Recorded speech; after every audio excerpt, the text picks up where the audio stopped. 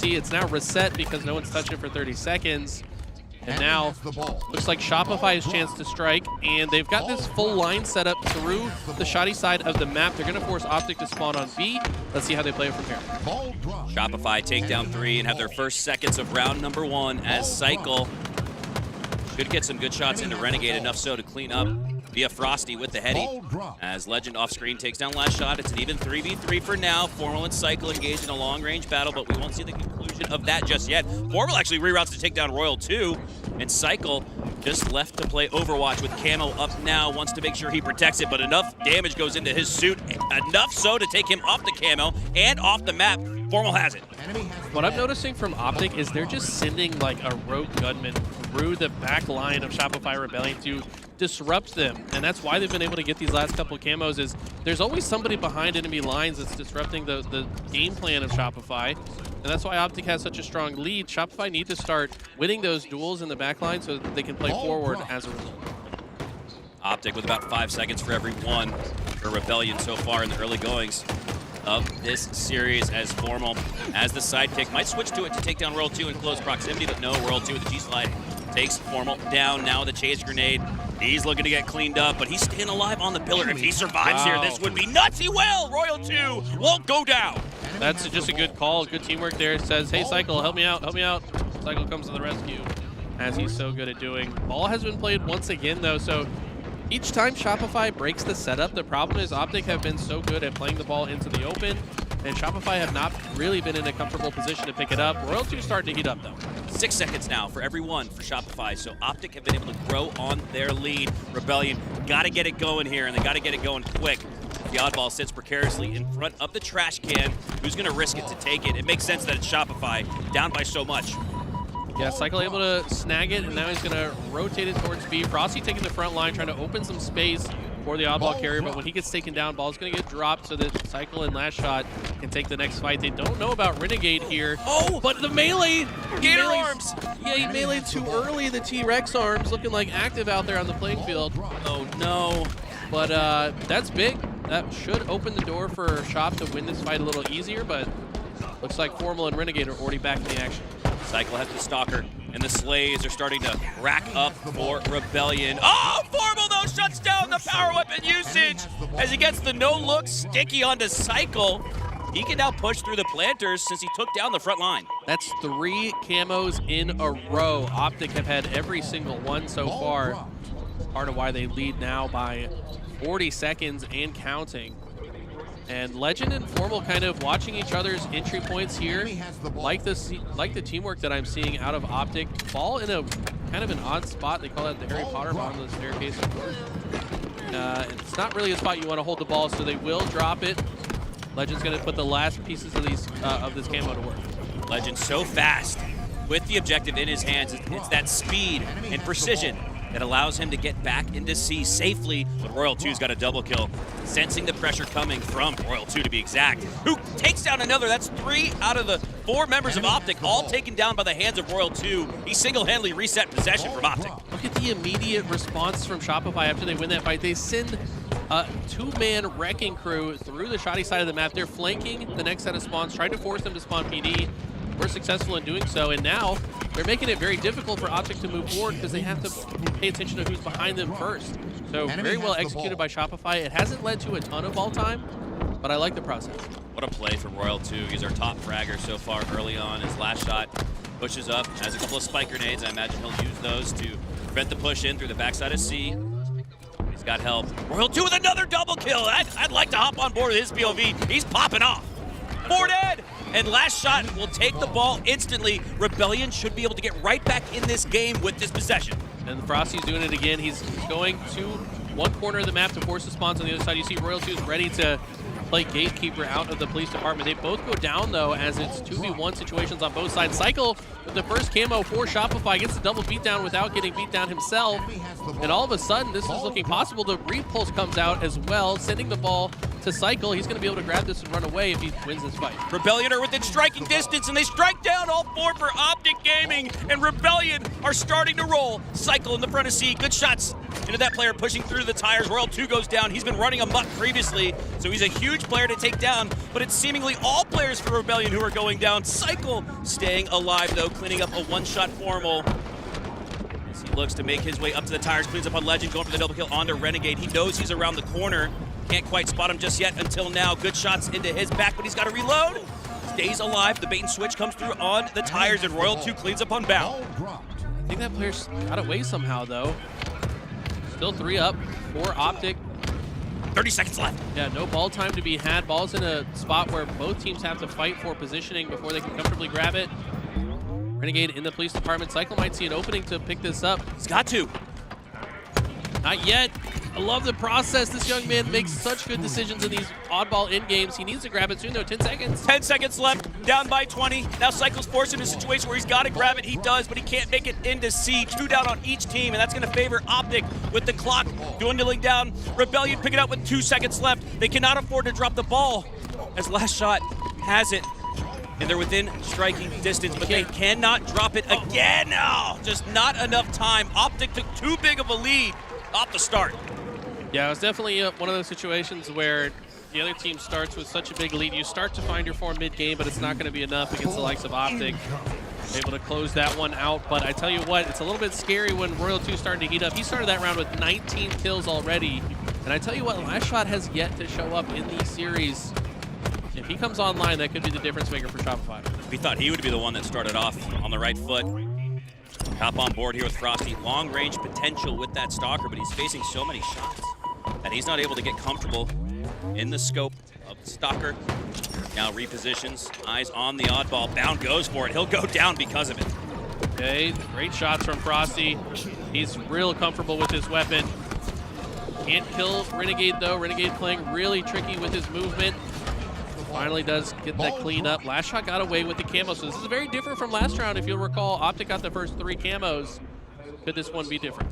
This is a much better start for Rebellion, but they still haven't turned it into oddball time as we still sit at 0-0. Last Shot at top C. Great shots with that camo. Nobody spotted him just yet.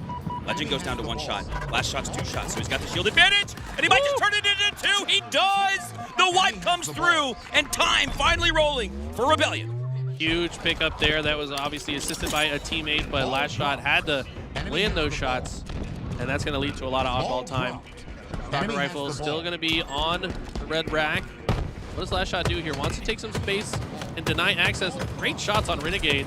Renegade's got some great movement around the pillar. Oh, able to escape as well. Fantastic use of not only the geometry, but the nade toss to give him enough time and space to escape and keep his life. Last Shot takes down Formal. Formal had a nice sticky in round 1. Last Shot matched him here in round 2. 14-0. 3 down for Optic, so Rebellion should be able to add to that lead.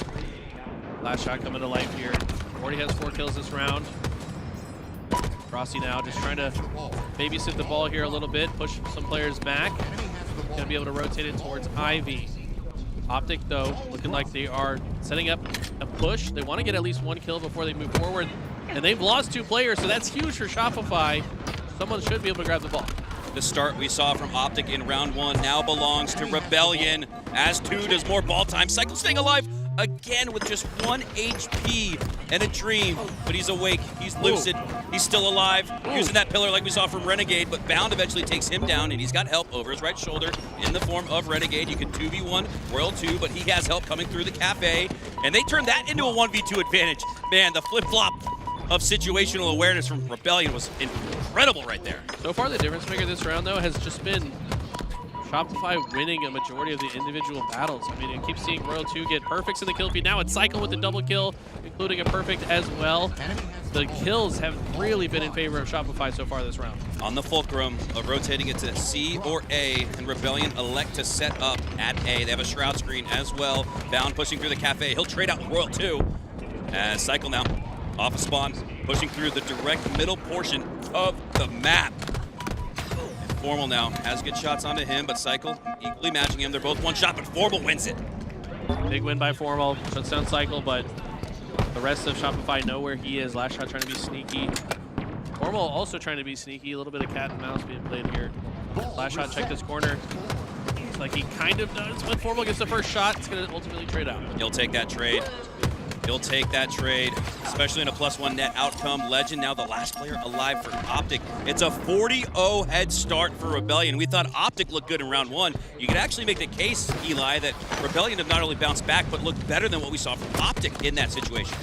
Yeah, it does feel, oh, those shots were disgusting. Perfect. Coming out of Legends. Now Camo's spawning right now as well. That's 3 dead for Shopify. Make it 4. It's going to be a free camo grab, and Optic finally come to life in this round. The first time they've looked good, but okay. Formal looking at the monitor, maybe thinks he maybe crash, but he's just trying to get some intel. Formal, screen peeking like he used to against his brother when he first started playing Halo. Little brother turned big bro with a big, historic routine performance here on Championship Sunday. Formal's always popping off, and Optic are starting to regain their footing. 3 go down for Rebellion bound. With the oddball at his feet, Cycle 2, if he can take him down, nice stalker shots in the back of C will prevent Cycle from making his way into that location, and he'll eventually go down. More time rolling for Optic. They're only down 10. A little bit of a staggered situation for Shopify, but Royal2 neutralizes it with a kill of his own. Optic on pace to tie this round up at the very least. This push needs to work for Shopify, or this round could fall out of favor. Okay, they do find 2. Royal2 gets another with a perfect kill onto Renegade, and with 3 dead, Shop have broken the setup and will get control of the ball. It's a staggered 4 down for Optic Gaming, so they're not going to be able to make a push collectively. Someone's just got to ice up, clutch up, and be the hero as Legend pushes out the line of scrimmage early. And now you see the cavalry arriving via Optic through the cafe into the Spiker stairs, and they are collecting slays. 2 to be exact. Cycle needs to stay alive, but 3 go down for Rebellion, none for Optic until Legend falls, but it's the slay advantage that should give them more time, and the lead. We're tied, but not for long. Optic regain the lead. Ooh, that was a great spiker. That was one of the best ones I've ever seen thrown. Perfectly perpendicular to get that kill. Optic still have the lead though, 6 seconds. And with a minute on the clock, this is gonna get mixy. We're gonna see these fights go back and forth. It's just gonna be about who can milk the oddball time between the fights. Round 1 came down to time. It looks like round 2 will as well. 1 minute left in regulation, 1 minute achieved on the scoreboard for Optic Gaming, but Rebellion are close behind them. Legend once again, quickly G-sliding his way into Commando, and he's gonna escape with his life. He needs to drop the ball here and help out on this lay on a Cycle. Instead, elects to reset things, content with about a 20-second lead. Cycle's been on a tear back here. I think he got 3 or 4 kills in a row. Finally taken down. And look at the bait and switch coming in from Shopify. The clean slide chow from Frosty. Last shot has the camo as well, but Renegade takes him out of the equation. Should be able to continue moving forward, as does the rest of Optic. They break this setup in an instant. Renegade and Optic have routinely pushed up solo with these staggered spawns, but the solo routinely comes up with at least 1 kill. That's what's opening up the push. The break is clear for Optic, and they actually regain control of the oddball, despite again previously going 3 down. Renegade still staying alive. Frag toss onto Frosty. It connects around the corner, and this could spell trouble for Shopify. They're in a very similar situation where they're down by about 20 with 30 seconds left in Renegade. That could have been the final slay that was needed to secure game 1. Yeah, Shopify can still make this happen, but it's going to be really difficult now. 30 seconds left. They need to cleanly win this fight without many trades, but Optic are so good at trading when they need to. I think that's absolutely the call here. If you're Optic, just burn the clock and get as many trades as you can, but 2 melees go down as kills without trading, and Cycle wisely stays alive. Everybody's up for Rebellion. Formal gets staggered out. Bound gets down as well. Legend and Renegade gonna have to play 2v4 Halo. They're doing a good job of it so far. Legend takes down Royal2. 2 around the corner for Rebellion, and they're eyeing Renegade, but Renegade won't go down. He gets the reversal on his Cycle. Almost took down last shot for the double kill. They're only down 8. Okay, but they had to play the ball, and now with 3 dead, Optic are gonna just protect this ball, but that's a huge kill from Cycle. Leave the Stalker is in the hands of Rebellion. As Formal goes down, but Renegade does find the slay on the Cycle. 10 seconds left. It's the exact same differential in the score and the time remaining. 5, 4, 3, 2. No one to grab Rebellion aren't there. Optic have the positioning. Royal2 has the Stalker, but it's not going to be enough. As Optic Gaming take the game, and they take round 2 the same way they took round 1. Wow, Optic started strong. Then we had game 2, Shopify Rebellion with an initial lead. Optic Gaming ultimately taking it in the end. Yeah, it felt like Shopify were starting to come to life. I mean, they had a lot of good slays. I want to say they might have even outslayed in that game. There was so many times the kill feed was lighting up in favor of Shop, but Optic were just really efficient with their rotations and their management of the oddball. Like, even if they're losing the fight, they're leaving the oddball in a difficult spot for Shop to grab it. Yeah, I was looking at the late game kills that Optic was getting on to Shopify Rebellion. Mikowski, what do you think of the way Optic played the endgame? Yeah, to Eli's point, I think it's one of those situations where Rebellion may have had more slays in total, but the more impactful slays that led to oddball time went to Optic Gaming. And despite the 2-0 in game one, the entirety of the game was only separated by 20 seconds. So that's a 2-0 that you'll see on the series layout, but it could not have been closer. Here we take a look at the replays for the first game of today's Championship Sunday. Yeah, I felt like this first round, maybe Shop playing a little sleepy. I think that Optic were coming in hot, but honestly, by the end of this first round, Shop was like, okay, yeah, we remember how to play the video game, and we're starting to heat up. Was maybe a little too late, but I would say that game mode was Optic favored from the start. And this puts them in a situation where this game 2 is kind of a must-win because the rest of the layout is tough. They're probably eyeing the Recharge Strongholds game 4 as one of their best opportunities to win, but they need to win this lane. Well, Shopify Rebellion did, in fact, from what we saw, lead in Slayers, at least in the Street Oddball. So can they do it on Live Fire, one of Optic's favorite maps? Going to come down to the snipe. I was just about to say, do not let Formal get the snipe. Do not let Renegade get the snipe. There are too many absolute precision demons on the side of Optic Gaming. How many Championship Sunday triples, overs, and even kill-taculars have we seen from the likes of Formal? He's probably due for another one here in this game. Watch out.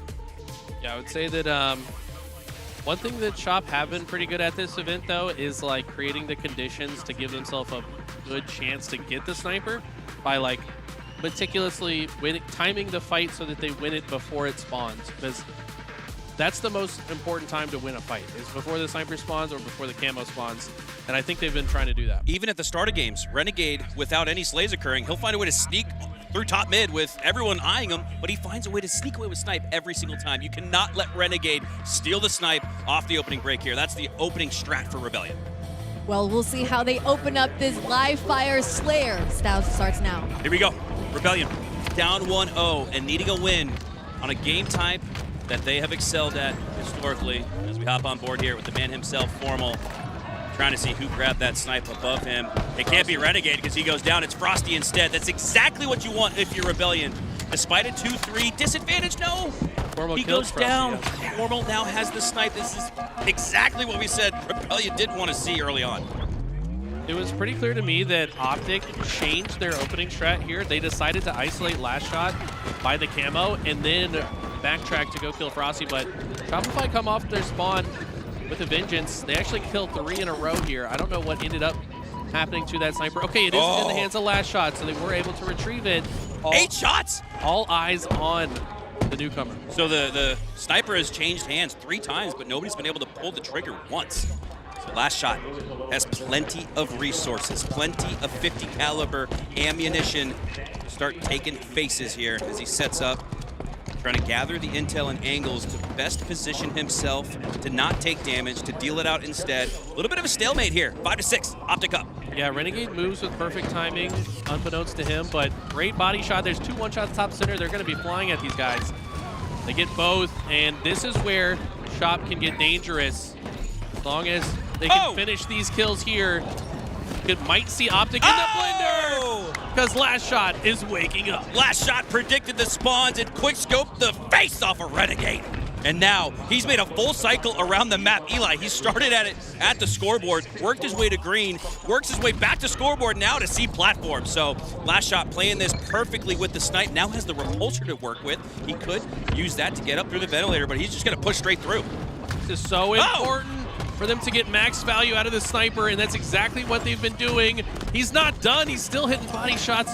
Renegade should be able to finally shut him down, but the damage has been done. It's an 8-kill lead so far for Shop. And 8 kills, about 8 shots used by Last Shot there, so despite taking down the sniper, you don't have much to work with. 1 to be exact, and it goes back into the hands of Rebellion. They're playing it flawlessly here off the start, and they're up 7, 18 to 11. Optic have got to find a way to get the next snipe and camo. They're both up. Well, camo's up and snipe's up in about 20 seconds. Legend does proc it, and might be able to use this to get the next sniper. So this is where Optic could potentially start coming back. There's some great damage coming in. Royal 2 finds a grenade kill onto Frosty as well, but Legend able to escape for now. Legend stays alive here. He'll still have 10 seconds of camo to work with the sniper potentially in his hands. So watch for that combination as both teams vying for it. It's a battle for top mid and the snipe. But Rebellion steal it once again. Royal 2 with it instead. They're looking like Optic. What you routinely see from them? Like I said, they've been getting really good at landing the way they play before the items spawn.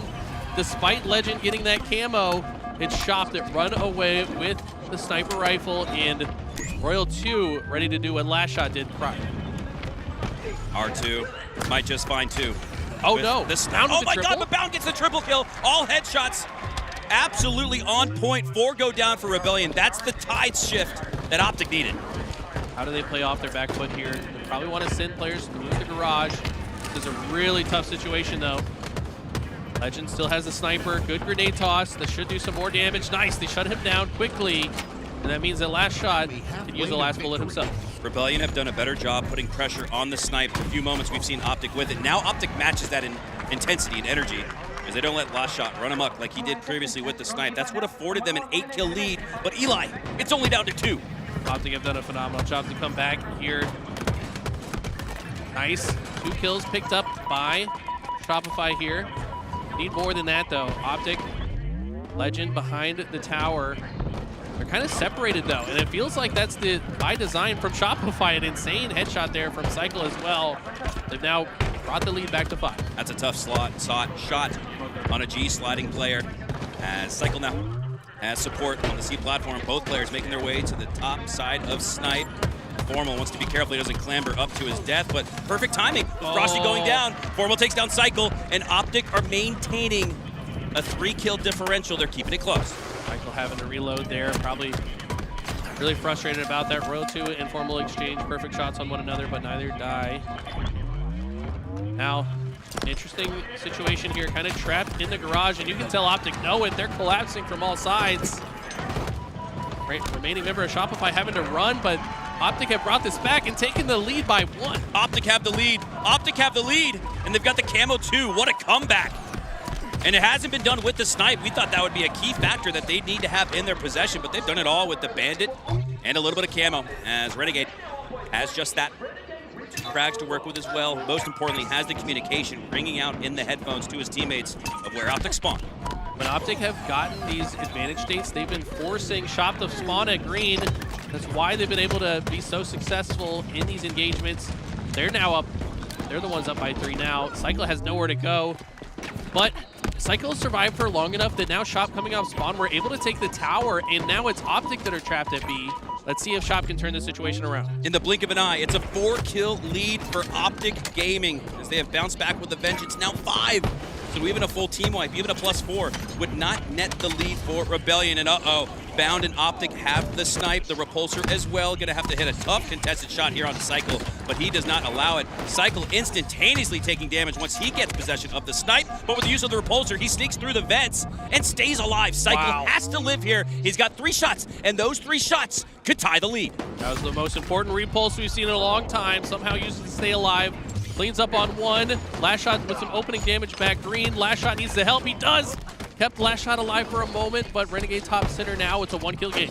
It's coming down to the wire. And a 1-kill lead still hangs for Optic Gaming.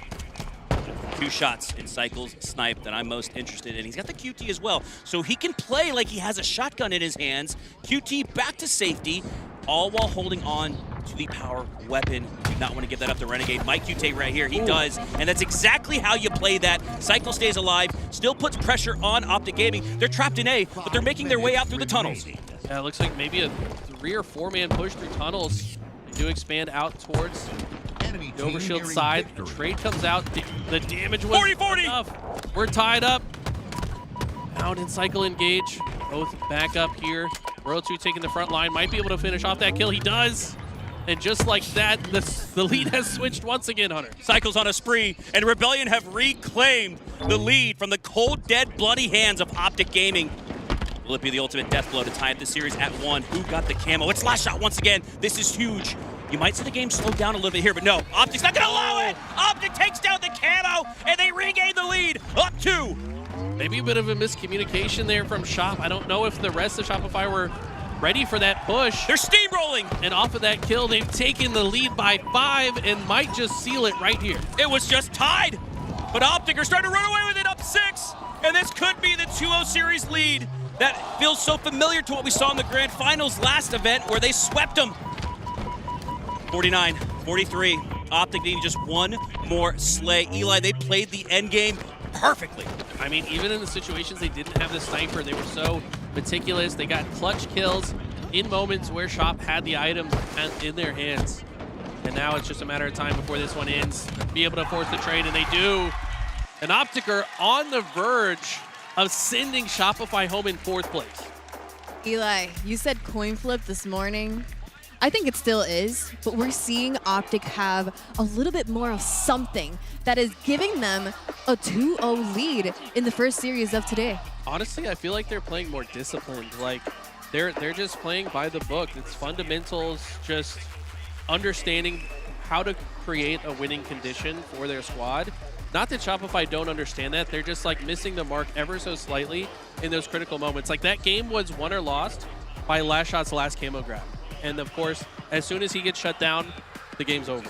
Optic just take complete control and run away with it. Shopify Rebellion had an initial lead, Mikowski. An initial lead, and they got so many sniper pickups too. Most of the game we saw Shopify Rebellion with it. It all came down to Ali, the pressure that was put on or not put on by Optic when Rebellion had the snipe. Remember in the early goings, we talked about how Last Shot had cycled around the entirety of the map, even going back to where he had previously gotten slays. That's a sort of a no-no with the snipe, but he still stayed hidden in some fashion on live fire when they built that 8-kill lead. What changed at about the halfway mark was that Rebellion were still getting snipers, but the pressure was on. We saw Cycle bottom mid taking instant shots from the dummy doors multiple times where even Rebellion had the power up, the camo at the end with Last Shot, and Optic applied instant pressure. They didn't allow Rebellion to dictate the pace.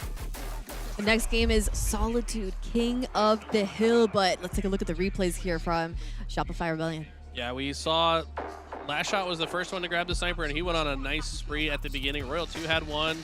So Cycle's survival was massive here. That's what really brought Rebellion back into the game, to be honest. He's able to get a few more kills with Last Shot. And then here towards the end, this is where they took the lead back, and then Last Shot has this camo. This was the end of the road. I think he just did not expect to find Bound. Bound with a very clutch melee. Said he got the grenade kill, so I guess he threw a grenade before he did the melee as well. But honestly, this game was Bound. Look at the assist column. 16 assists. Wow. Double, triple-double. 10, 16, and 10. Outputting massive damage. Mac, you said that this is a repeat of the grand finals we saw at Arlington, and I am also seeing something else that we saw at Arlington, and it's Frosty's stats. It's looking just as, like, very similar to that Sunday. What do you think could be happening here on Frosty's end? Kind of reminds me of Optic last year where the big Trippy needed to be big game Trippy for them to ultimately win tournaments. Kind of feeling that with Frosty a little bit. When he falls off the pace, when he doesn't have the routine performances he typically does, it's very difficult for Rebellion to find the comp or the answer with the remaining 3 teammates to pick up the slack and to find the slays where maybe Frosty isn't. So it's early in the day. These guys are still technically, all things considered, getting warmed up, but you don't have much time. Rebellion, backs are against the wall. They're bloodied, they're bruised. How will they come out swinging? Only one of these teams will move up and secure themselves at least top 3, and one of them will go home as 4th place. We have the 2 top-seeded teams in Halo Infinite competing for 3rd spot. 2 teams that everybody predicted, Ali, would be in the grand finals. Yeah. Just run the table. Pencil it in. Put it in pen even if you felt that confident about it. Optic Rebellion always going to be in the grand finals. Most people felt like that's not the case. Only 2 events in. So we got to rewrite the rule book. We got to rewrite our perspective around competitive Halo right now because it is mixy. Well, what is Optic Gaming doing right today throughout the last two games? So my thought process when you're talking about Frosty, like not really playing like himself, we all know is Frosty is the guy that when he gets into flow state, he can absolutely take over the game. The problem right now is Bound is in flow state, and he's taking over the game instead. And it's like, it's kind of a battle of that, right? And I know Tim would be really happy if he could hear me right now saying his coining phrase, but that's the reality that we live in, is if one player is feeling himself and taking over, that team is gonna be the one that shuts down the other side. And right now, Frosty just hasn't been allowed the comfort zone to do better. As we take a look at the win percentages, now keep in mind small sample size, but right now in game 3 and every game we've played so far, Optic have the edge. You're exactly right, Ela, though. You said Rebellion just want to get to game 4. We thought they'd do so by winning that game 2 Slayer, but they did not. Now you have to take down an Optic on Solitude King of the Hill, where they haven't lost all weekend. Well, Shopify Rebellion has to play 3 perfect games of Halo to not go home in 4th place. The next game, Solitude, King of the Hill. Here we go. Maybe this is what gets Frosty back online as he's on his former playground here on Solitude, previously Plaza. He's going to have to win a street fight, it feels like, to take down Optic Gaming, Eli. Yeah, I was going to say the data looks like it points to Optic, but I say throw the data out the window. It only matters when these two teams play against each other. Who cares if they're able to beat everybody else on this game mode? They've got to beat Shopify. Let's see if they can close it out in a 3-0 or if Shopify have something else to say about it. Legend with the opening strike inbound with the first time in game 3. Just a sliver of it, though, for Optic as Bound gained the positioning to gather Camo. He's got it. And Camo's felt like such a factor in this series, Eli. Camo's always a massive factor on the majority of these maps, but so is Cycle straight. He had help. Last shot helped him out. Bound unable to land the last headshot because of Cycle's tricky move. That's huge. If Bound wins that, he can continue to play out with the camo. The lead continues to grow for Optic, but instead, last shot helps out Cycle, and Rebellion are now on top. And it's Frosty with the shock rifle, waiting for someone to expose himself. He's blocking the spawns on this side as Optic are going down. Now gonna advance forward, might actually create a split spawn here, opening the snipe side spawns. But he doesn't care. He's Here out we go. Here we go. We said Frosty might just come back online on his former, at least one of his favorite former maps here on Plaza. Formal, though, takes him down, but he gets cleaned up shortly after by roll 2. 50% uncontested to Optic's 5 to 10%. Rebellion have to be feeling good about their bounce back here, but you have to secure Hill 1. You cannot be thinking what if going into the Hill 2. Absolutely. 2 kills for every member of Optic.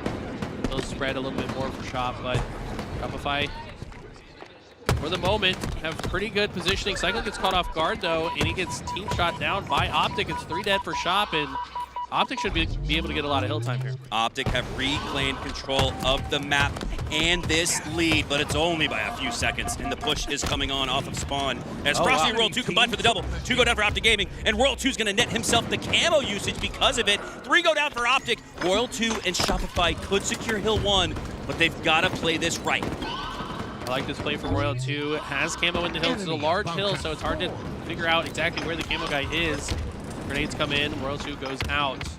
Now gonna rotate to another part of the map where he can land some slays as his teammates come off spawn. Renegade around the corner. He spots Royal 2 with the camo.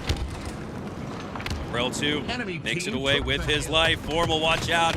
You got a bat above you. Oh, but Formal takes down Royal 2 despite the low ground. 3 go down for Rebellion, and now Optic have a chance to steal it in the end game of Hill 1. Okay. Renegade gets out, though. He knows that the spawning players of Shopify should be able to get a line of sight to the hill. Wants to help out. Bound with the remote detonation. Shoots one of those grenades on the ground in that fight. Legend with the skill jump. Just a high ground. And honestly, Optic are managing the situation really well. They're not forcing this situation. Virtually tied on Hill 1. The next gunfight is going to determine who takes the early lead here as Legend drops down into the dip. Renegade trading out with Royal 2 and Frosty. Legend finds the finish on the Royal 2. Legend's going to earn slays while getting hill time, but 3 go down for Optic. Everybody's going to be looking at the hill. They saw the beacon light up, and they're now just trying to triangulate where Legend went to, but he's staying alive. Sneaky Beaver-like.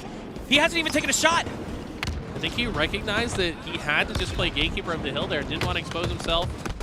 Knows that there's a member of Shop that has shock rifle, but clean shots with the fadeaway jumper. Repulsor 360 looking like MJ in game 6 as Legend works his way up top, gets another slay onto last shot, and Royal 2, the double kill should secure it here for Optic, and it will.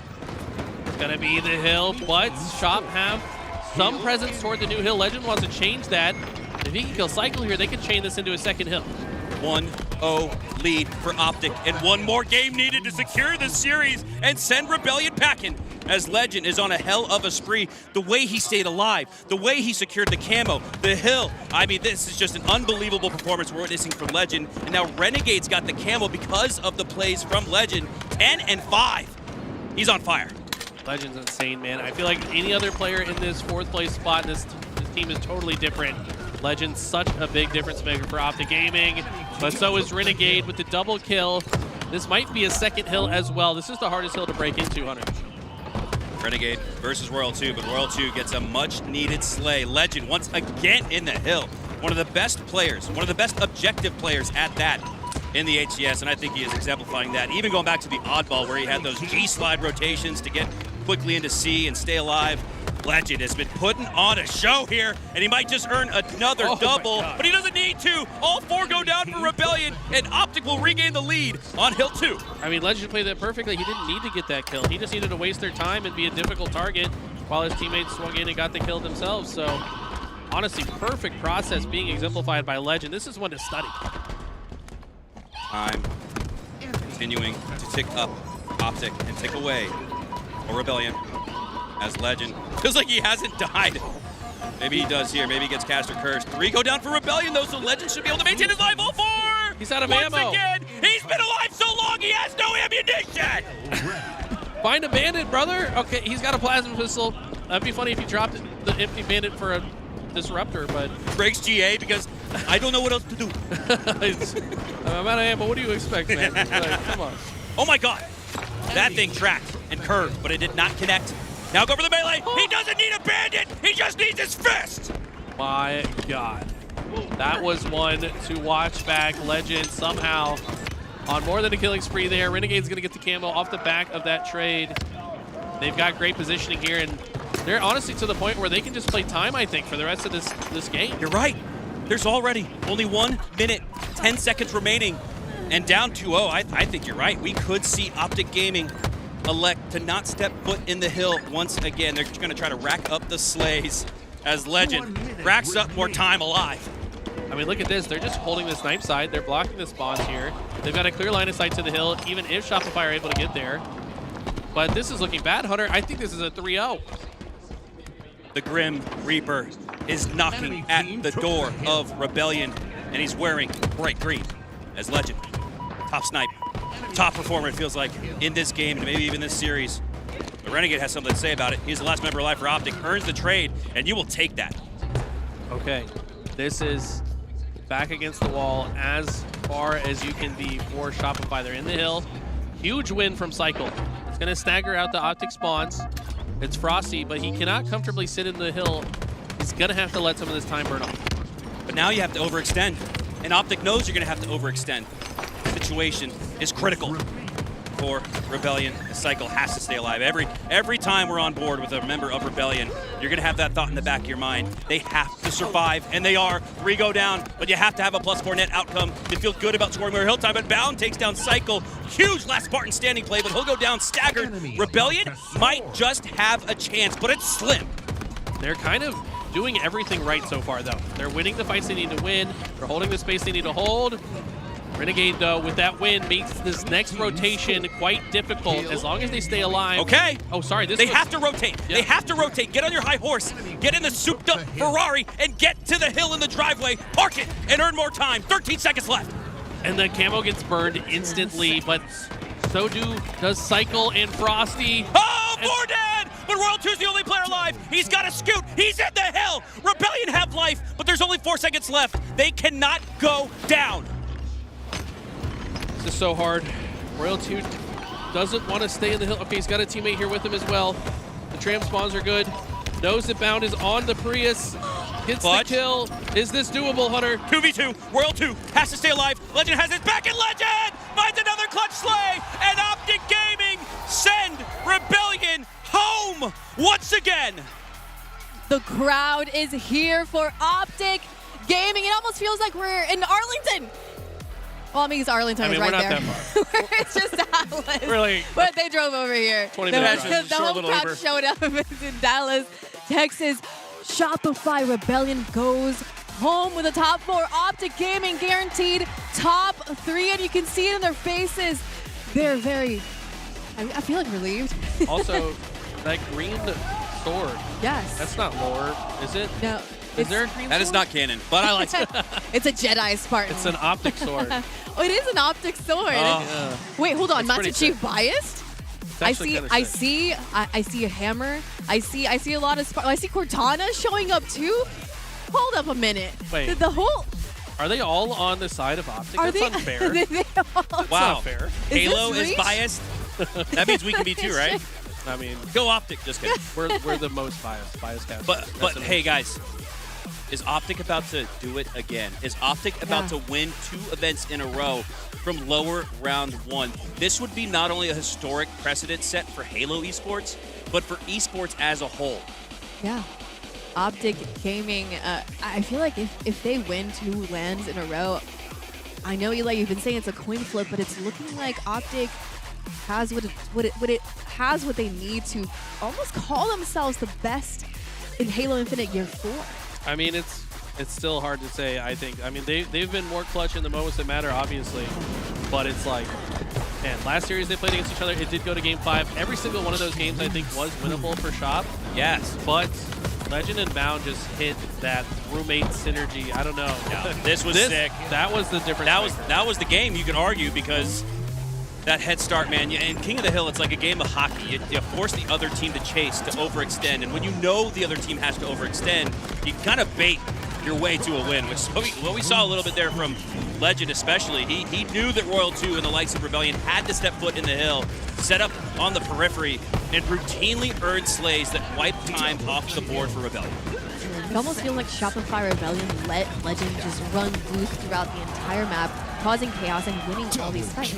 Yeah, it's not just him, though. Renegade ended up with more kills than him by the end of it, which is crazy. I'm just going to say, with the pace that Legend was setting. Legend's life, where he stayed alive so long and killed so many people he had no ammo left, that was so sick. That's and like, he got a kill. That's a And he got a kill. Yes. a clear And he didn't sign. break GA. He did not. He's the consummate He walked professional. by the disruptor. I know. When I saw it, I clicked the button in my Yeah. mind. I was picking it up. Yeah, if I'm in that situation, I'm grabbing the disruptor, man. Like, I don't know why it's G8 anyways. Like, it's not even that good. It's just, and didn't it get nerfed? It got got nerfed. It did. got It nerfed. no longer does damage over time. Well, I think they might have buffed it again. I don't know. They've gone back and forth with the disruptor. Well, I feel like both of these teams, Shopify and Optic Rebellion, have done mistakes this weekend. Shopify Rebellion lost to FaZe, a series that, even though FaZe is playing incredible, Shopify shouldn't have lost that series, and they did, and that's what landed them in this predicament. And then Optic Gaming also getting upset, and Pools landing them here.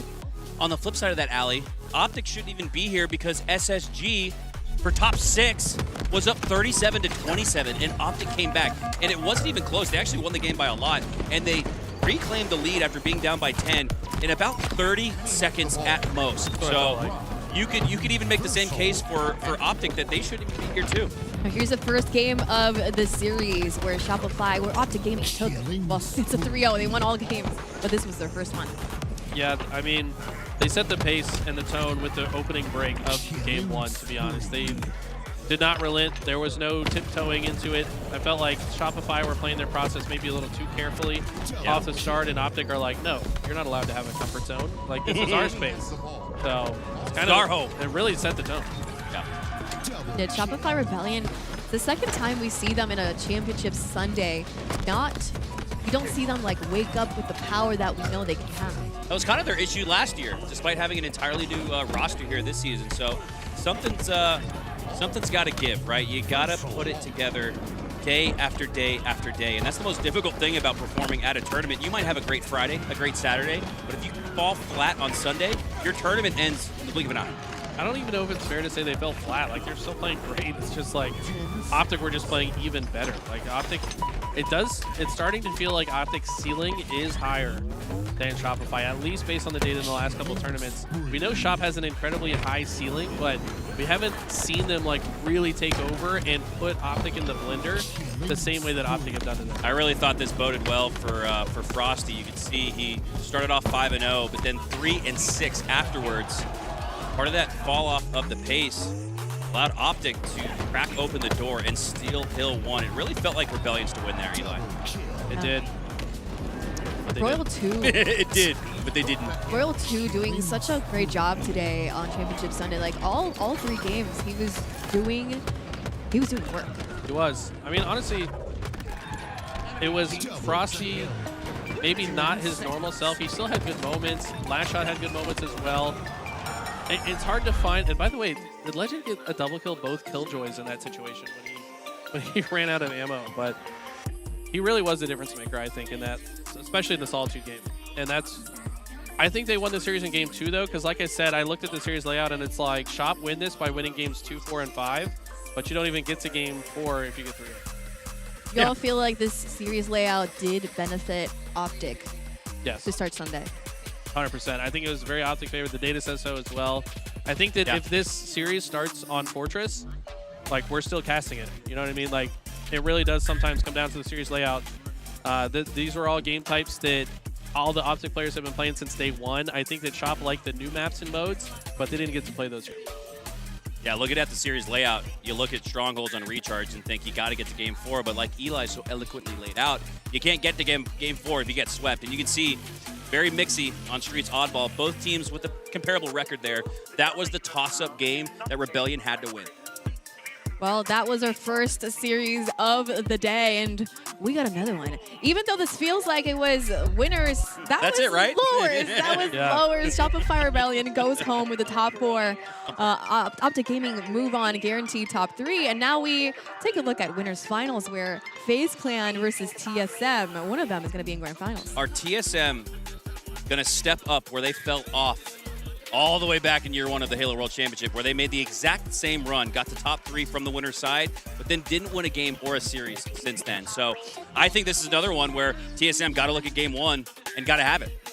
They're going up against a really, really hot Optic. We have, what is it, 4 players? No, three players from the FaZe Clan side with in the top 5 KD-wise. That's why they put that roster together. I mean, FaZe is incredible. I think they've been incredible since they formed, but they've only gotten better and better and better. And I think they've really put the pieces together this weekend.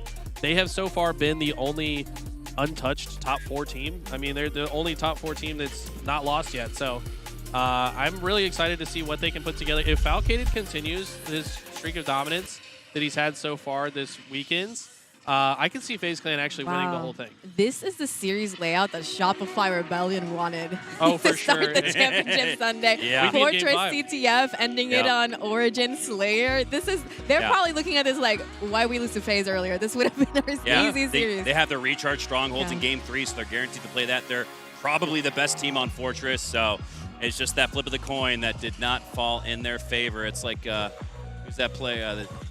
Two-Face in the Batman, right? Yeah. Flips the coin and then scowls at Batman because he knows he won.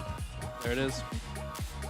Well, it's been impressive to see both of these teams make it this far to winners finals. It's going to be an exciting series. I want to see a game 5 from this series. I don't know what I want to see today. You know, anything can happen. All we know is that one of these two teams will secure themselves a spot in the grand finals. It's going to be unprecedented for either of these teams once they do make it. We're going to go ahead and take a quick break as we get ready for our winners finals.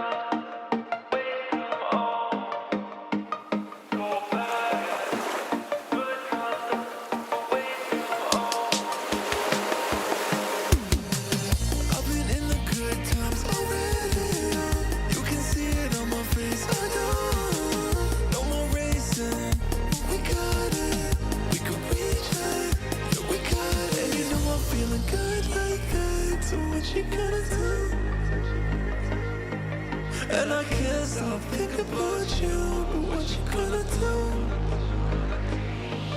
And you know I'm feeling good like that, so what you gonna do?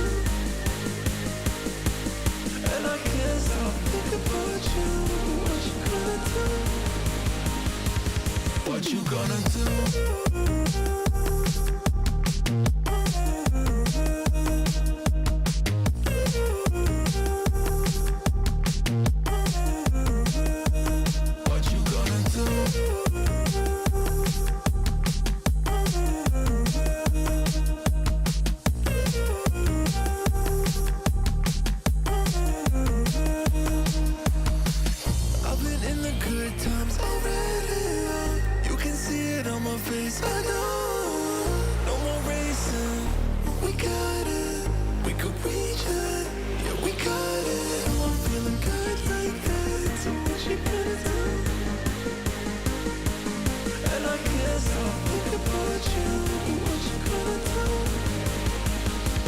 What you gonna do?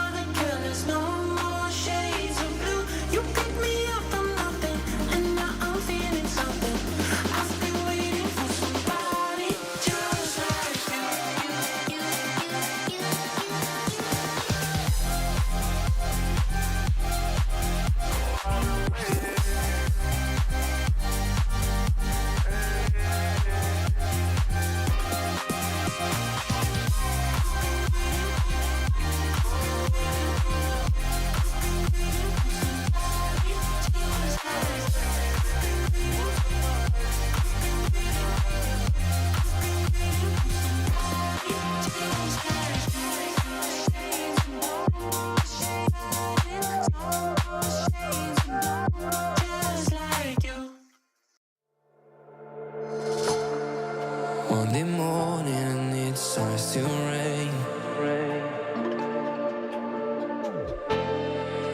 and I'm thinking about what we've been through. It's getting cold and light starts to fade.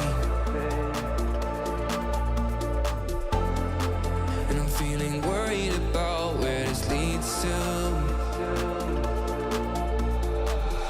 don't know where to begin, but I keep seeing you with me. I slowly start to admit that you're the one that I'm missing. I don't know what I should do, 'cause you're ignoring my texting. So could you tell me the truth so I can stop making guesses? 'Cause now I'm losing my mind. Keep on running till I find a way to ease my mind. So could you tell me the truth so I can stop making guesses? I don't know what I should do, 'cause you're ignoring my texting. So could you tell me the truth so I can stop making guesses? Is it hard to make up your mind? Doesn't the fun that we have make it easy? Is it true? Do you still need time? Or are you scared to commit and be with me? 'Cause what we have is real hard to find.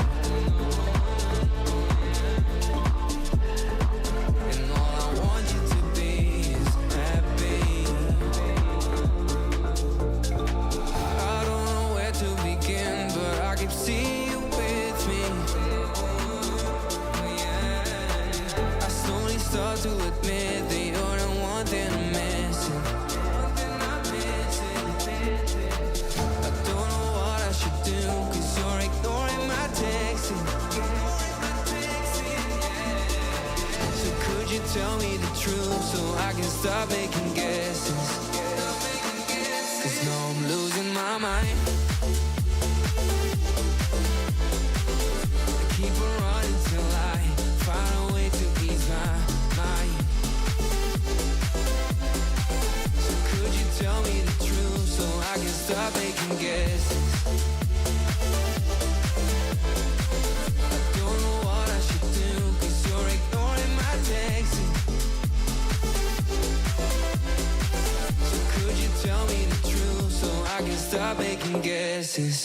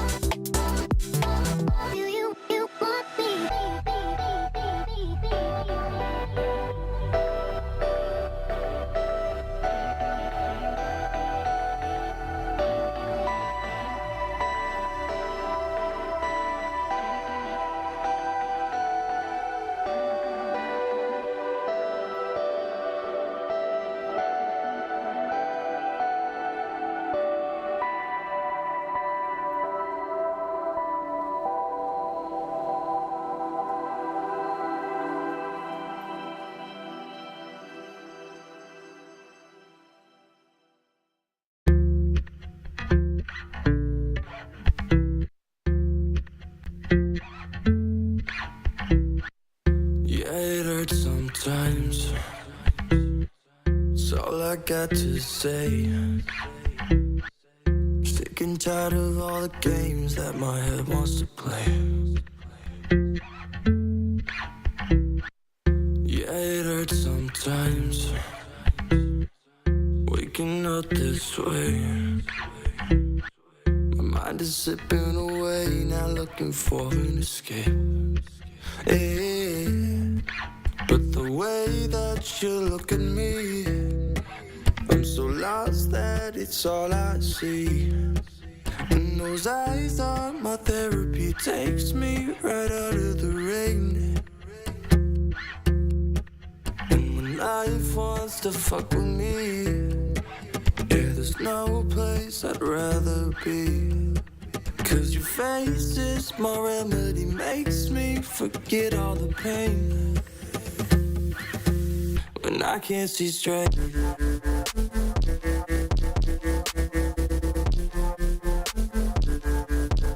I can't see straight.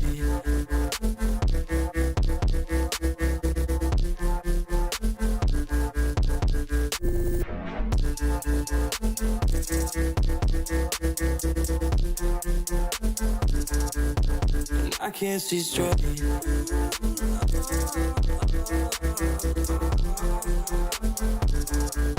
And I can't see straight.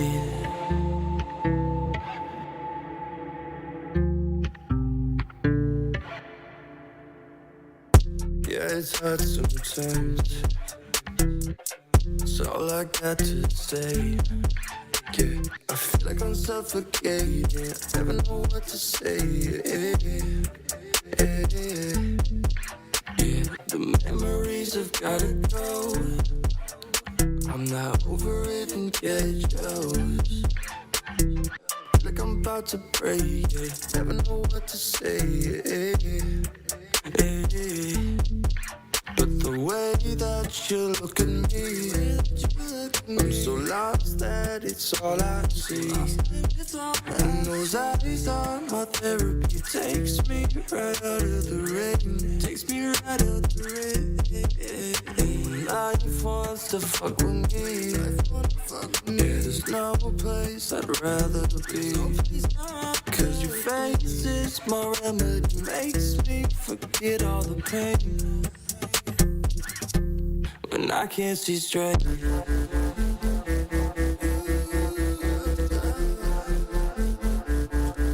When I can't see straight.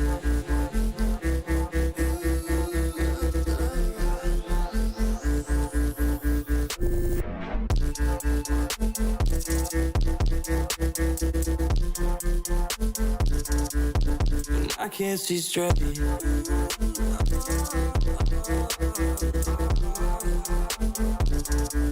And I can't see straight. Ooh, I don't know, but it's something on the fire, giving me something that I blind. Ooh, I don't know, but it's something on the fire, giving me something that I blind. And I can't see straight.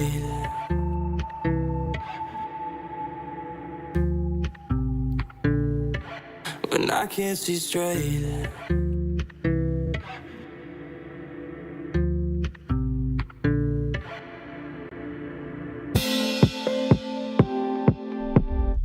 Welcome back, everybody. You are watching the HCS Open Dallas here at DreamHack, and joining me is Tony and... Just kidding. Oh, man, all right. It's active, guys. It's me. It's It's active. Your favorite idiot dad. That's me. I don't know what I am. Why is he doing that? Just the old guy. Your favorite old guy. Okay, well, it's a pretty pumped Sunday. It's it. Kind of crazy. Yes. We're in winners finals, and it's FaZe versus TSM who are going up against each other in winners finals, and it's an unprecedented spot for both of these teams in year 4 to be in. TSM brought back Manny. Here they are, guaranteed winners, potentially winners finals, and then FaZe Clan, who have their highest placement yet as one of the teams that, you know, maybe people weren't looking at, maybe they were sleeping on, and here they are in the winners finals. You got to think of the implications of this matchup right here, right now. we are going to have a new grand finals here in 2025. It's been Optic and Shopify for way too long, but now it's an opportunity for TSM to show what they got after bringing the friendship group back together. FaZe to show that the ultimate Dark Horse squad. I'm so excited for this winners finals. Yeah, it's insane. We thought it was just going to be Shopify and Optic all year long, but Shopify's gone and Optic continue on their fight. Now we're looking at FaZe, who, again, very quiet roster, have not made a lot of noise, have not gotten involved in drama. They just put their heads down and they work. Royal 2 said yesterday they were ready for whoever was going to be up against them in the winners finals. And like you said it was a very confident and humble way, but here we go. Fortress CTF winners finals start now. Ladies and gentlemen, it's game number 1, and we're gonna start off with Suppress, the Slayer with the snipe immediately. Notice how he immediately anticipates TSM pushing right at him. He no-scopes their dome wall. Yeah, Donnie's going to be really impressive. Watch Suppress throughout this series. He's going to be that damage dealer, and I would say the X factor for this roster. When he pops off, FaZe Clan look extremely solid. Penguin running out of overshield just a bit, but holding on that bottom tower side. Meanwhile, we're seeing FaZe, the rest trying to move into position. It's their ringside control that they want and the ringside control that they fight over. Soul Snipe, one shot, he gets cleaned up. That's a great job, right? Find that gap. Soul Snipe tries to find the gap, but it's again picked up by the side of FaZe. And great job once again. It's Talik now on your screen. This is going to be interesting, right? Not only the fact that he's completely locked into his screen, it's right to his face, but the fact that he's got the snipe to work with as well. But as he runs out of ammo, he also runs out of life. FaZe immediately attack, and that's a 3 down for TSM. Trippy move the flag. This is so good by, FaZe did such a good job there, picking them apart one by one, but not only that, killing all 4 at the same time. And FaZe about to punch in their first flag already, and notice how none of them go down. No opportunity for a counter cap. Yeah, when you kill all 4 of them like that, you put yourself in a good spot where you can get a cap safely without losing any numbers. That's exactly what happens here, and they continue the pressure. Not only did they just cap a flag, not only did they stay alive, but now they're approaching the base of TSM. Talik is in trouble right now. He may have the sniper, but he doesn't have much shields or backup to work with. Penguin takes down Manny, and Talik is still running while one shot. Yeah, Talik's the defensive line here, and guess what? That defensive line just went down, so it's going to allow FaZe to kind of push forward.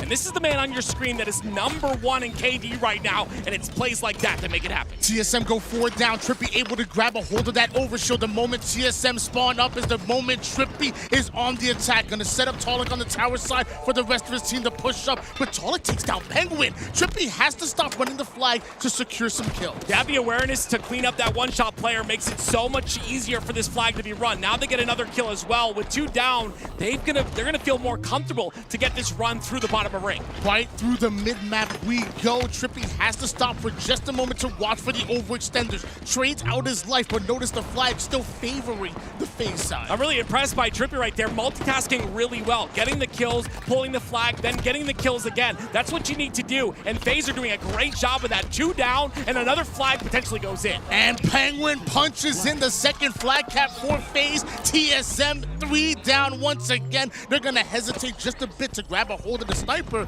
but maybe this is TSM's moment. Yeah, you've got 1 down right now for TSM. Make that 2, so now Penguin also gets that snipe that you talked about, takes it over to the tower, and more damage about to be done here. Notice how it's a different offense that we're seeing by FaZe. Normally TSM known for their aggressive playstyle. Well, right now it's FaZe that are dominating. One shot may turn to 2. Drunk, watch your head. Penguin is fried. Yeah, Penguin is the last player alive, has to stay up in this tower side, but he goes down, and now maybe TSM feel a little bit more comfortable on getting that flagpole. The problem is the spawns are very close to that flag on that elbow side, and Suppress is already up. Suppressed ends up going down. Meanwhile, the rest of TSM not only have a snipe to work with, but have that tower side control to play through. I say that, but Penguin's able to get the first kill. Trippy now guarding the wing of TSM. Positioning is working in favor of them. Bodies, damage, everything working for FaZe. This could be the final pull. Yeah, we talked about the overall pacing of FaZe. You're 100% right, Tony. TSM are the team that's usually aggressive, but now they find themselves 3 down, and Trippy has control of their spiral. They're not even able to take down a one-shot Trippy. Donnie suppressed on screen with the overshield, going to wrap over toward the tower side, but he doesn't even need to get involved. His teammate gets the kill, but where is this damage coming from? It's Soul Snipe who he has to deal with. His former teammate goes down. It's a great job. Obviously, that OS, you'd like to see a lot more value out of it, but Suppress does a great job of just being a distraction, pulling them away from the rest of his members of FaZe. Winners bracket finals, this is the time that you want to step up. Suppress has been underrated throughout his entire Halo Infinite career. Well, now with Sniper onto the tower, it's his job to hold the line, to watch for the overextenders. FaZe are moving the flag, and he's doing his job perfectly. By the time Suppress goes down, so do all 4 members of TSM. FaZe put their 3rd in, and that's game 1. What a dominant win right there by FaZe. An incredible job to just not only control the map, but it just slay in a way that we haven't seen in a while. This FaZe Clan roster has been in that top 4 conversation so many times, but did you ever expect them to be in that winners final and perform this well, this quickly? A 3-0 to start things off. That was a well-oiled machine that we just saw. That was a FaZe on a championship Sunday that we haven't seen just yet. You talk about unlocking that true potential when the moment is brightest. Well, FaZe just did that in a 3-0 fashion. I want to give a huge shout out to Suppressed and the way that he held down that tower side. That flag doesn't even make it past the 50% portion of the map. If Suppressed with the sniper doesn't suppress the enemy, it was beautifully played.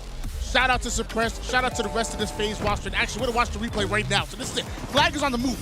He has to take down Manny right here. But with his little bit of shields left, he has to put down some extra damage onto Druk. And there's one more play that can sneak by. But what does he do? He pulls the attention because you can't pass the tower side. This flag goes in, but the 3 overextenders that should have stopped the flag, they were all influenced by Suppress. Suppress is one of those players that's going to have a high amount of damage every single game. And when you're holding a lane like that, Tony, it's a very difficult job. You have an entire lane to yourself. You're on that tower side perimeter. You're watching those elbow spawns. Your job is to do exactly what he did. Do damage, and like you said, take attention towards himself. He does that perfectly, and that's why that last flag went in cleanly, and the rest of them did as well. TSM, mostly known for their aggressive, fast play style. Well, this time they were the ones on the defensive most of the time. FaZe were just controlling the map.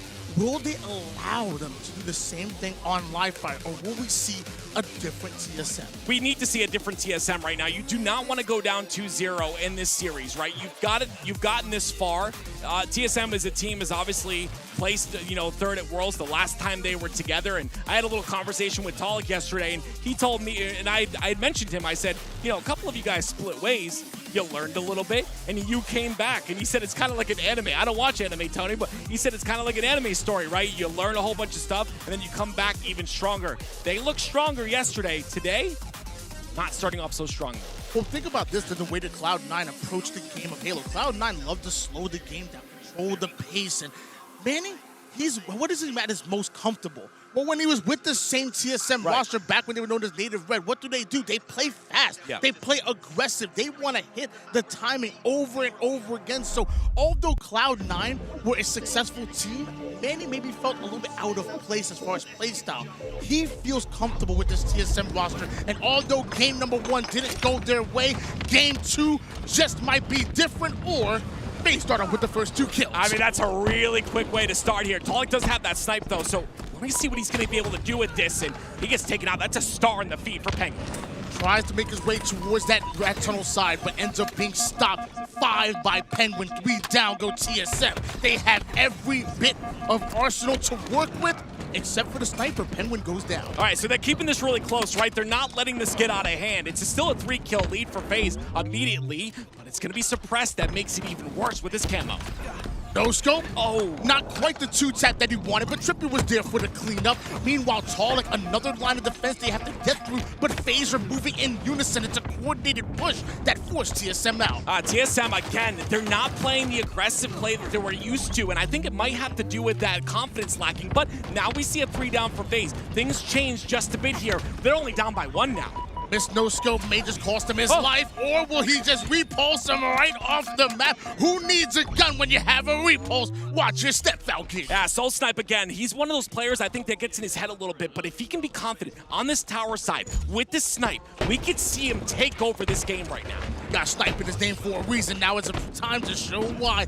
Valkated, very sneaky with his way as he approaches the back wing side. He knows Druck is weak, but he also feels Soul Snipe hawking him down. Calls it for the reinforcements, and Trippy's there to take down Druck, but the 2-tap is in. Turn it to a double, right to the knee for the triple. Soul is sniping. What did I say? The man can take over a game. The confidence looks good. I saw him in the back right before we got on cast. He looked prepared and ready to go, and it's showcased in his gameplay right now. Mikey is 6-1 at the moment here, and something tells me that he's not done yet. Rotating back over toward the tower side, which TSM want. With active camouflage about to come up, TSM have to value their life. Soul Snipe going sky high to avoid the damage, but it keeps coming. He's trying to stay alive. Yeah, it's a great job by him trying to find a route into this fight, but he ends up missing the shot, ends up going down. But I like the pacing, right? He's going all around the map, trying to find a route to do damage. It's just a really good job by FaZe to stop every single lane. Camouflage officially hits the battlefield here. Manny holding onto a perimeter, which tells me TSM should have been able to grab a hold of it. But look at all the FaZe members they have to go through in order to take over the seaside. When you take down one, can't quite get the second. Yeah, just a bit aggressive there. Obviously, getting that camo is going to be good for the side of TSM. They keep it out of the hands of FaZe, but new snipers now coming up, and going down this early in the game not going to benefit them too much. 19-17 lead in favor of TSM at the moment here, as Trippy is going to take a bit of a longer route. Now, a flank being created seemingly out of nowhere. The first bit of damage onto Druck, but no kills just yet. The return fire is in, but so is Valkid, and just like that, the collapse takes down TSM. A lot of people don't understand what kind of implications that play had on the game. Trippy gets a flank route. He allows Valkid to get that sniper as a distraction, and because of that, I mean, it turns into a couple, but it's TSM that pick up that sniper once again. 22-21. TSM still hold on to the lead. That's until Manny ends up going down, and so does that sniper.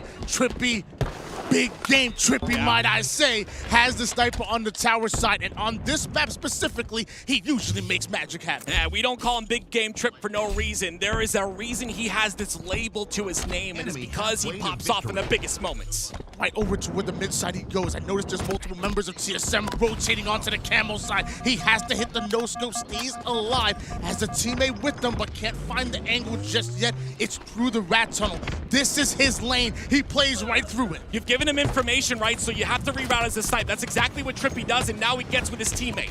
Druck, he's trapped. Trippy trades out his life. They're tied up once again at 27 apiece. It's been evenly matched all game long. Oh, FaZe take the lead here by 1, but like you said, evenly matches the storyline. But great job once again by TSM, playing in numbers advantage. They do so, but guess who's here to stop him? It's gonna be suppressed once again. A kill goes into his name, but he can't trade out the second. But not only gets the kill, but does an extra damage for Talik to get the cleanup. Talik somehow gets his shields back, and he's ready to attack once again, but Penguin is hiding in a corner and makes a veteran play. It's so important to be in that corner sometimes to just kind of mix up the timing. You get that first kill in a Slayer, and it opens everything up. We've got Trippy with the sniper once again. As the game slows down, another camouflage hits the battlefield. Trippy has that snipe so can use it as bait. FaZe are sending 3 players right up the middle. They know TSM are playing through the A side. They want to beat them to the punch.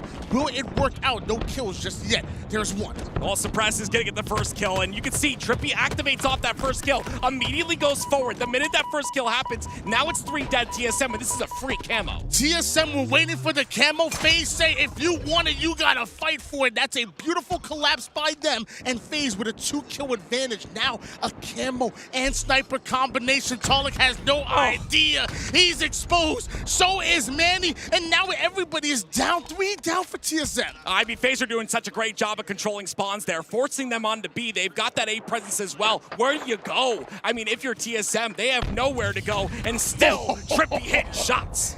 That he is, and he's not done just yet. 39-35, but still doable if you're on the side of TSM. Meanwhile, Trippy wants to find a way to infiltrate the base of TSM. They've been holding on to the tower side for too long. FaZe are sick of it. Drippy's got to make something happen here. This first kill could really solidify this game. And look at that. Once again, the first kill on the board, the first member of TSM to fall, and now it's a numbers advantage for FaZe.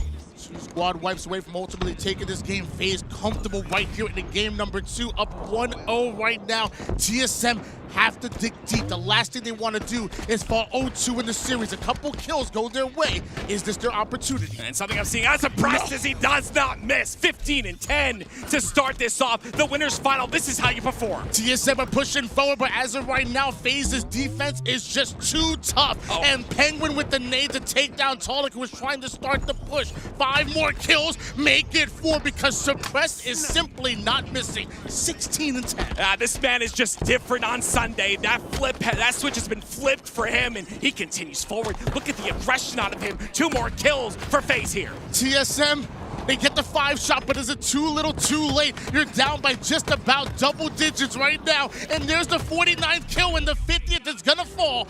Game number 2 once again belongs to FaZe. What a way to start the day, right? You're coming in here early on a Sunday, on a championship Sunday. They are not phased. They are built different on Sundays. Where they're on that main stage, it's just a different set of players that come up. And you see this time and time again. So many players play to the occasion. And you see that FaZe roster, all 4 of those players play to the occasion. We already seen a shocking 3-0 to start off our championship Sunday. Well, right now, we are in danger of seeing another one. You know, I'm a big believer in my TSM Absolutely. boys. Been watching them for way too long now. I've become a fan of them. I've become friends with them. I appreciate this TSM roster. But right now, they are staring down the face of adversity. Yeah. Making it to the winners finals is great, but why stop there when you know you have so much more in the tank? I don't want to see a 3-0. I want to see TSM bounce back. It's really important for them. You know what's important for them, Tony? They are a momentum-based team. So what they need is 1 win. And obviously, this is the last chance they have. As the kneecap goes off there, Trippy in some good shots. They have 1 more chance, right? But once they get that first win, it's the belief that sets inside the team. The team looked so good yesterday. Obviously, clutching it up. They played so many great matches to get here.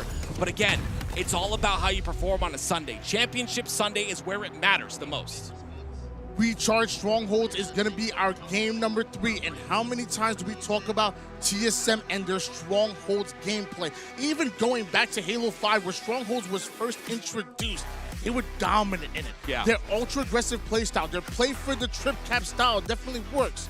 Will it work on Recharge? I'm worried for TSM because FaZe to me right now seem like the silent assassins. That's the best way to describe these guys. They come here on a Sunday, on a championship Sunday. No one's even really giving them any sort of a break outside of that top 3. And they're coming here in the winners finals and dominating, potentially securing top 2 with this next game. This is a different FaZe than what we've seen before. So I'm worried for TSM, but like I said, all it takes is 1 game. And you said their strength is here. This is where you step up. We've yet to see FaZe in a grand finals just yet here in 2025, despite the fact that you have 2 world champions, despite the fact that you have a underrated but highly skilled Slayers in Falcated and Suppressed. They're playing like they want to seize the moment. Yeah. This feels like FaZe's moment. Carpe diem. It's so important to do. And yeah, when you get one of these moments and you just kind of enter the flow state that I always talk about, right? Some players call it blacking out. Okay, sometimes you just get on that stage, and we saw that out of Donnie. Donnie was literally dominating in that game, and we see this all the time by him. I think like a very underrated player in my opinion, Suppressed. It's times like this where he really shines. When he needs to do something, he does it. And that's what, when I think of Donnie, I think of a player like that. If I had to win a championship Slayer game, I'd depend on Donnie. I think he's got it. So we know about FaZe Clan. We know about Big Don. You know, Don Suppressed, by the way. We know about Big Game Trip as well. Yes, sir. On the TSM roster, who's one of your favorite players to watch on TSM? I think Soul Snipe again. And this is no disrespect to him. I think sometimes he gets in his head, and I think everyone's human. Everyone, sometimes does that. But the thing about him that makes that not necessarily a weakness is the fact that sometimes he gets in his head and he's really confident and he takes over. Soul Snipe is my X factor in this series. If they're to come back, he needs to pop off, and we saw a spark of that in the last game. But we need to see more. I'm glad you pointed out Soul Snipe. honestly, I love what he brings to the table. He's been doing this thing for way too long now. Yeah. Mind you, what about Manny? I mean, you left Cloud9 to join this TSM roster, and there's been games where he's just popped off. Yeah. I'm talking main slayer, which is funny because on that Cloud9 roster, it didn't feel like he was that main slayer, but he's had some pop off on this TSM roster. You have to sit here and say, this move was warranted. We made this move to go back to being in the top 3 conversation like we were back at Worlds back in Season 1. We want to make a grand finals, which, by the way, just like FaZe TSM haven't done either yet. I'm looking at Manny. I think there's a lot of pressure on him. That's a really good point, and Trey talks about it in the TSM documentary. What he says is, Cherish is a great player. Absolutely, they loved him. They loved what he was capable of. Different Halo philosophies, right? And when you have Manny, a player that's been on this roster, they placed 3rd at Worlds, like, they have the same Halo philosophy. They look at Halo the exact same.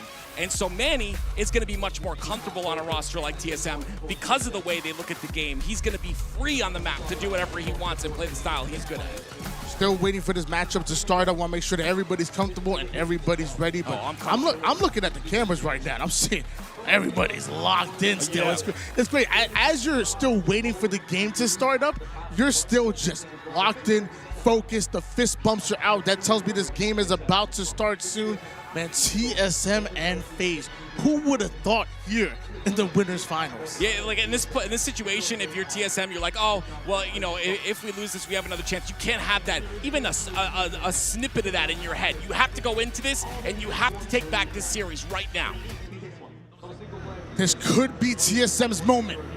Or this could be FaZe solidifying that they are the real deal and they want to change everybody's mind. They ain't just a Friday and Saturday team. They are a team that shows up on Championship Sunday. They are a team that can legitimately win championships. Only one team moves on. Who will it be? TSM, they have it in the tank. You talked about their tank earlier. They've got this if they put their head to it. There's 100% a chance for them to make this happen. But it all starts with stopping this man on your screen. It's Penguin. As of right now, Penguin trying to provide some cover fire from Falcated, but as Falcated goes down, so do 3 members of TSM. That means Camo and an A-side push for FaZe. Suppress, he's got that Camo like you said, and this is a big play right now for the side of FaZe, right? You got to put yourself in a position to hold this triple cap. They've done so. 3 down for TSM once again. And not only that, but the triple cap still being held right now. Staggered spawners now being created by TSM. TSM known for their stronghold gameplay, while FaZe looking dominant. Yeah, look how fast FaZe are playing too.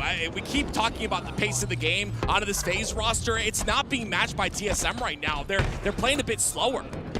And you better be careful. Suppressed already has the flank off. By the time Manny's able to spot him, he's dealt with, and Suppressed will survive. He still has the reinforcements here. TSM are retreating, and they're losing A at the same time. I absolutely love this on a Suppressed too. Staying alive on that A side, but not only that, not taking a lot of damage. It's 3 down once again. They didn't lose any numbers, except for Falcated just now, and they'll be able to continue the pressure. Trip cap still being held. Meanwhile, TSM are trying to make a play over towards C, but as we know, it takes 2 to tango, so although Charlie switches hands, FaZe still scoring. Look at this chokehold here. It's only 1 point for TSM. They haven't been able to go anywhere, and it's just due to the positioning of FaZe. They're holding different lanes so well. You see the push happening towards Cat. We'll see if FaZe can break or stop this from happening. Penguin pushed the C side immediately. Notice how TSM have already given up the C side. Only one player responsible for guarding it, and it's gonna be Manny, and Penguin doesn't care whether he lives or dies. It's just so good, and Tolic, the last player alive, is going to try and trade. That's a big play by Tolic.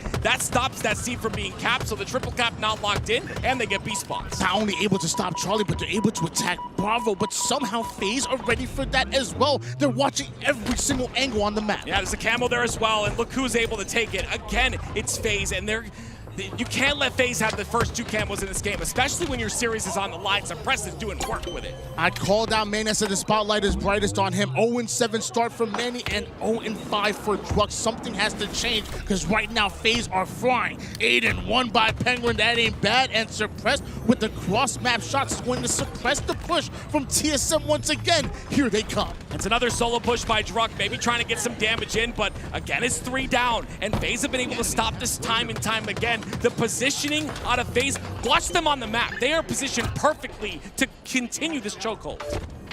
Charlie being attacked though, same for Alpha at the same time. FaZe have all 4 members up, so now they get to choose which one they're going to defend. And it's going to be Charlie. The moment they get it, changes hands right away. Bravo and Charlie belong to FaZe, but TSM rotating a bit. I would love to see TSM play a bit closer here. FaZe are exploiting their positioning so badly. Finally, it's going to be Druck coming off a spawn. That guaranteed kill opens that entire side of the map for them. And you make it sound like that's an important kill, but it looks like TSM are trying to activate through that. Soulstipe goes up high towards gold, but what goes up must come down, says Penguin. Yeah, they're taking lanes here, but unfortunately the lanes are not supported by any beams, right? You can see it's FaZe tearing those beams down time and time again.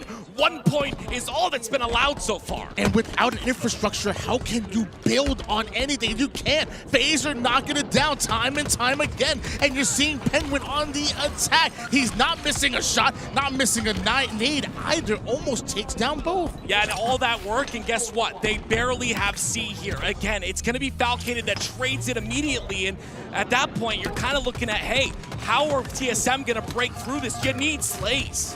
Manny and Druck once again combined for 2 kills. Meanwhile, Penguin is 14-2. Yeah. He's only died 2 times this entire game. That is crazy. There's 13 kills for TSM as a whole. Penguin has more than all of them combined. This man is popping off. He's here for a purpose. He's got to prove something. 200 points here for FaZe. 2 for TSM. We didn't want to see a sweep, but we just might. We just might. This is going to be 4 dead for TSM once again, and FaZe are going to capitalize on that. They'll get that double cap. They'll continue to score. And again, all that's been allowed, Tony, is 2 points for TSM. Well, TSM have grabbed a hold of A. They're trying to push through the Whirlpool side. That tells me they're favoring Gold and Bravo, but Soulsnipe throwing a bit of a curveball. He'll get caught out as well. Nothing is catching FaZe by surprise. They are simply ready. Another squad wipe. It's insane. Look at the slay difference on these rosters. You got Manny's 1-13. You got a 3-11 out of Druck. And on the side of FaZe, you got 3 players in double digits, including Penguin. This is not just a game. This is a message to whoever makes it out of the lower bracket. If you want to win this tournament, you're going to have to go through FaZe, and that ain't going to be easy because they're going to the grand finals. FaZe making a statement to show those who have slept on them that they show them what they are capable of, and now they're sitting in the grand finals. FaZe, what an incredible game. It was just all dominance.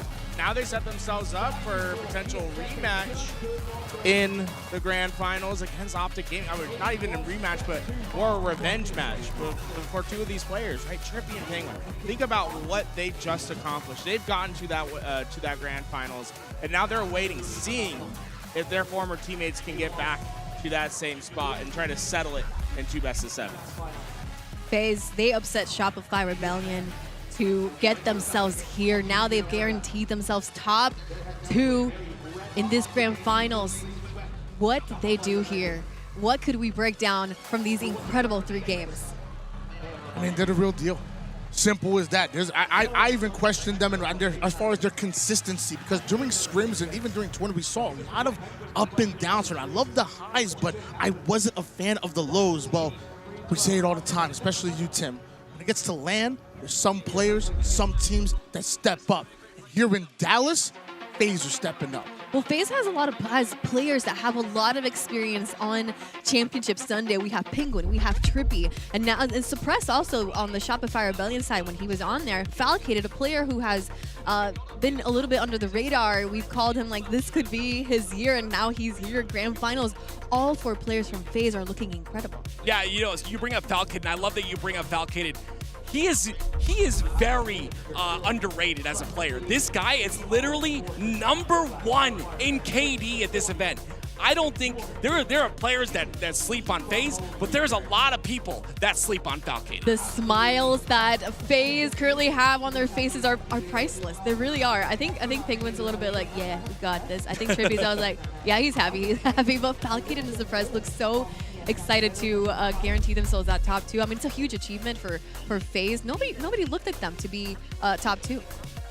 Not at all. I'm going to be honest. I didn't even put them in my conversation. I thought all year long it was going to be an Optic Shopify show. That's what I thought we were going to have.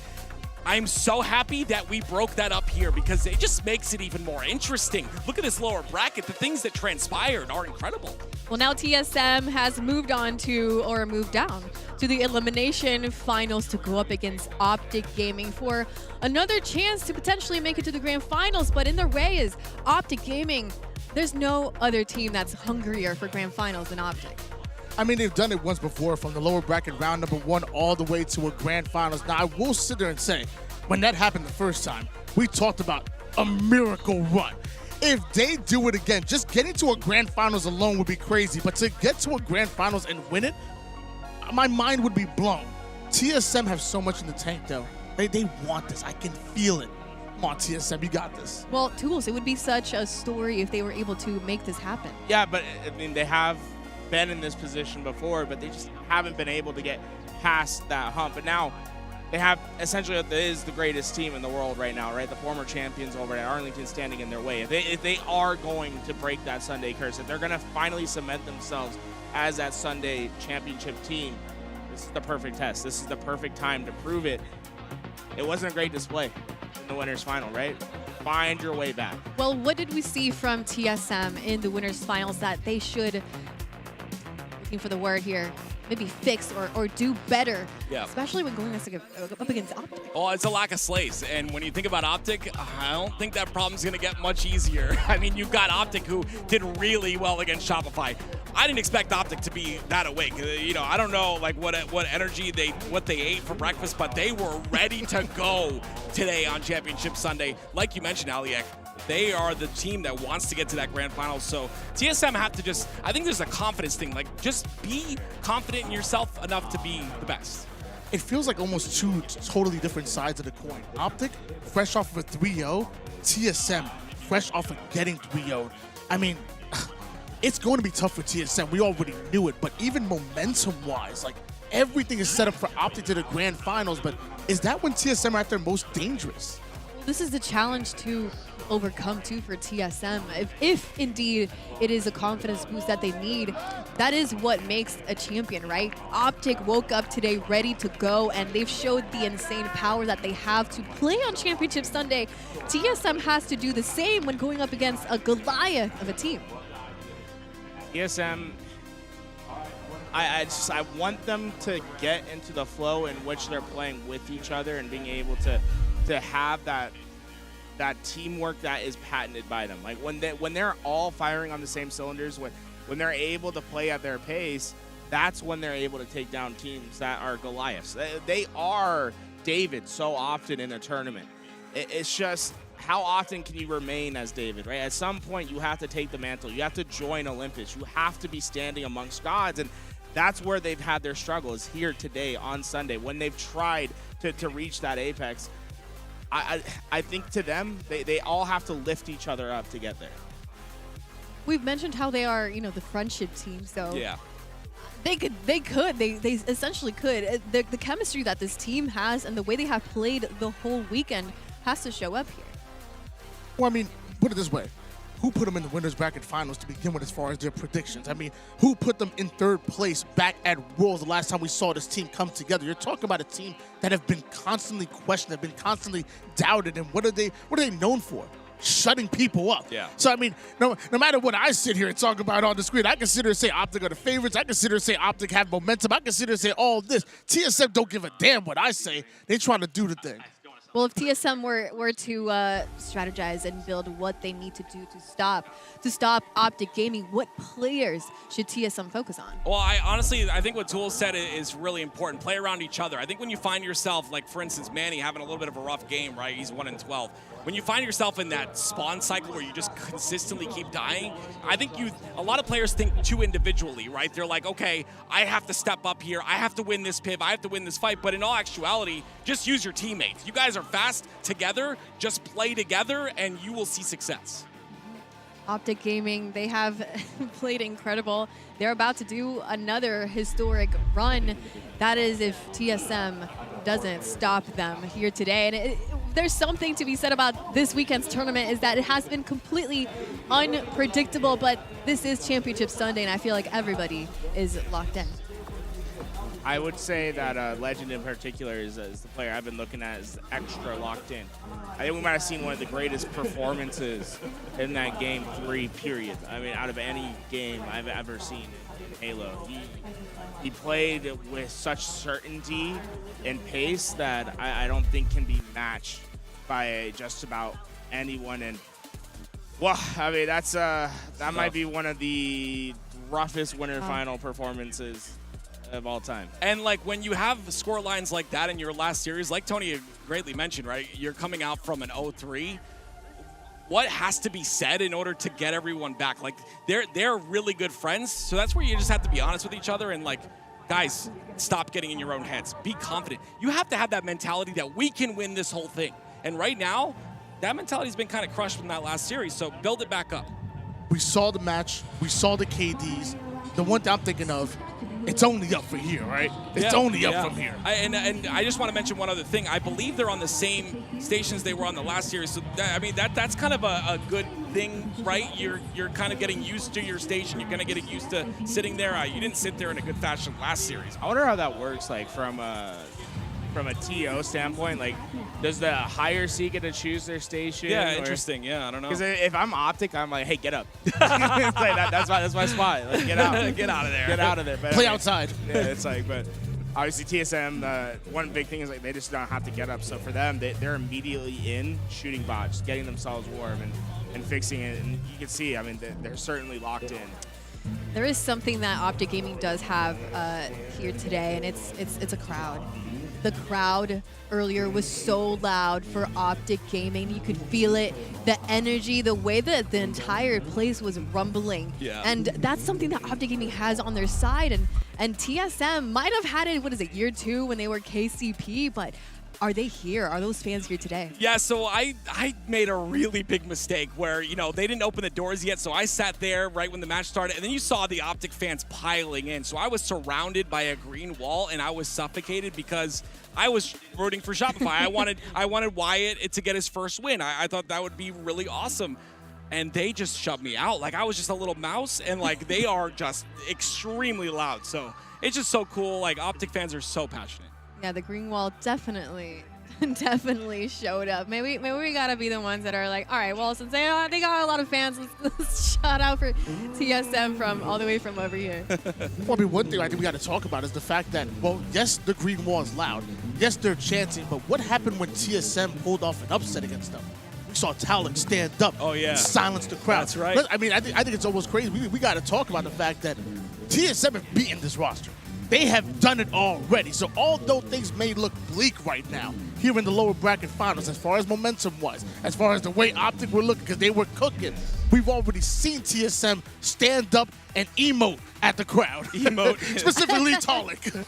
Yeah, the emotes are so creative. Yeah, this is the emote We wheel. need more. We need more. No.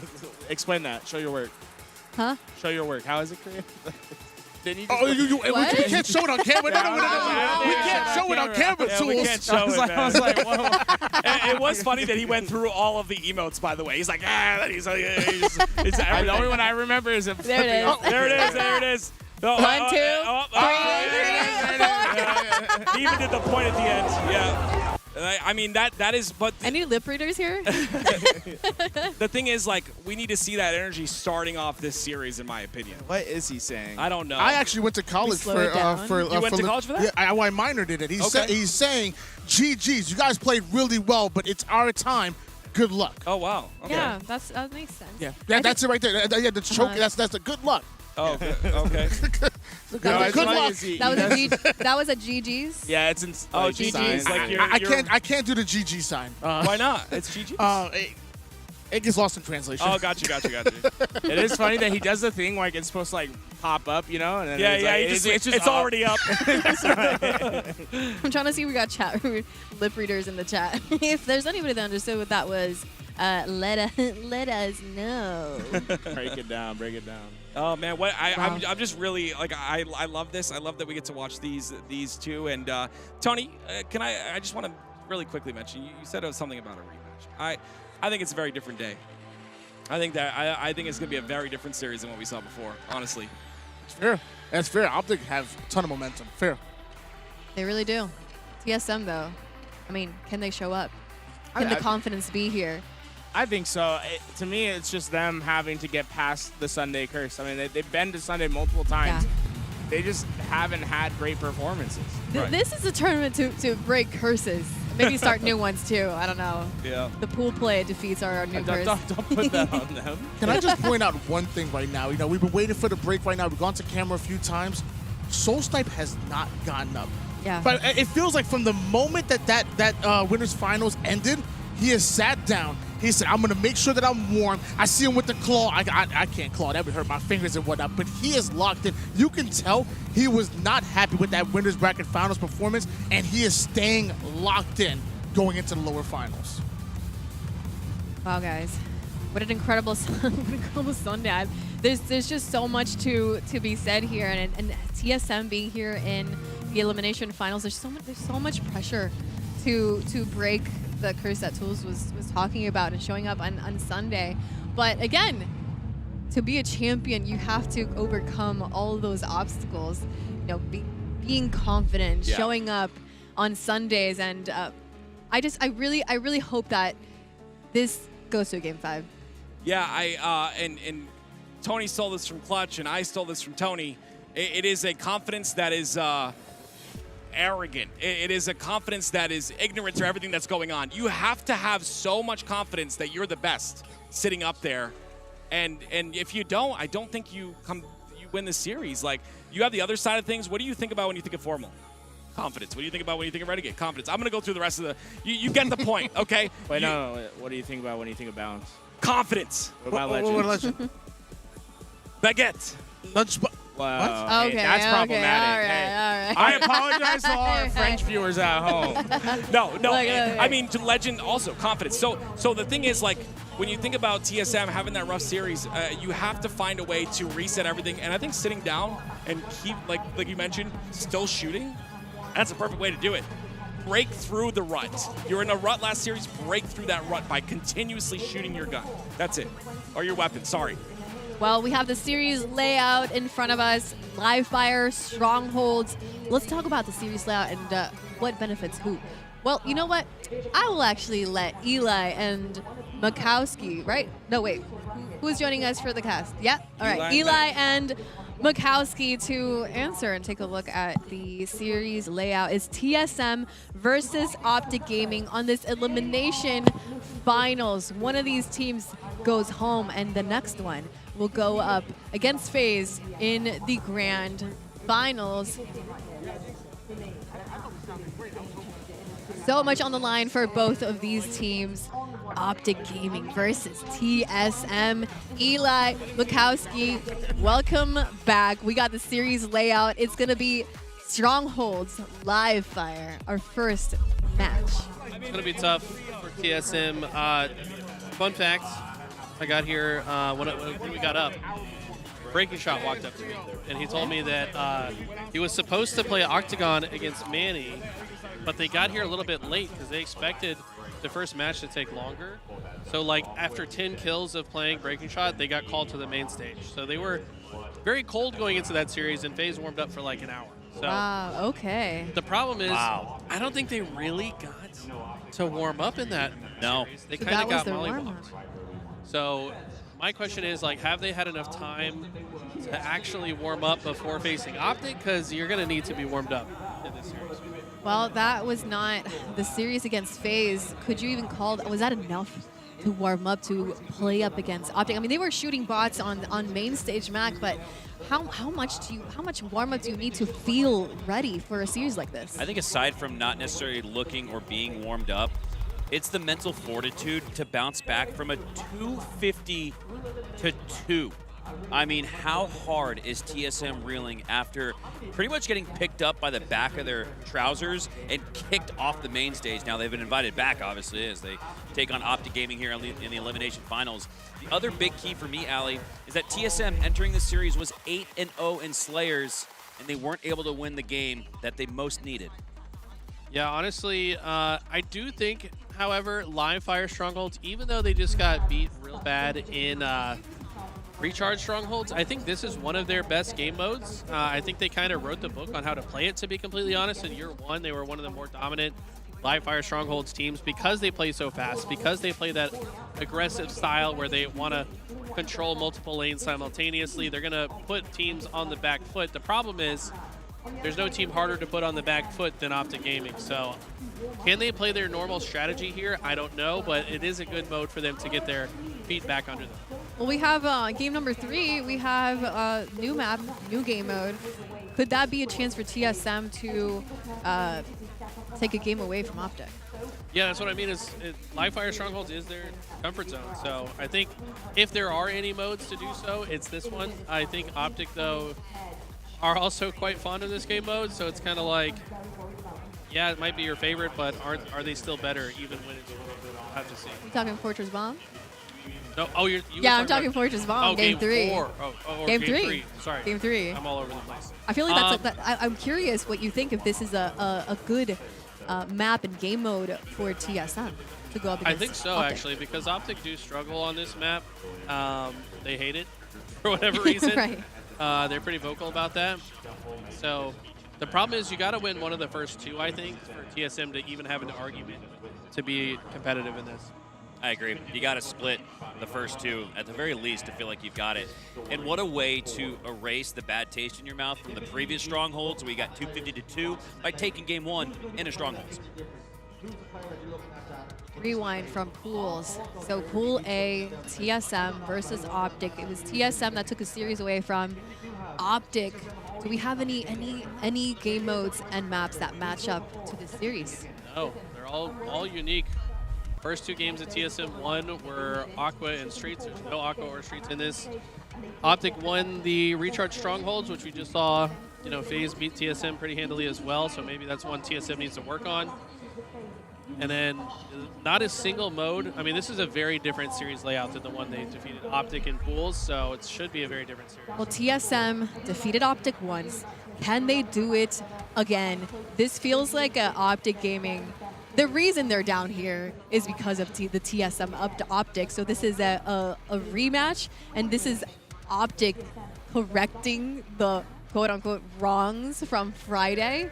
TSM, no, they have beaten them before, but the thing is, it's like Optic on Friday is not Optic on Sunday. Yeah. They're totally different teams in my opinion, as was exemplified by the last event as well. It's like Optic have these stumbles where they lost to Nemesis, they didn't lose to Shopify, but then they stopped losing for the rest of the tournament. So I don't know. Everyone on Optic, they're all champions through and through. Bound and Legend have now won 4 in a row, several from the lower side. It's like, what's going to stop them? I appreciate them making things interesting for us, by being different teams Friday to Sunday. We take a look at the stats here, or the overall stats for Optic Gaming. Everybody playing their 25%, and then you got Renegade playing his role as the top fragger, 1.29. You say everyone's playing their 25%, but it's like Bound is 25, Formal's 25, Legends 25, and Renegade's 35. Yeah, That's so cheating. They're 100. They're yeah, at 110%. Yeah. That's not fair. Yep. And that's why they're so good. Well, Live Fire Strongholds, the very first game in this elimination finals. One team gets to go, move on to grand finals, and one team gets to go home. Here we go. Will the clock strike midnight before noon on TSM? Or will they pull themselves up from the gutter after a 3-0 sweep in the winter final? We are live, and what do you know? It's Renegade going for the snipe. He gets it easily. Just had to wait out probably 6 different grenades, but letting this man start with the snipe is definitely not what TSM had in mind. They do score first blood, so they've already got more points than they had in that Recharge Strongholds. Maybe that's a little bit of momentum they can carry with them. It's an old case. We'll take the sandbox and allow you to get the time, as it means that once we get a couple slays, a few headshots with the snipe, we will regain control of the lead. But for now, TSM making it mixy. Formal pushing up on the A cap point, takes down Soul Snipe, retains control of a split AC hold. I like this too. Immediately shifts his focus to the nest side. Knows that that's TSM's next rotation, most likely. They've also staggered these spawns. Manny, honestly, I think maybe should have fought a little bit harder so he wouldn't have staggered out so hard. You almost want to spawn with your team sooner if you are going to die. And let's see how Optic punishes them for that staggered spawn. Renegade holding down the C-cap point and the snipe tower, so BC should continue to roll for Optic as long as Renegade can stay alive. And this is the last thing you wanted to see. He actually, I believe, died off the start. Maybe even dropped the snipe, but he got it right back. That is not something you want to see for TSM. Optic are already rolling. It's tough for TSM, man. It almost feels like they already kind of did what they set out to do just by making it to the winners finals. It's like, did they just? There's like a mentality you have to have. You have to still be hungry when you get to the winners finals. They didn't come in today feeling as hungry as they did the rest of the tournament. It's hard to feel hungry with a full belly, and you're right. I think TSM have already accomplished what they came here, but there is still more left for them to accomplish. And when I talked to Trey and the rest of TSM last night after they qualified for Champ Sunday through the winners bracket, they said we're not done yet. So that's the rallying cry here on Championship Sunday, as TSM have regained control of the AC split. To stay close and potentially work their way back with a trip cap would be huge, but it looks like Optic will get A. TSM, they're gonna get B. It's a very small win, but sometimes, like you say often, is like sometimes seeing is believing.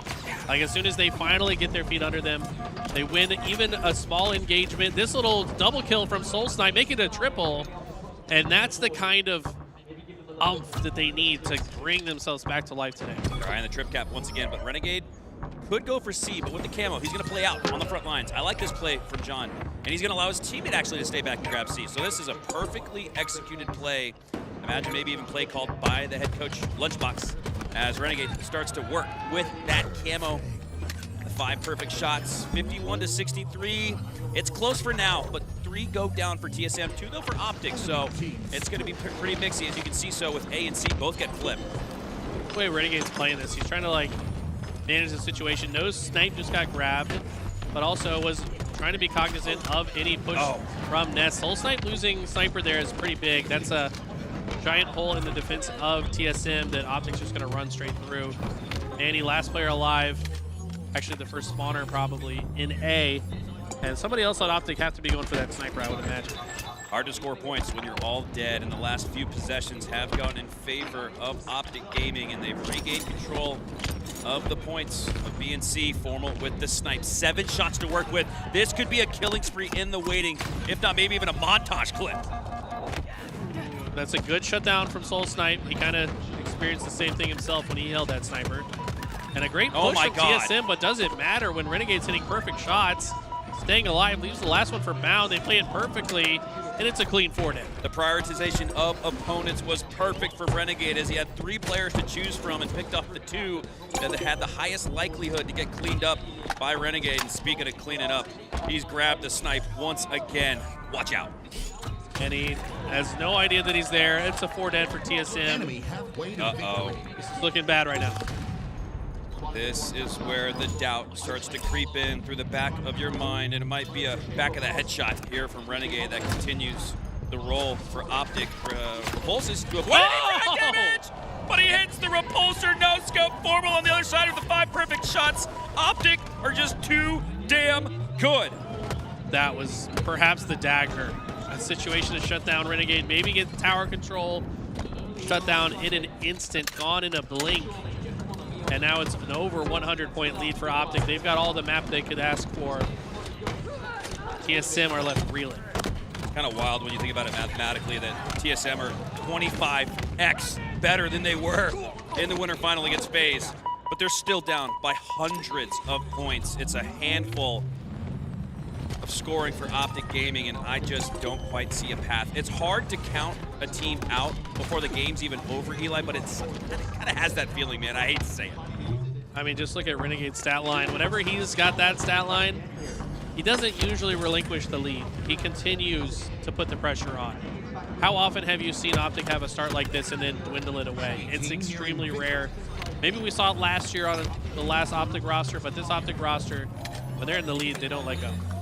25 points before Optic take game number 1, but Manny does have good positioning on the fulcrum between C and B. His team has B, but Renegade's forcing him back. You can see Manny wanted to play for C to start the scoring, but because of the presence of Optic at the sandbags and Renegade at the back of B, he pulled Manny back with that invisible hand and then struck him with it.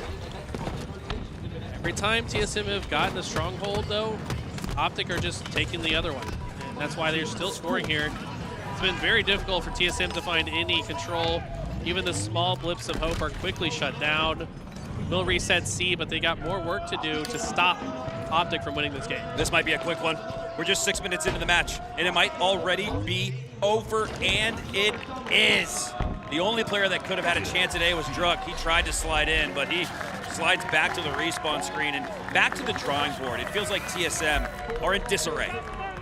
Well, what could they have done? What opportunities did TSM even have throughout the entire series to be able to come back from this? I mean, throughout that game, very few. It was kind of like when they shut down Formal with the sniper. I think when Soul Snipe had the sniper top tower the first time, he may have like just exposed himself a little bit too long. And that's kind of like the margin of error that you're allowed against Optic is like, oh, you were exposed for an extra quarter of a second too long.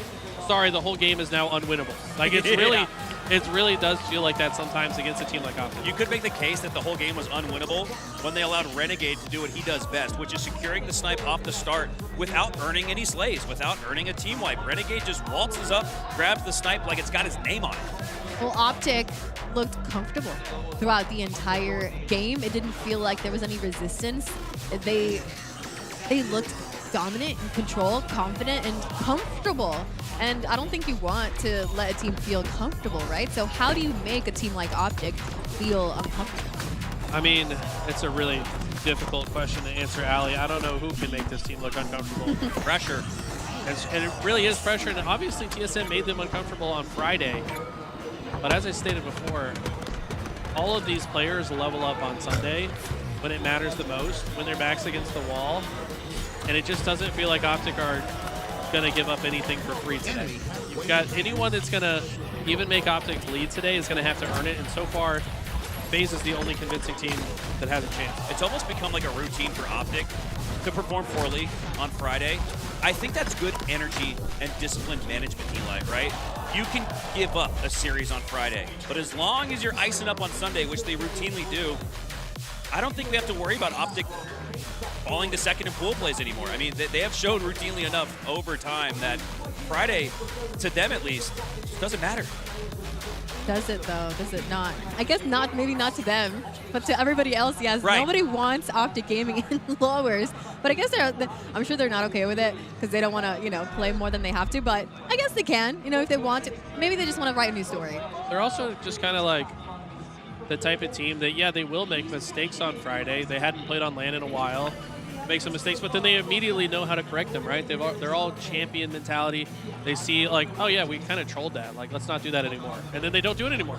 Like, that's kind of hard for a lot of other teams to do, is to have that conversation. They can identify their mistakes, but can they like actionably correct them in real time?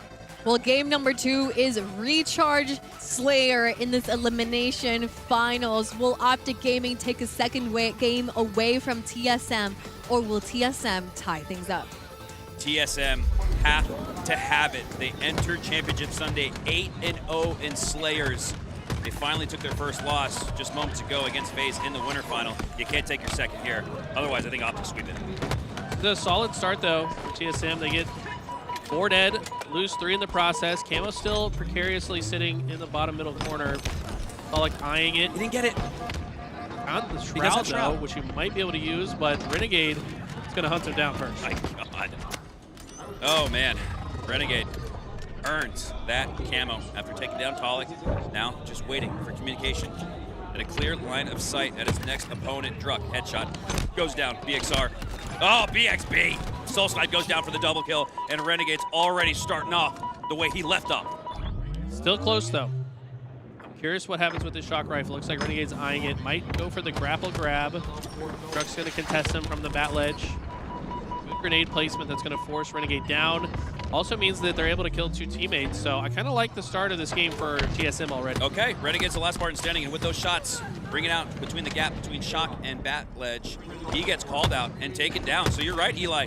TSM looking prime for the challenge and the opportunity to tie up the series at 1. Formal with some insane damage from a disadvantageous position, though. Might open the door for the rest of Optic to come off spawn with some speed. As Legend, I guess, grappled his way through the window. Looking like a very acrobatic gentleman. Soul Snipe previously had a chance to go on a spree and match Renegade's effort in game number 1. Will he take advantage of the Shock in his hands now? He's got a full rack of ammunition to work with, and I think TSM are playing around him right now, allowing him to earn the first strike.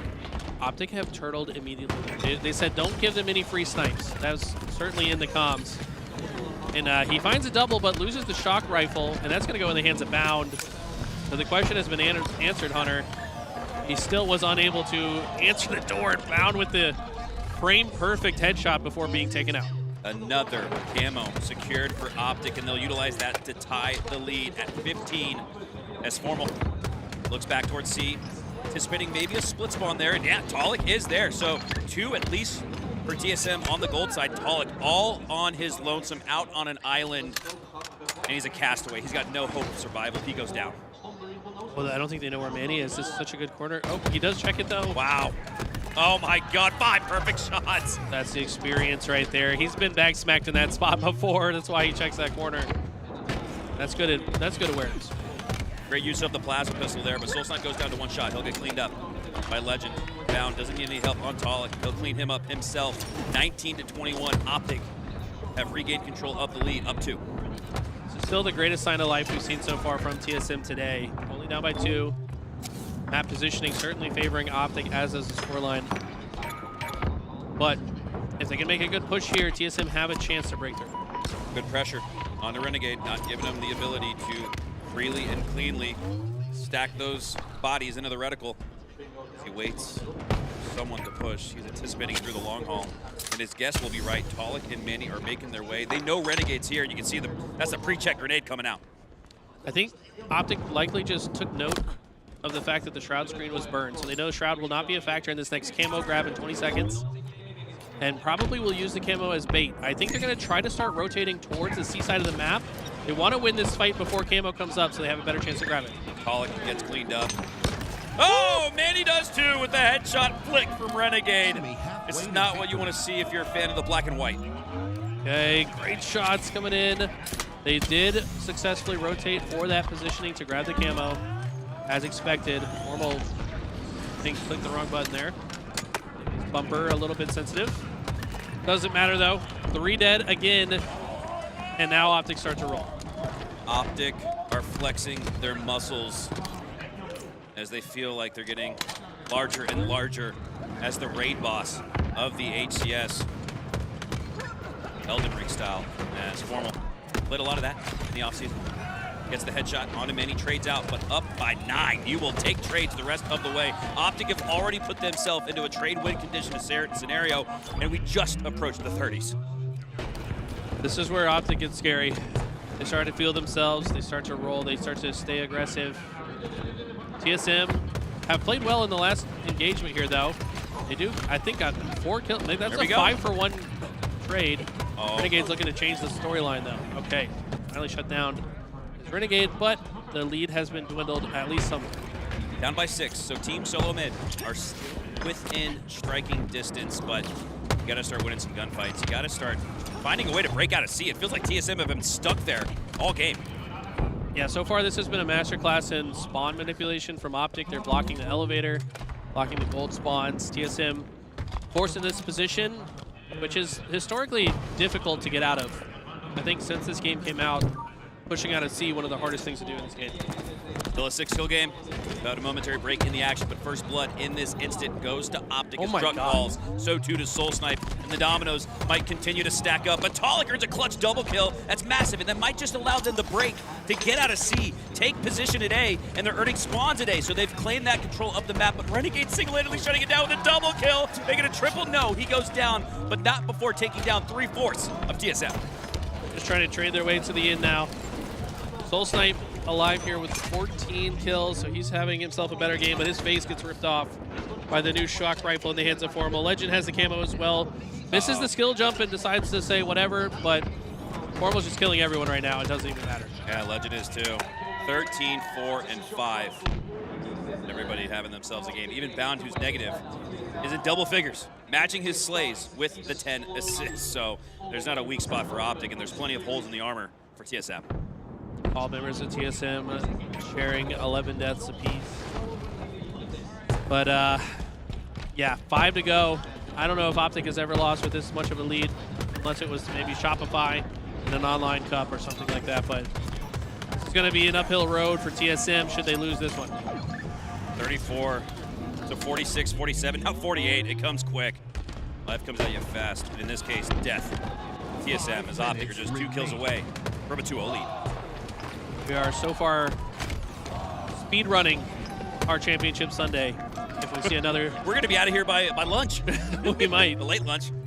I don't know. I do expect that if TSM falls here, FaZe might bigger fight against Optic. But right now, TSM, they want to prove to us that they are the team that can do it. Got a lot to prove here, though. One more slay is all that's needed. Formal could earn it with that shock, but he's now run out of ammo. Swapping to the commando. And he doesn't need to do much. He needs to stay alive. Nice sticky toss there. Takes him down to 1 HP. But the patience is what allowed Formal enough shields to not go down in that instance. All they have to do is play for a traded kill. And just like that, Legend finds an opening and will end the game. GG's. No re. Wow.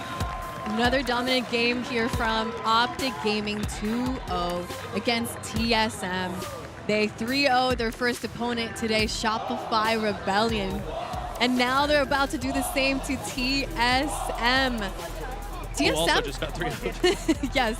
TSM, though, had a chance at the very beginning to... The game was tied.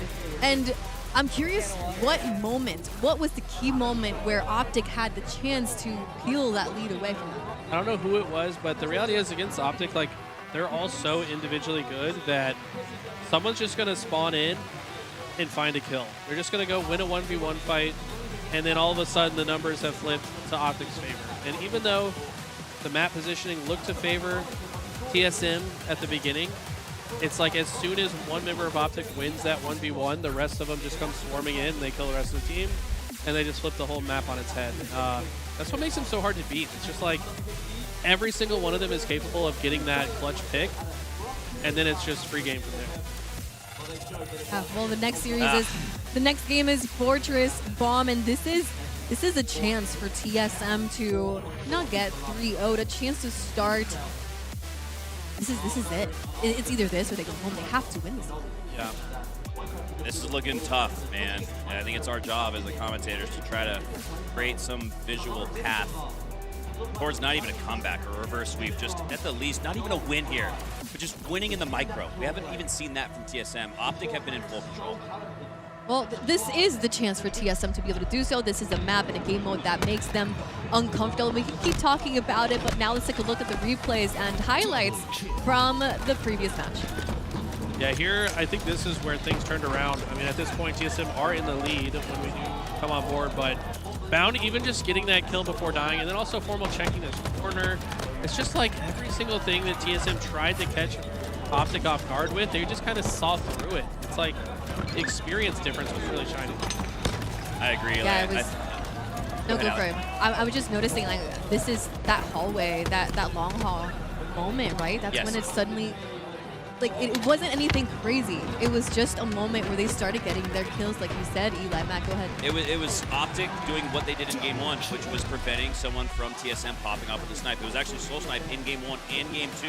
He had earned a couple, so he started to show signs of life and a chance for TSM to go on that run with the snipe, earn 5 slays without going down.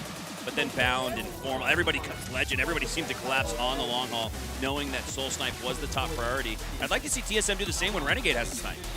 Yeah. Can they do so here? Fortress, there's 2. There's 2 snipers.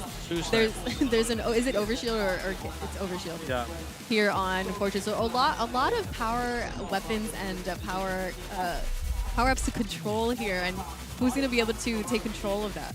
I mean, the problem is, for me, no one on TSM have shown me that they can, like, fight back against the pressure that Optic puts on them when they have the sniper. Like, someone needs to hit a crazy quick scope or a no scope to like get Optic out of their face and like clear some space for themselves, because the way that Optic's playing, when a member of TSM have had a power weapon, they just face so much pressure they can't land those shots. So, and then on the other side, Optic gets 2 snipers, the game's over. It's going to be a speed run if that happens. This game mode and this specific map just remind me of so many matches that Optic has had against Shopify Rebellion. I feel like they must have learned something from losing those games, and it would be so scary if Optic Gaming take those same strats and do them against a TSM. Can't spell learning without the capital L. And that's what Rebellion have delivered to Optic routinely on this map game mode combination. And you're right, by licking their wounds, they're also watching the bot back and seeing what Rebellion are doing against them that's working. Now Optic started to copy-paste that playstyle, and now for TSM, they've got to have it, and they've got to have the snipe. Renegade routinely sneaks the neutral sniper if it's on a map like Livefire, but here he's going to have free roam. You're going to see Renegade go straight to the snipe and take it for free. And if they don't counter, whoever picks up the sniper for TSM, you have to win that 1v1. It starts with one, and it starts with that. It is going to be really interesting to see the first sniper battle, and what routes they decide to take. I can't wait to see. What would be the scariest thing to happen here? 2 snipers on Optic's side? That would be absolutely insane. But maybe TSM can do that against Optic. We'll see. Fortress Bomb is our game number 3. This is TSM's last chance at a life in today's tournament. Whoever wins gets to grand finals. Whoever loses gets to go home. Optic looking to hit the detonator button on TSM. Cinderella run here at HCS DreamHack Dallas. Whew. It is going to be tough, man, but they've gotten this far. Can they continue on? It starts, again, not with one win, but it starts with this first opening break. Got to win the 1v1 battle with the snipe. That's what all eyes are going to be on here. I think that, okay, we tuned in a little bit late, but you're right. Renegade has a headshot, okay, but that's exactly what they needed. Wins the 1v1 fight with the snipers, window to window. There's 3 dead for Optic. Druk has the overshield and the sniper, and this is exactly what TSM have to convert this and take the early lead. They've got both snipes. They've got a full OS, and they've already got the bomb in the base. Formal goes down off the spawn. Druk looking to hit a double kill, no scope, hits the body shot on a Renegade, should be able to clean him up, but he's got attention on him. Legend takes him down and keeps his buddy Renegade alive. That's because Legend ran at Talik and stole his sniper, and that just completely nullified the threat. And that's what Legend's so good at. He gets behind enemy lines and he puts that pressure on the snipers, and they've completely flipped the situation. I think it's 2 snipers in Optic's hands now. Man, how quickly Optic can flip the advantage state on its head. As Formal gets an opening break strike onto 1. 2 go down for TSM, just 1, now 2 for Optic, so it's an even gunfight. But numbers are starting to dwindle and fall for TSM. That's going to allow Formal to repulse that bomb even closer to the scoring point. TSM, what started off so well, has now gone back. I like that Soul Snipe is kind of applying pressure from Optic's base that forced Optic to move backwards as they move to the bomb forwards. Soul Snipe gets a kill on the bound as well with perfect shots. Legend, though, shutting down Druk in the center of the map. Don't think we're going to see an arm. Actually, we do see several dead for Optic. 3 dead, bound last player alive. What can he do? That clears the base and should allow TSM to get on their front foot. They are in the attack zone just below it. What a quick flip. Formal had just gotten that bomb into TSM's base, but they flipped the map on Optic's head. And now TSM have another chance. 2v2 gunfight, but no, the 3rd goes down. That's the number you needed if you're TSM. That 1v1 from Manny was very telling. Missed the first shot, but still tried to greed for the solo kill when he could have traded. I think in a spot like that, you just go for the trade. But Druk still able to get the overshield. Takes a lot of damage already, though. Overshield's gone. Might just die immediately. But at least he's denied that resource to Optic. Bomb resets after both TSM and Optic after 30 seconds weren't able to get a finger on it. As Talik now still in Optic's base, so he's that thorn in the side, the backside in particular, that Optic have to take down. Formal is looking for him in a 1v1. Talik not happy with the shield scenario, so he's going to reposition, re-shield, and Formal no longer has eyes on him. Instead, it's Talik with eyes on the back of Legend. Can they clean him up? I like this multitasking. Trust that a teammate will hear that call and finish them. As Druk does, Talik looking for another target to shoot at, probably hearing there's a call out. Formal is at the bottom of the base. I don't know if they recognize Formal's position yet. The new snipers are up. Talik would likely to jump this off the map. Yes, smart play from Talik. Deny that resource. TSM have a 1 sniper advantage here. The bomb still in the base of Optic as Legend. Looking to maneuver it back into the courtyard, try to reset things a little bit here, and they'll be able to do that. After 2 go down for TSM, Optic are on the offensive. Found in a 1v1. Dies cleanly without the trade. Druk, the nice one. Okay, Renegade will force the trade though. But really, neither team having like much control. Talik has a sniper again, lands the headshot on to Formal. 4 bullets used already. Repulse in hand as well, that could come into play. And a nice body shot onto Bound, but they're gonna need a lot more of that if they're gonna move this bomb across the map. Talik needs to hit his shots like he did against Renegade. The opening moments of Game 3, now getting into a 1v1 duel with Legend via the Bandit. Both go down to 1 shot, both looking to get cleaned up. Soul Snipe tries to take top mid, but he takes a grenade instead. So he's gonna allow, it looks like Druk with the OS to be the tip of the spear, but 3 members for Optic melted. Talik gets a body shot though, finishes 1, Manny finishes another. That's 3 dead clean. Manny dies, but so does all of Optic Gaming. Bomb's gonna move forward, but they recognize they need to slay again before they can arm this. And I like this play from Talik. He doesn't want to just die with the sniper for free and end this early. He needs to get value out of these 2 snipe shots. Man, that repulsor really has a lot of oomph when the bomb is in front of it, as both teams have utilized the repulsor to inch, and I should even say yard their way ahead on the map as the bomb sits out in the courtyard of Optic Gaming. Talik still with 1 shot left. No scope melee goes through, but Legend secures the trade. 3 go down for Optic, so TSM on the verge of scoring first. TSM are actually out slaying here ever so slightly, but it's so hard to get the arm in this situation. Optic know how to play off their spawn. Legend with perfect shots, takes control of the tower, has even more perfect shots onto Talik, and he's the last man on the map for TSM. Optic should be able to flip the map. About half a minute away from the halftime mark of game number 3. Nobody's really been able to gather enough control to make you feel like one's about to score. We have actually seen the bomb routinely reset after 30 seconds, so a full minute plus has eclipsed in this game without anybody having control of the bomb. As Legend earns another slay, stays on the map. 3 go down for TSM. Optic on the verge now of being the first to score, where it looked like TSM just moments ago was about to do that. This is looking rough. Talik needs to stay alive, but he's 1 shot. As he waits for his shield, the bomb's gonna get moved closer in. It's also been finished by Renegade. And now, 3 dead. Don't know why Legend didn't just take that straight into the base. Self. There he goes. Nah, he's not gonna make it in. Manny. Hesitation by White. Manny does go down though. So Manny had, it looked like snipe tower control, but he loses it and his life. Now it's Bound and Optic with the first OS of this game. TSM have not been able to fully find value out of it, but it looks like Bound might just, utilizing the OS in that instance to stay alive, get the slay onto Manny, and Optic are inching closer and closer to a 1-0 lead. Wow. Bound doesn't get the trade there, which is pretty massive for TSM. Formal with the sniper is looking awfully scary. Manny's going to apply some good pressure to him, force him down. Formal will stay alive for now. Formal. No scope melee? No, he doesn't need it. Bound has the backs back instead. A little repulsor for good measure. Oh. They now utilizes it to get high ground positioning. Bound just won't go down.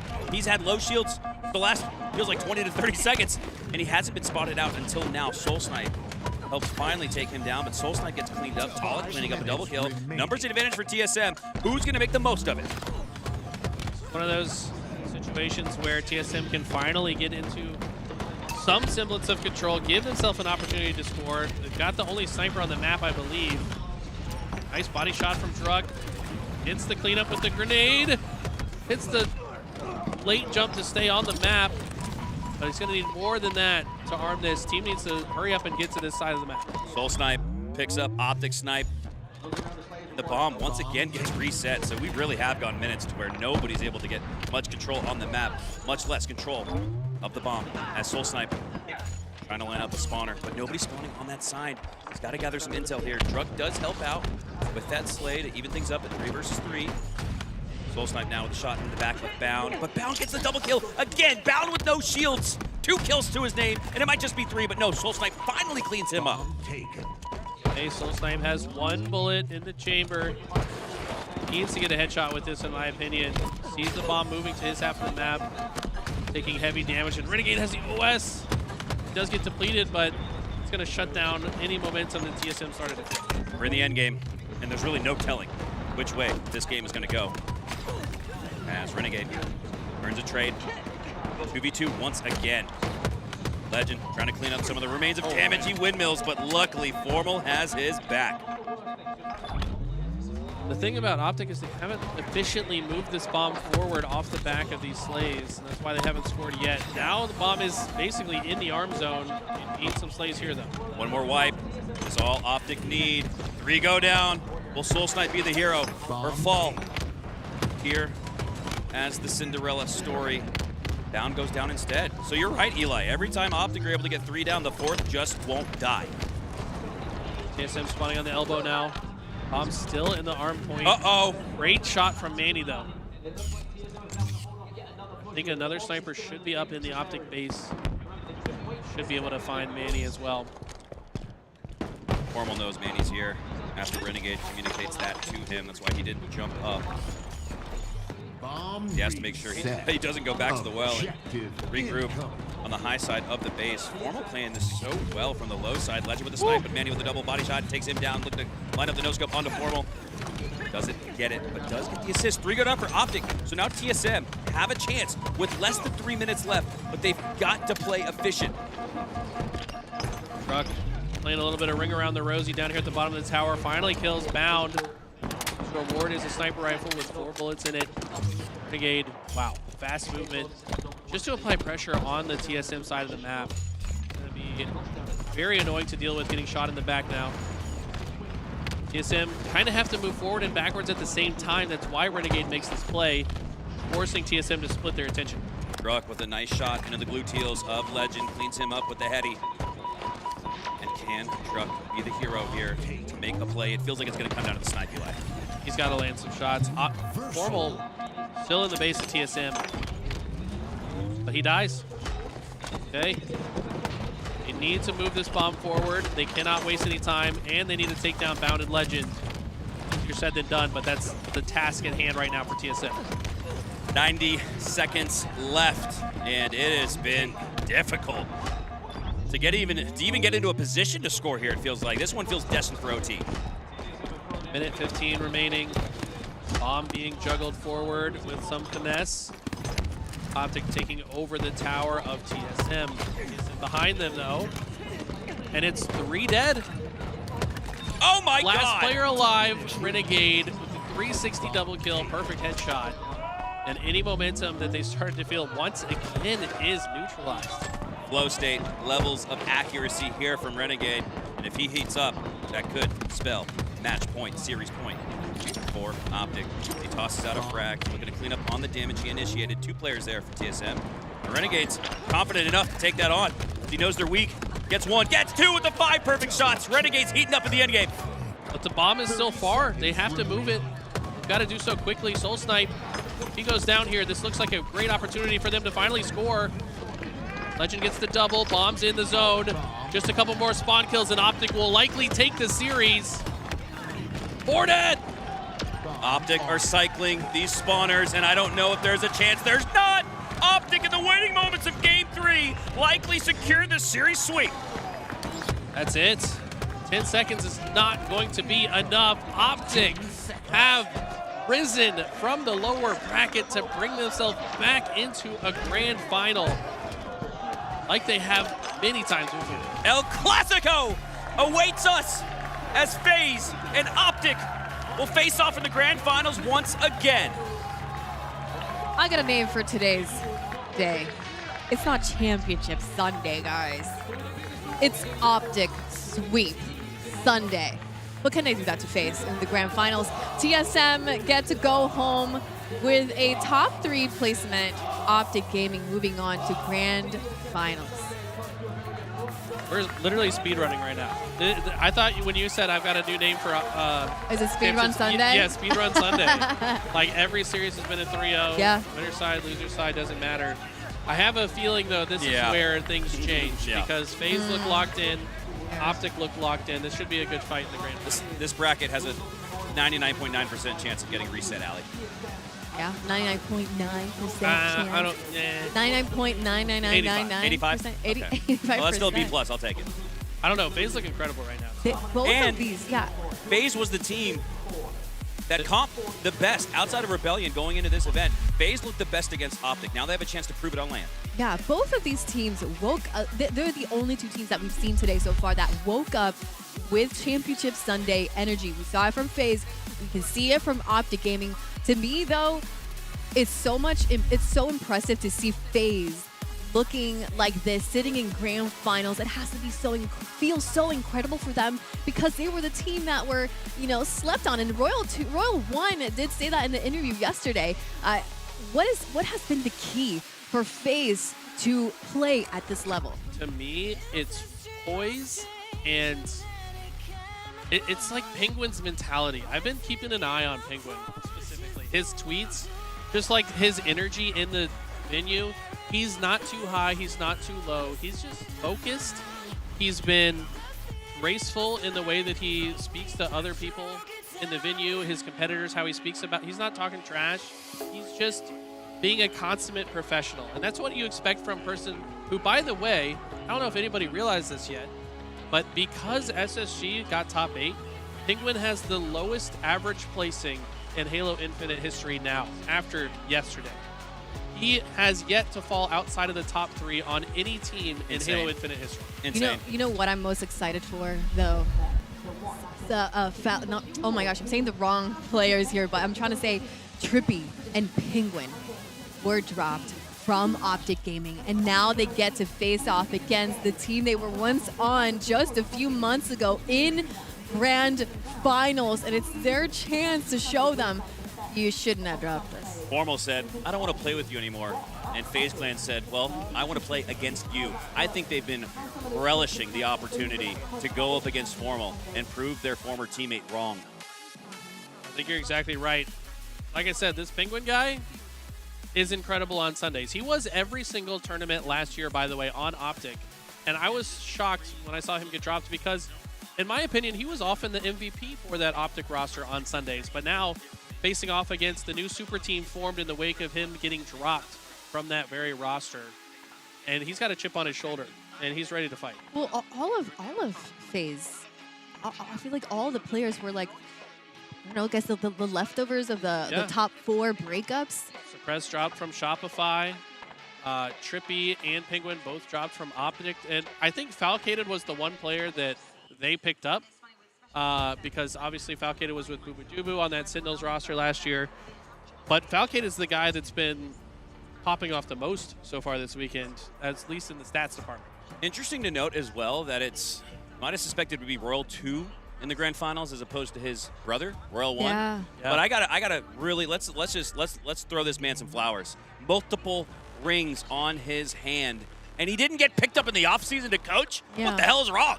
I mean, this is rightfully so that Royal 1 finds his way back to the grand finals. He's one of the best coaches we've ever seen in Halo Infinite. And I got to give props to the desk because they did interview Royal 1 on the mainstream. And one thing that is a great point that Wes made was like, think about the members of FaZe Clan. They're all like a little bit quieter. They're not going to get super loud. Like, yeah, they're not the type to like hype each other up. But who's Royal 1? He's the ultimate hype man. Dad! Yeah, like he's the one that's kind of like bringing the energy out of every single one of these players. Great point, man. And he's really added he's just a giant injection of energy and gas in the tank for these guys. Well, as soon as as Royal 1 joined, here they are surpassing their highest placement this year, the top 3. Now they're here, guaranteed top 2 as soon as Royal 1 joined up. What kind of power is he unlocking for this phase? It's just like whenever you listen to their comms, and I hope we'll do a listen in at some point, but it's like he just says nice or dead. Like he's the one that's like just bringing that energy. And yeah, he's maybe like from a strategic point of view, not as strong as like a Lunchbox or an Elamite when you like think about the accolades of just being a mastermind. But he doesn't need to be a mastermind because the players are masterminds. He just needs to give them the energy He's the juice. to believe in themselves so that they can make those plays. Well, the coach believes in them. In the Yeah. interview, he said that they were all individually insane. They win their pivs, they win their gunfights, and they've shown that here today. Why don't we talk about the players themselves? And let's start with Falcated, a player that we are now talking a lot about way more this year. Well, I gotta tell you what, he was already leading in the stats department, and after that TSM series, I can't imagine that has changed. It's probably only ballooned their stats to be off the charts. I mean, Falcated is one of those guys that Mikowski and I have been talking about since year one, and everybody talks about is like, is he one of the more underrated players? And it's like, you don't always see that Falcated show up. He is like solid, but we don't see him like superstar performances.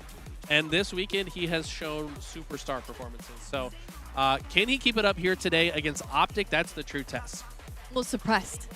This is his chance to win his first championship Sunday. That has to be feeling incredible. And Falcated? And Foul. Foul won in Halo 3, I think, but yeah, for Halo Infinite. For Halo Infinite, Yeah. yes. And going back to your point, Ali, FaZe, historically, regardless of the individuals on that team of 4, have always been a team that fries out, that slays out. And that's why you went and picked up Falcated and Suppressed. But going back to the winter final against TSM, it was actually Penguin and Trippy who had the best slaying performance. They both had a 2.0. And now Falcated and Suppressed, not like they were having a bad series. They were all above a 1. But interesting to note that you're getting even more slaying prowess from the guys that you didn't necessarily bring on the squad to do that. They're in the top 5 KD-wise. 3 players from FaZe. Can we get a 4th in there now? Imagine. I just don't understand how Penguin is still slept on. Like, you look at there's probably some faded Twitch chatters like, LOL, Penguin sucks. Bro, he has the lowest average placing of anyone in Halo Infinite. He has never finished lower than top 3. It's insane. And, like, if you're the only guy that's got that accolade, you're doing something right. I mean, it was Penguin in that Cloud9 roster year 1 on that roster. One of the players that was also setting the game, how Halo Infinite was going to be played, that initial story. Penguin was on that squad. Yeah, I still remember he had highlight performances with the skewer on Catalyst. I missed that. Looks like they're doing a little shout out to Command Station, by the way. Shout out to her once again. But oh yes. Yeah, I think Penguin. He's been doing it. He just always shows up, and he's an even better player every single Sunday. He's got a lot of hunger in him as well. For someone who's kind of been there, done that, like, I'm actually impressed by the amount of drive he still carries with him. Well, they're talking about Command Station on main stage, and we didn't get a chance to actually talk about Command Station, so I would love to, before we get ready for the grand finals, to get your thoughts on that FFA. We have the highest placement in a LAN for any female Halo pro player ever. In history. I mean, back when we competed in Halo 2, it was like everybody knew the best Halo 2 ladies to play with. Xena, Smiley Girl, Golden Girl, right? There was a Yeah. plethora. Golden Girl was very good at Halo 3. She, I want to say, made it like top 16 in FFAs on LAN. But this is the first time that anyone's won, and it's like she's been knocking at the door for so long. How many times have we seen her in the semifinals and then make it to the finals and then she finishes 7th? Or she gets to the finals and she finishes 6th. And it's like she's been getting closer and closer. And then this time, she led that lobby wire to wire. She started with the lead. They tied at some point. At the 35 kill mark, there was a 3-way tie. But then she just went on a killing spree and had a 7-kill lead, held on to it to the end of the game. And look at this. She's so wholesome. Like, she's not turning and saying, "You guys suck at the game." She's just like, "Thank you." She looks so relieved too. This is something that she has been wanting for so long and fighting for so long. And look at the relief and excitement. I feel like she's containing it a little bit too. She's so happy, for sure. But she's not the type to like overly celebrate. Like, she's gonna approach it very professionally, and I've always respected that about her. She gets flack online. We know how the online community can be towards women at times. It's like, let's be real, it's disgusting at times. But she just shrugs it off. She doesn't care at all. She said, the haters, they can hate. I'm still going to do my thing, and she proved it. She's now the queen of the women of Halo. Like, the Women of Halo logo is literally a crown. She's the one wearing it, and should- she will have that for the rest of her life, because I don't know if, I think she has a chance to go back-to-back or even win another one this year. So props to Allie for wearing the crown that is rightfully hers. Command Station's name is Ali. Listen, it was in Worlds where Last Shot got his first placement or his second. Yeah. He won his first FFA, and now he's in Shopify Rebellion. Can we see Command Station in a squad, please? I want to see more women playing a competitive Halo, and now we have one also that, I mean, we have plenty in the open bracket, but I want to see Command Station given a chance now to reach the same levels that other people are getting to. And we saw it's the Last Shot. That's the moment that he got his, you know, his, I guess, shining, his spotlight. His crown. His crown. Command Station got hers now, and I would love to see her get her chance in the 4v4s. That would be incredible to see. Her path is similar to the great stories that we have in Halo, where you start from the bottom and climb the ladder one arm by one arm by one arm. She's been in the grand finals. She made the world's free-for-all finals historically in Halo Infinite. So this wasn't a shock to anybody. This wasn't like, oh my God, where'd Command Station come from? She's been that player, and she previously won the most recent Women of Halo online free-for-all. So Like a week ago. yeah, like a week ago. So don't be surprised. This might have been historic. This might have been the one time in 20 years that we've seen a woman raise the check at the end of the day. But I don't think any of us were shocked by it. No. It was bound to happen. It was about to happen. Congrats to Command Station for being the FFA winner here at Dallas DreamHack. We are so proud of you, and we're excited to see what things you could achieve, because I'm sure your story is not over. Thank you so much for hanging out with us here. We're gonna get ready for our next series. It is the grand finals that is up next. FaZe versus Optic.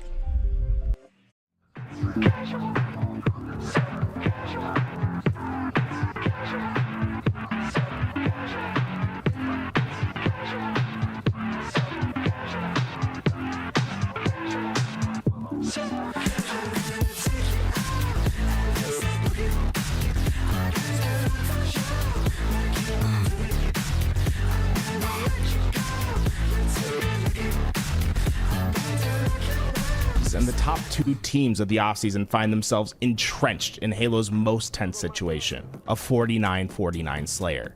The objective is simple for both sides: find the final kill and win the game. But Slayers become more complex in these situations. This final kill is a game of tactics. Players maneuver themselves like pieces on the chessboard, looking for an opportunity to knock the king down and claim victory. In these moments, teams trust their teammates and they trust their play calls. Yeah, I'm dropping a bit. I'm looking bigger. I'm literally They're gonna kill us, okay?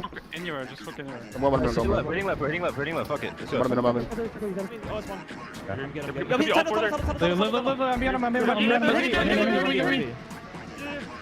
A plot. Yo, come back. Nice, good fucking shit, Brad. Good fucking shit, bro. Nice shot, guys. Nice shot. Shopify Rebellion employed a brilliant strategy to play a game of cat and mouse with Optic, while a camouflage Frosty could put himself in a position to win the game. But let's look a layer deeper and ask ourselves, what could have Optic done differently in these final moments? I don't think Optic made the wrong play call to play fast and together in these final moments. They know that Rebellion have both camo and sniper. They want to limit the opportunity of an isolated player being caught out in the open. When Optic failed to take down a weak Last Shot in Royal 2, they decided against pushing and wanted to wrap back to C. You can make a case for chasing the kill in this situation, but it's not an error to decide not to. The mistake from Optic is to go against their original play call on the rotation. Optic had decided at the beginning of the play to run as 4 because of the camo sniper that is on the map.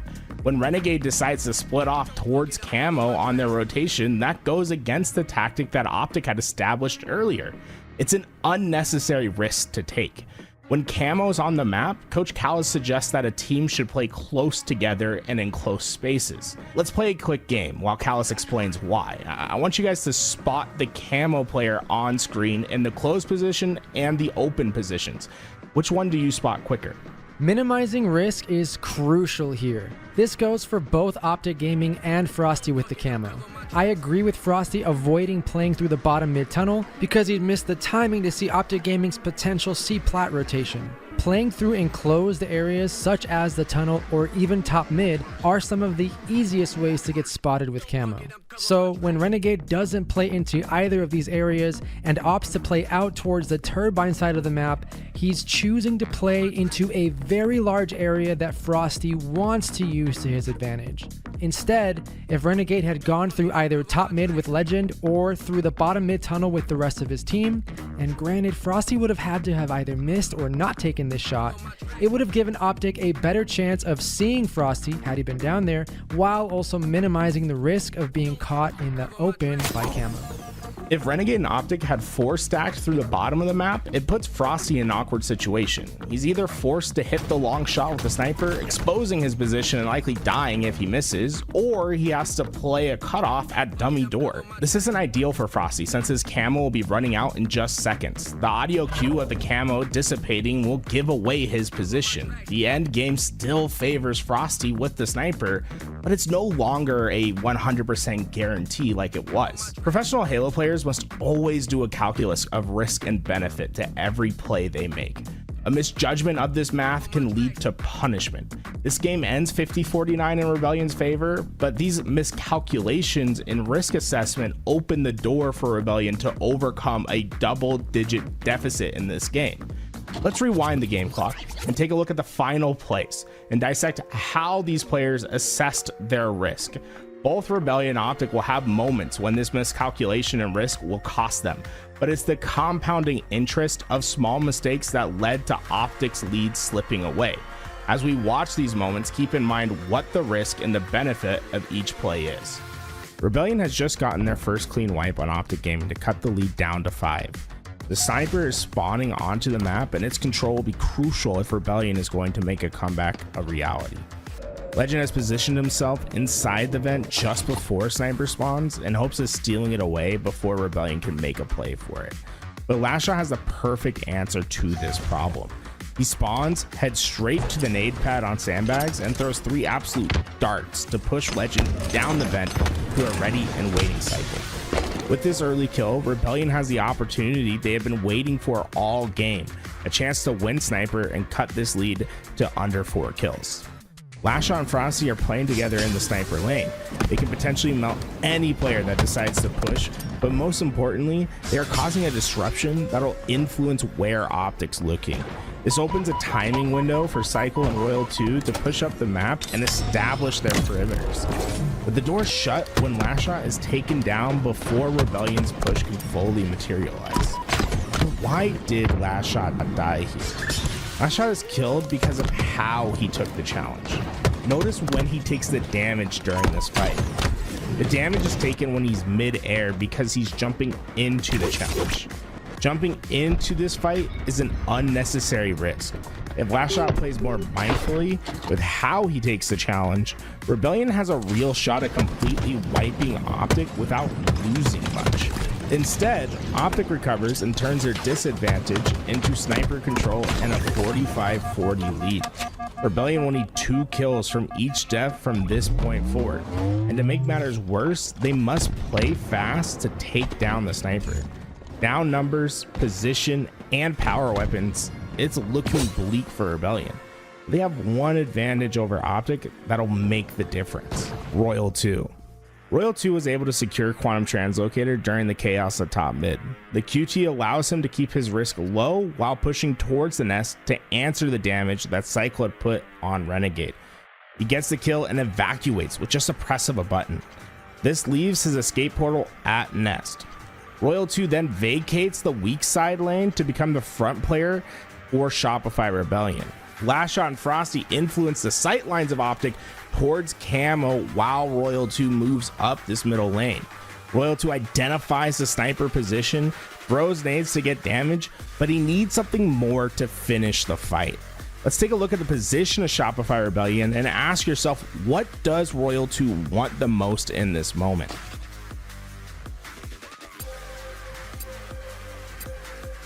He wants a teammate to be at Nest to capitalize on the damage dealt to Formal. Royal 2 can fill this position by himself by translocating back to the Nest.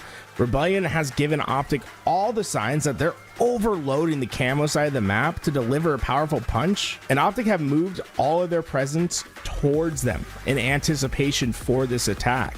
And then bam, Royal 2's delivered a left hook from the weak side of the map. This completely dazes Optic and they become disjointed. They weren't accounting for this presence at Nest. Formal takes heavy damage from Royal 2 and is forced to reposition. Bound was trying to flank this now non-existent Royal 2, and Renegade gets caught by last shot mid-sprint towards dummies. Fresh off spawn, Legend's in a tough spot and will have to decide who to help. He goes to cover Renegade as he's one shot and is the closest one to help, but this disconnects every player of Optic on the map. Take a look at the reticles of Optic versus the reticles of Rebellion. Optic has no immediate help for each other in this engagement. The power of Optic's position only works if they have each other's immediate help. In contrast, Rebellion has managed to connect each player in the fight. This connection allows Royal 2 to cover Cycle in his fight against Bound. When Bound dies, Renegade must try to answer that kill, but last shot is able to clean up Renegade after the pick on Cycle. Side note, look how insane this play is from last shot. He makes Renegade one shot from underneath and then repulses up to help Cycle to finish the kill he started under the map. Despite Optic all being within a few feet of each other, this disconnection causes each player to fight on an individual basis. At the same time, Shopify Rebellion understand that they can't just trade out and are playing in a way where they will always have each other's help. After last shot's kill on Renegade, Legend goes on the hunt, and it's imperative for last shot to stay alive and receive help in this fight against Legend. There's seemingly no escape with Legend so close behind him. The last shot decides that he can't outrun him on the ground. He must go to the air. On to 3, and it's last shot. Oh my word! The repulse back to stay alive! Legend has no idea where last shot went, and the damage is done. Royal 2 teams up with last shot and they help finish the kill on Legend. The death of Legend is also important because of when he dies. Legend's death causes a staggered spawn cycle. Staggered spawns happen when the last player alive dies as his teammates spawn on the map. Staggered spawns are brutal in Slayers, as it'll put a team in a numbers disadvantage for 8 seconds off spawn. This prevents Optic from quickly taking space, while Rebellion will have the freedom to move anywhere on the map that they want. High-level Slayer play can be simplified to one general rule. When you have numbers, play fast. When you're down in numbers, play slow.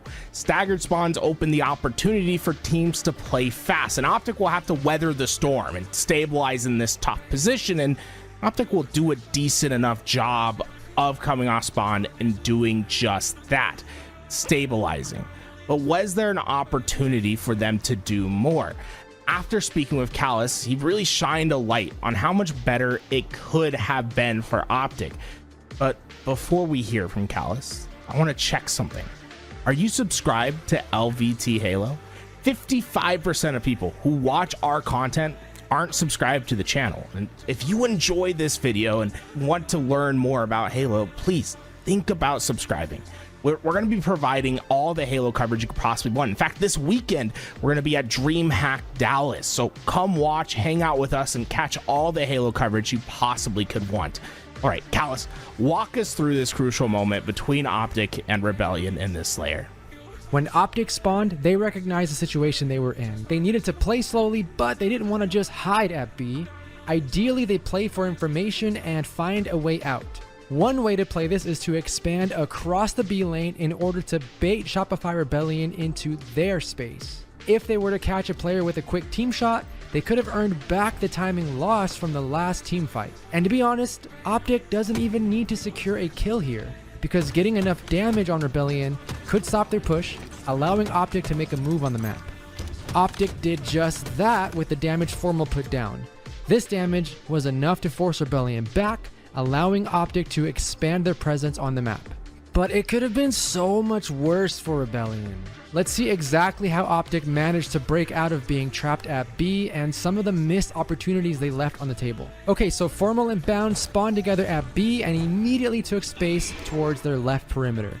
Bound rotated to Mud, with Formal playing the nest to help him from behind. I think this was good because Bound set up a trap with Formal, which would have burst the doors wide open for Optic to push out of their spawn. This could have been a 2v1, but Bound decided to peek and was caught by Last Shot. I want to highlight how disciplined Last Shot played here. He knew to check his mud flank. Pro players understand how important the perimeter of the map is. Unaccounted perimeters are how deadly flanks form. Always check your perimeters. Yeah, I'm talking to you, all you cracked out lords in matchmaking who shoot 80% accuracy but can't do the basics. For the love of Halo, play your lane. Check the perimeters and then look in the map. I don't know why I sounded so angry. I'm not angry. Although Last Shot played this perfectly, Bound was still able to salvage a tough situation, being down in damage against Last Shot. Bound closed the distance between them to force a trade. If Bound didn't trade his life, Formal would have been in immediate danger with two players having complementary angles to attack him at Nest. But because of Bound's trade, Formal was able to work with Legend to eventually shut down Rebellion's push, winning themselves an out of the B trap.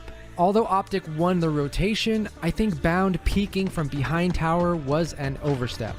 Ideally, Bound sets up a play with Formal for a team shot, and Bound had two options to do this. Bound could have waited at the plasma pistol. If Bound becomes the switch to Formal's bait, the moment Formal outputs damage onto Last Shot, Bound would be able to pop out to fight Last Shot while having a damage advantage. The second option, if instead Formal gets into a fight with Royal 2 up high, then Bound can hit a skill jump to create a 2v1 with Formal. And as long as Royal 2 doesn't do Royal 2 things, they pocket the sniper and have an easier time dealing with the rest of Rebellion. And so instead of Bound's trade creating just an equilibrium of numbers, it would have been a +1 or +2 or even possibly a +3.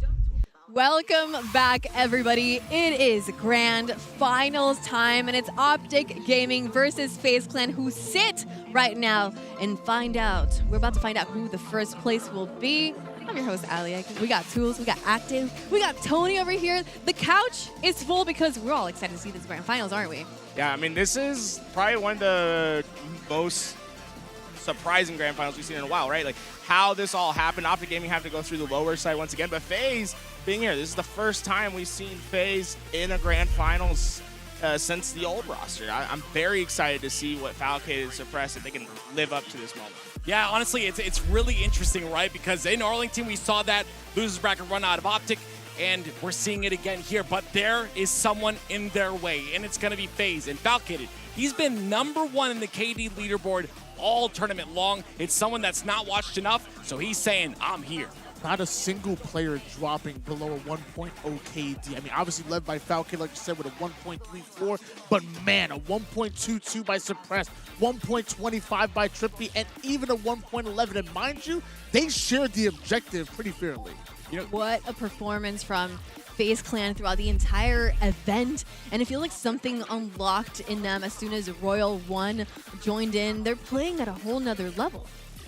Yeah, Royal 1, I think, is a coach that has that experience to win championships and can say the right thing at the right time. That was a big, I think, issue for FaZe, was they were having Twitch viewers being their coach over at Arlington. Now they have one of the best coaches of all time in Halo, right? So big difference. Not to, you know, the guy that came in and helped at Arlington's a great man, but Royal 1's Royal 1. Yeah, I think that's definitely helped them a lot. It's that fifth player in the game. Essentially, that's what a coach is. He's the fifth player in the game, but he can watch every screen at the same time. And I think that gives you a lot of context, and it lets you see the map in a different way. So if you have someone like Royal 1 that's experienced in that position, I mean, he's going to be able to provide them so much value.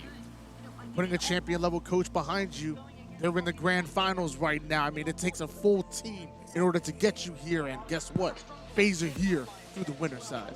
Yeah, and it's Trippy and Penguin who are going up against their former team, Optic Gaming. There's got to be some emotions happening there. There's got to be excitement, and I'm curious to find out what FaZe has ready for Optic.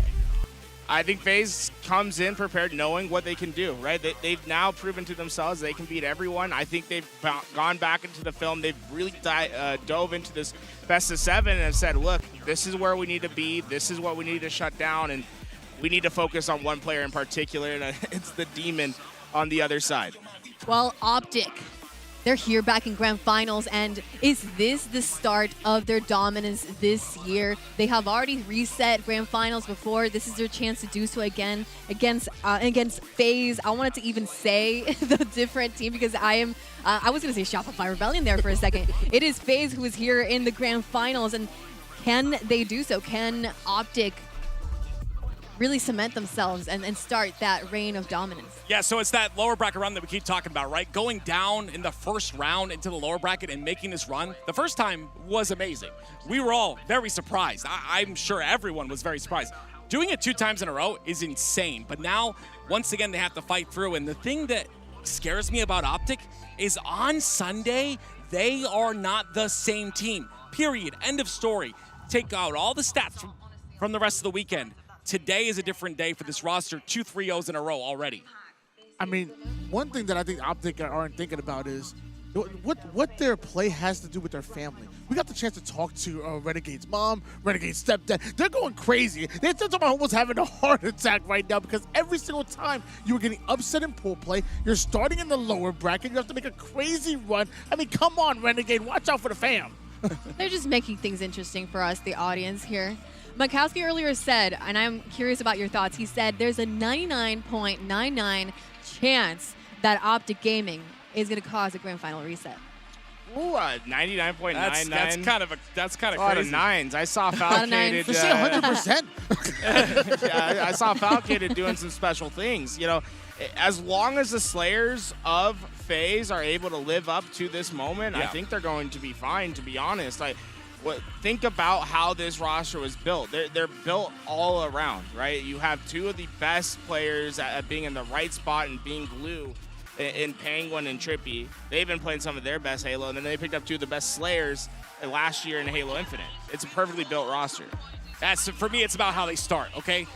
Yes, it is a very good case to say that Optic Gaming caused this reset to happen, but if FaZe starts strong, you get in Optic's head a little bit, we could see a very different situation. We could see FaZe even winning the entire thing. Don't count this roster out. Yes, Optic are the beasts. Yes, they are the team that we look up and say is #1 in the league, but FaZe are here for a reason. You can't doubt that. And I mean, so many people have been doubting this FaZe roster, and I think that's the reason why they're here right now. They're here not only to prove it to themselves, but to prove everybody wrong. They can beat anybody in the league, and that includes Optic Gaming.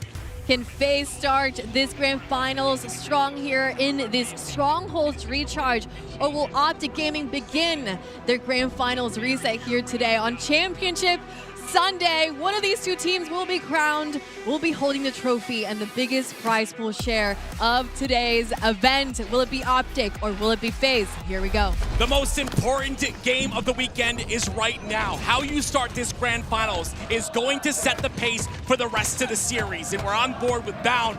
This man has been one of the best individual skilled players in the league since Halo 5 when he finally showed his face. And when they need him most, he's stepping up. Falcated has had the best KD, damage dealt, KAD, any stat when it comes to the Slays. He's been dominant here today. Starts off with 2 to open up this game just right, and that's going to be FaZe storing right into the position that's needed to get towards this hill. Yeah, look for Suppress this entire series long to be that player that does everything, not just get the Slays, do the dirty work, take space on the map, dive first if he needs to, whatever needs to be done, you will see Suppress do it. But now we hop over to the other side of things. We hop over to the green side with Legend.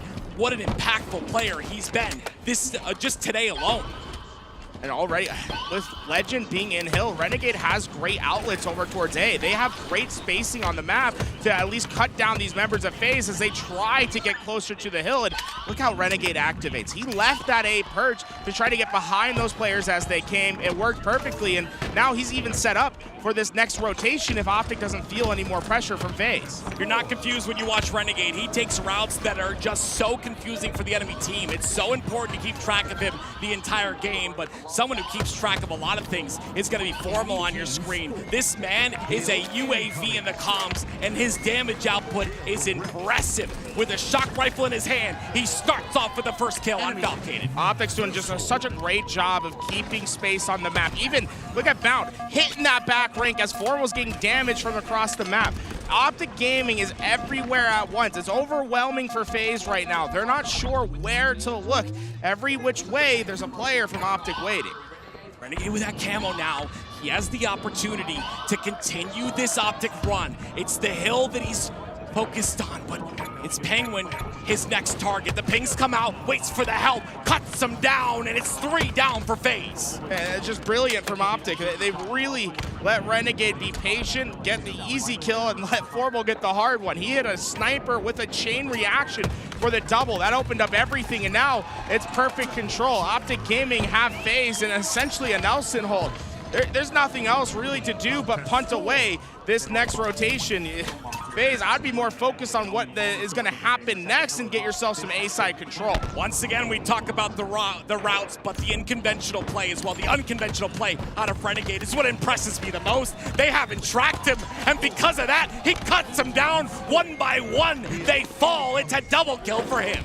A great job by Renegade to take off angles. Right now, he is in the most surprising possible spot, and he's anticipating an aggressive phase so far. He's been catching players, not checking right and left, not looking across their corners, taking these risky routes, and Renegade is consistently being there to punish.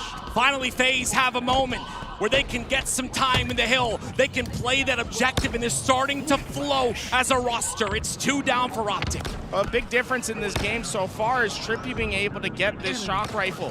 FaZe have not had any of that power weapon control. Formal was devastating them when he had it in his hands. Power weapon changes, suddenly FaZe, a little bit momentum on their side, and that's a clean down. 3 going down for Optic Gaming. Bound will have to wait. All 3 down for Optic, like you said, and now it's Trippy taking that glass side position as well. C spawns for Optic Gaming. They're very much corralled, and they're okay with C as that's the next rotation. Will favor it, but you got to be aware of the entry. Trippy looking for that shot with a shock rifle. No more ammo to utilize here, so instead picks up that battle rifle. 3 down for his team. He's the last one alive. The camo's still down on that ground. Formal going to be able to grab it, and what's more important is him being able to stay alive. Those players of FaZe, a little bit shell-shocked on trying to chase anything at the moment. They let Formal just get away. Impressed by FaZe to not break here, though. With that first cap in the game, a little bit of belief is set in, but it's Formal once again, standing strong, his feet planted on the C-plat, and he stays alive as well. But Formal doesn't really want to stay at C-plat. He wants to be aggressive and get up into the face of FaZe. Unfortunately, the map just not reading that way for him. Has to be very passive with this camo, but it's all working out, especially when you're hitting shots like this. Trippy has no choice but to back up and wait for help. He puts his toes in. Now he comes back out when he gets his shields, cleans up the kills. 2 down. Go FaZe Clan. It's just clean. Optic Gaming aren't giving away anything for free. FaZe has to earn every single kill on the map, and we're talking about legendary players for Optic. They're not going to give anything up. Trippy has to stay alive here. Down to no shields as the rest of the spawners happen on the pipe side, but there's the first kill that they need. It gets traded. That's a big kill for FaZe. Even if they don't get this hill, that's going to buy them time to at least work on a spawn flip. They want to get over towards C as hill rotates into bottom mid. They now have a better chance at least fighting for this next hill, but Slays need to start going in their favor. They're simply getting pived. Formal at 11 and 7. Renegade hit 14 already. The presence has been too much. The pivs are happening. The space being taken on the map from the Optic is destroying FaZe. They have nowhere to go. And Bound looking to weave his way into a fight, but Trippy takes him out as the last player. And now this spawn could be important. Let's see where these FaZe players come and how fast they can get to his help. Here it is. The cavalry has arrived. Trippy just able to stay alive. Milliseconds being the difference between Control and Optic Gaming sweeping in for camo. Big game Trip, just talk about the stats. Big game Trip means big game plays, and Trippy now collecting the camo. Trippy needs to get out of that hill. It's so easy to spot camo, and it's inside the hill. Open space is where this camo wants to be, but with players going down, Trippy's camo just starts to trickle away, and you have to feel that he's not going to get too much value from it. Yeah, just a little bit of damage, but he's spotted out immediately. And look at Legend taking the route behind as well. Trippy's camo is about to run out. 2 seconds and it'll be gone, and there's not a lot of value out of it. Optic's sticking to the perimeter so far. They're not being too aggressive on the middle routes, and because of it, FaZe hasn't really had to worry about stepping inside that hill yet. Optic Gaming not putting on that pressure. FaZe trying to get their feet behind them, but below them, it's just not happening. Optic, they keep winning important gunfights. That important gunfight you just talked about happened on the back of Hydro. Penguin was a very important player. He goes down, and because of that, Formal ends up with a shock rifle in his hands. The weapon, the tool to close this game out for Optic Gaming. 31 kills between Renegade and Formal right now. Power weapon's been a big part for Formal in that equation, but look at there, no urgency from Optic Gaming to necessarily step inside this hill. Very much focused on playing outside first. Get perimeters established, then look inside the hill, and it earns an easy one for Formal, and the more time that FaZe out that hill, the easier the win condition is for Optic. Great target acquisition by Formal, making sure to get that player out of the hill first and then gets damage on another as well. And now Renegade looking for a way into Seaside, right? You said that's the place to control. Look at 2 players from FaZe. They are expecting him to be all the way deep, right? Why? Who would stay at White Tower? And instead, Renegade completely catches them off guard. The help comes in, and Renegade now able to re-challenge with help.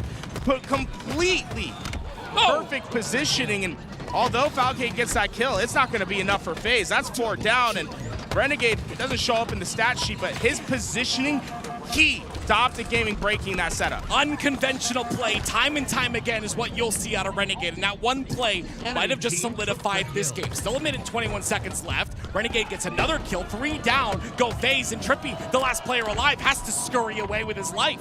And Trippy knows there's not much for him to do over at Needles. He'll try to get around to at least to a perimeter until his teammates can come in to help. It's likely that FaZe can still get this hill, but neutral time's becoming a factor. You see they're not prioritizing C-Plat, and Renegade reads that. Because of it, he's able to get those kills, but Optic Gaming inside the hill, they need one more tick, and they get it. The first score goes to Optic. Optic Gaming with the first win in the series and the start of what could be a grand finals reset. FaZe unable to gain control of the map throughout the game, keeping those players on the respawn screen. I don't think I saw ones where FaZe had all 4 of them alive and able to make a move. Why do you think that could be? FaZe just were struggling on taking down the off-angle player. Renegade was really effective at hiding in small corners and being in unexpected spots. 2 that come to mind in particular. Remember on that hill rotation when he's standing over at back grapple. Those players from FaZe have a decision whether they're going to stay and rotate for Needles or if they're going to push through into C. They decide to push 1 player into White Tower, and Renegade's able to catch 2 players on a very cheeky angle. The next one, when they're on that final hill, instead of going all the way to the back of C, he sits at bottom White Tower box. What that does is it's just a spot no one would ever expect anyone to hide. It's so exposed to all the routes, but they never looked. And because they never looked, the help comes in, and they're able to eventually get their break. And FaZe kept going first down because of these off angles. It happened time and time again, and this is one of the things that, a lot of people look at Halo, maybe they're new to the game, and they see Renegade's like, oh, he's got a lot of kills, he gets a lot of snipe. No, like, the other stuff that he doesn't show up on the stat sheet, like you said, tools. His positioning, blocking certain spawns, preparing for a bait and switch here on the tower side. He did that because he had help on that side, and look how he's able to delete everybody. 3 down because of that one play, and it happened multiple times. It was a constant state of just being 3, 4 down, like you guys were saying. Obviously, Renegade making the plays outside the stat sheet, but I was looking at the stats as well. Formal, max kills. Legend, most assists in the lobby. He was putting down damage as well. Really was a full team effort, and that was just game number 1. You were all saying that Optic kept winning the important gunfights throughout the entire series. You could think of some that come to mind. Which ones were the ones that kept that control for them? And not all gunfights are created equal, right? It's like when we look at slays, not every slay is worth 1. Some are worth 3, 4, sometimes even 5. You can see 1 kill translate into multiple rotations going in one direction. Early on in the game, FaZe got control. And then we saw Legend and Renegade team up together to do something special on the map. 2 players alive, having to deal with a push. Legend was the distraction hill. Renegade worked on a quick flank, got a massive kill, and basically broke FaZe's control early. Well, now we're going into Slayer Solitude. We know FaZe Clan as one of the best lane teams here this year. Can they show up here against Optic Gaming and tie the series, or will the dominance from Optic continue on? Now you talk about high KDs and you look at this FaZe roster. It's Falcated that's #1 on the list, and he has been all weekend long. It's going to take a lot more, though, to get through the monster of FaZe, to get through this very thick wall that Optic have built. Optic are the green wall for a reason. Now you gotta break it. Look, Renegade's doing Renegade things early on. Look how separated he was from everyone. They're trying to say, hey, we're going towards Sniper by keeping that loop side control. Renegade broke through that right flank, got 2 easy kills. That earns formal camo, and hopefully eventually the Sniper in his mind. But oh, wow. Completely spotted. He's still got the trade. The trade is insane because that was a perfect play, right? They lift on him, they capitalize on the kill. Still, though, FaZe keeping it pretty close here. 4-5, that'll be another victory. Suppressed is starting to pop off. That's what we like to see out of Donnie. Oh, Donnie. Hey, so a lot of people like to call Bound 1 of 1. If there's someone to maybe take him on for his title, it's Suppressed. Frontliner, loves to be aggressive and will win the pivotal fight. Think of him as a prototype like Shotzi for back in the day. Well, Falcated, again, #1 KD this weekend, starts off with 4 assists on the board already, and he's able to provide a bit of an impact. So far, though, with this control, Renegade has the real option to decide where and how Optic are going to push. He's hidden, but that nade, I don't necessarily agree with it. It should have given him away, but Falcated did not look at main stage, grand finals. The audio cues are not there. Sometimes you're gonna miss audio cues. Yeah, those audio cues are loud, but not when you're hearing the Optic green wall chanting in your ear. It's formal, by the way, with the double kill, but Suppressed once again answering back. It's still only a 1-kill game, Optic leading. Steady shots, but Optic Gaming are just winning on the perimeters. It's tough when you lose your left or right side player to continue holding your angle. My goodness, that was a star in the feed, and not only that, it guarantees the camo potentially. That first kill, Renegade's gonna be down for a while here. They gotta take care of Legend, and they do just that. Legend knew he had a shock rifle too. That's all the confidence in the world. Oh, don't jump up, don't reach out, Renegade. Falcated feeling confident, but not much else he can do. That nade comes through, and this camo becoming much more complicated than FaZe had anticipated. Someone scoops up from Optic and takes it. It's gonna be Legend. This sneaky snake gets in there, and because of that, he's gonna cause some more havoc. That's already 2 camos in a row here for Optic Gaming, and once again, the storyline continues. 3 down for FaZe Clan. Legend did a great job of routing himself towards a pillar, gave himself cover and open space to work with, making that camo hard to see and maximizing his ability with it. Now, for him, it's just finding a surprise angle, finding players off guard. Yeah, off guard they are. They're at the bottom of snipe lift. He's gonna look for them here. He has an opportunity to jump in, isolates one. The nade is good, but the repulse not good enough. The bait and switch is clean out of FaZe. Tried to give that nade a little extra juice. He understood he didn't throw it hard enough, said, hey, maybe this repulse will do it. Fortunately, could not make up the difference. 3-kill differential now, as Bound is just living at a hotel. And multiple times now we've seen FaZe players just getting shot in the back, not having a chance to fight back. Catching them off guard is Optic Gaming often. It's 3 down, though, for them at this moment. It's Formal, the last player alive, and he gets a kill. You can't let that happen if you're FaZe. You've got to kill this man. Look how much damage he's been able to do. That's where the value of Optic so often comes. So when they're 3 down, the last player often will take one either with them or establish the first kill. Renegade, the player that I don't think has been very loud this weekend, right? And when I say loud, I mean exceptional. He's playing like Renegade does. He's causing a huge impact, but we haven't seen him like be really loud. And he hasn't had to be, right? 8-5 is good enough. This roster looks really solid here in Optic Gaming. They haven't dropped a beat all day long. Camo about to pop. Only one player alive for FaZe. Trippy about to do his best to slow them down. That kill on Legend, he might have just slowed them down enough. Shock rifles move to their favor. Bound's gonna try to pick up the pieces left behind. It's a tough position and just too much for him to handle. Camo should be won by FaZe in this position now. Legend finds himself behind 2, though, and again, Falcon is going to get the perfect onto him, and Suppress is there to help. So he didn't even need to help. It was a perfect in the feed. Suppress just made a miss. He just had jumped up. Falcon came in, his savior, in that position, and FaZe have taken this lead. This is a very important game for FaZe right here. It gives you the confidence going into the rest of the series that you can close it out in 1. So many people, I'm sure, are saying the reset's going to happen. So many people believe that, but it's time to quiet them down. You gotta quiet down Renegade first. He's the one that's causing havoc here, 11-8 to start. You're seeing why FaZe was one of the best Slayer teams in the HCS. They had one of the better records throughout their scrim schedule, throughout tournament play. These guys ice up. They're so frustrating to take down without numbers going in their directions.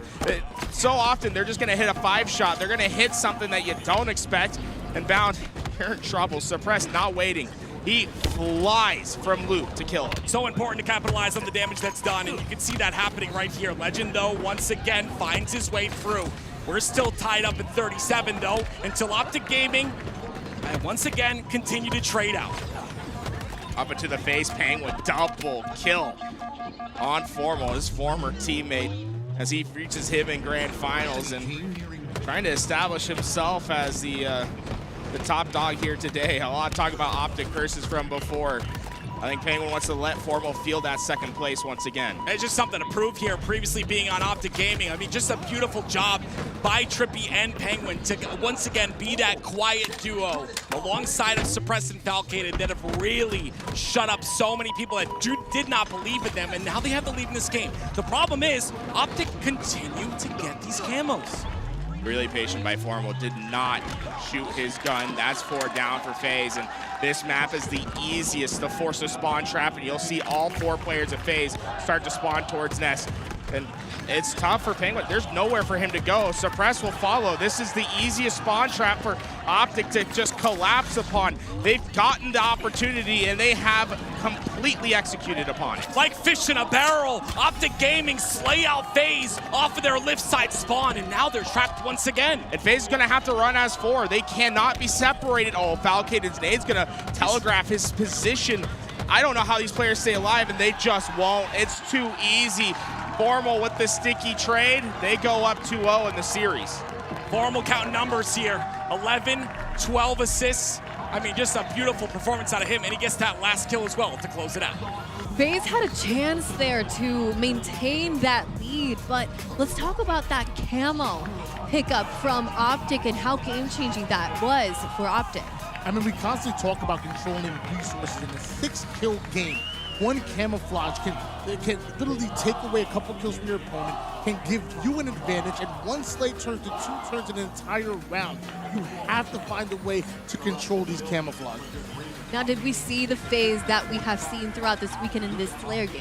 I think they're there, right? It's just situations where they get a little bit too aggressive, or they find a player that died that wasn't supposed to. I don't necessarily think they're playing bad at the moment. In fact, I think when you look at the stats, what really jumps out to me is their damage taken.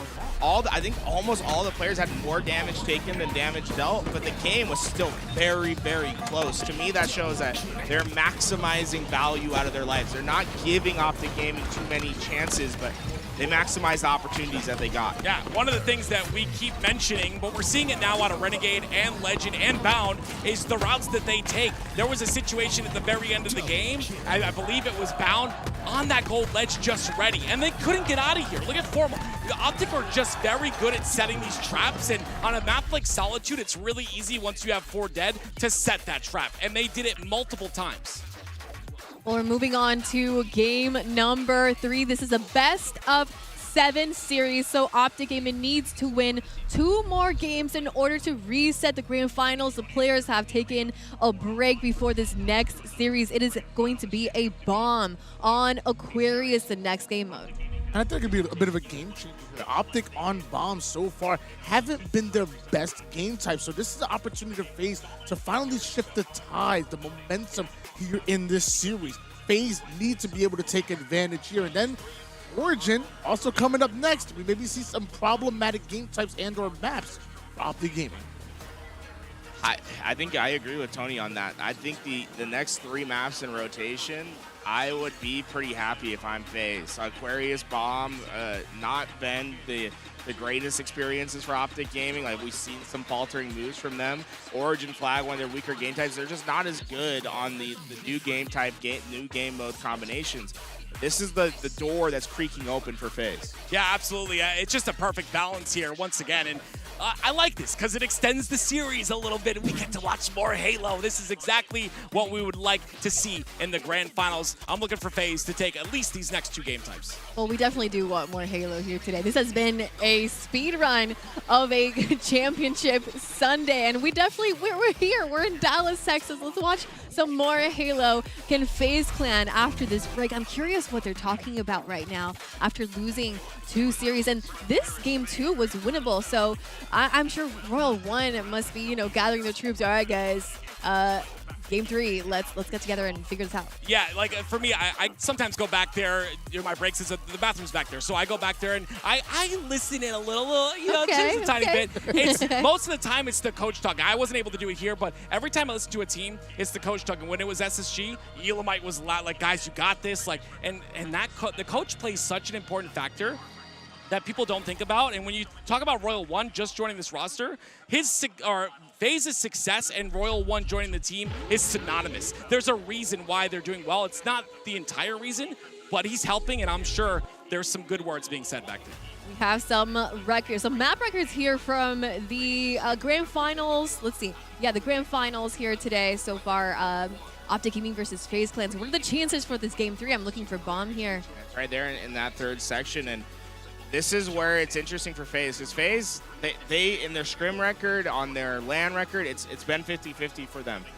Optic Gaming, they've been playing really well on LAN, but when it comes to their scrim record, this is where they've had a lot of the struggles. But obviously, scrims are there for a reason. It's to get better at these game types for when they come to LAN, and maybe they've found something that's made them just that little bit better. I think it's a factor of it's a scrim, and I think these guys just like they live for this moment up here. Like you look at that, look at Pal, like he looks like an evil villain. He's ready to take everyone's money. Like they live for this moment, and that's why when you talk about Optic, yes, they had closed series the rest of the weekend, but when you talk about them on Sunday, you have to understand it is a different team. I will say the discipline to be able to identify a weaker game type, go into scrims, go into practice, and immediately turn it to one of your strengths. Like, how many times have we talked about us on here, them on the desk, the cash, everybody talked about Bomb being problematic for Optic Gaming. 4-1, that's a darn good record, and it shows the improvement that Optic continue to make even after winning a tournament. That's what they've been looking for. Game number 3, Aquarius Bomb. Can it be FaZe? Can it be Optic? Let's talk about the way Optic have been playing and the players within it. Renegade has had 2 incredible games on his end, game 1 and both game number 2. Not just being a great disruptive player, but he's kind of just doing everything. Yeah, I think Renegade obviously had his impact in the first tournament. He's going to have his impact in the second. But I think Renegade's been playing in a way that really facilitates the next steps for Optic Gaming. What we've noticed is him being able to get in, find some sort of entry kill, and then for that to spring into something more. And usually that's been camo control for Optic Gaming. It's something where they've been really dominant. I want to say, too, I agree with you 100%, Tools, that what we've seen out of Renegade is different, right? I feel like one of the things that he had on previous phase with Snakebite, Frosty Roll 2, is that he would just kind of carelessly hold forward a lot of the times. You're seeing him sit in a spot where he knows he'll get help or he knows he'll disrupt, like on the grapple, like on Tower 1. We're seeing that in this event. How do you get better as the best player in the world? Well, Renegade found a way, somehow.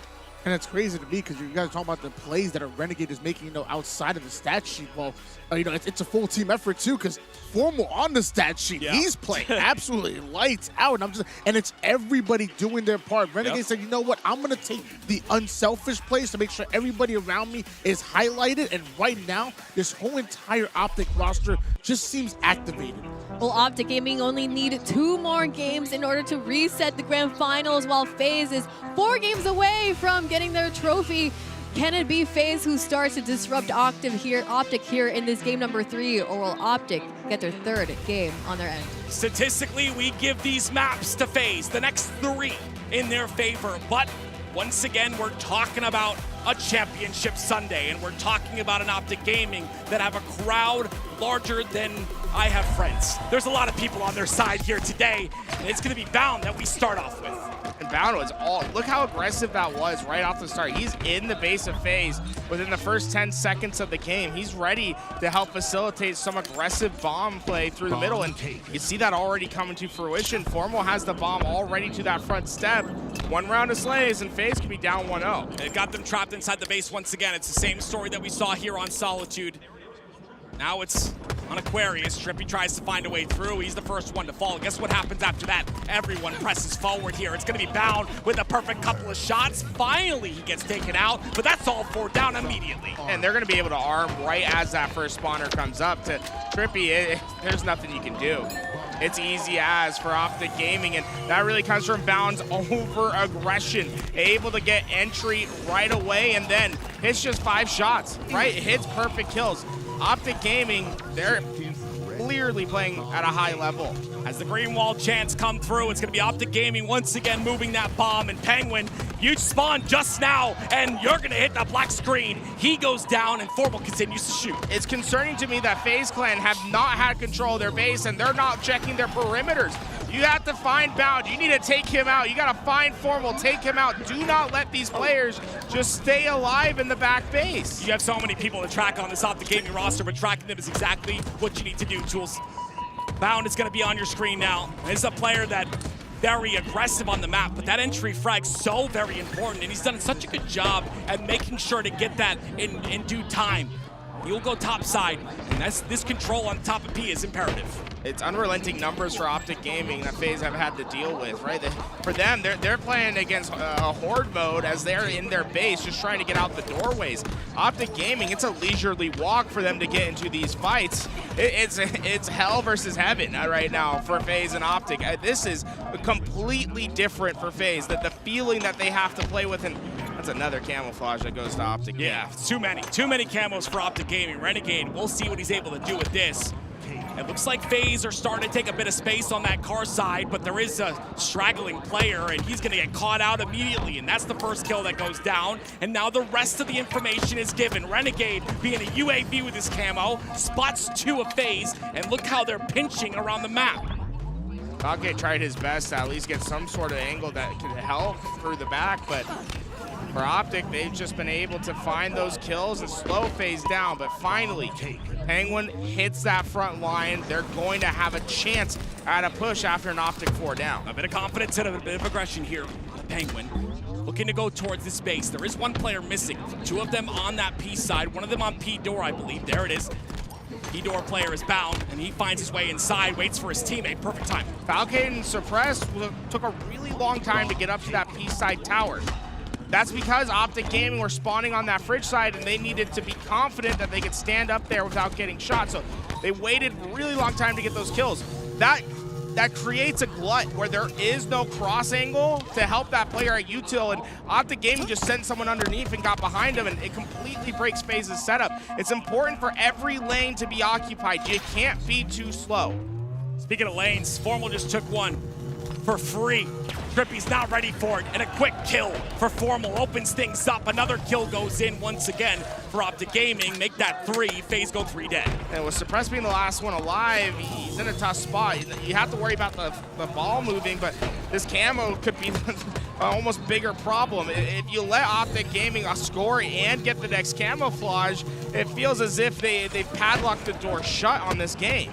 They are looking to do so. It's just unrelenting pressure here. Suppress tries to find an opening. He goes down immediately. And Renegade's there as well with 3 down for FaZe. What can they do here? They just cannot defend their base. Penguin hit a perfect route to get there up in time and to find that kill. That's going to at least clear the bomb for now, but Optic Gaming was playing very, very much for the extra in that situation. They could have tried to force that bomb down and get an arm, but they wanted the arm and camouflage. They wanted everything. And FaZe, they denied at least 1. Now can they find some sort of chance, some way to move this bomb forward? Well, the good thing is the slays are starting to move towards FaZe's favor, but taking a look at the slay chart up at the top right of your screen, it's 2 players with 12 already. It's Formal and Renegade. It's been the same story that we saw in the last game as well in this entire series, but we'll see if Suppressed and the rest of FaZe can step it up here. It's a trade in the kill feed, 2 down for FaZe right now. Suppressed takes top. And as FaZe was getting some great kills on that right lane, the bomb resets, so Optic Gaming will reset with it. They're able just to start working on all lanes of the map. They're going to try to keep control of car and P side. As long as they have players on those perimeters, they're going to feel confident.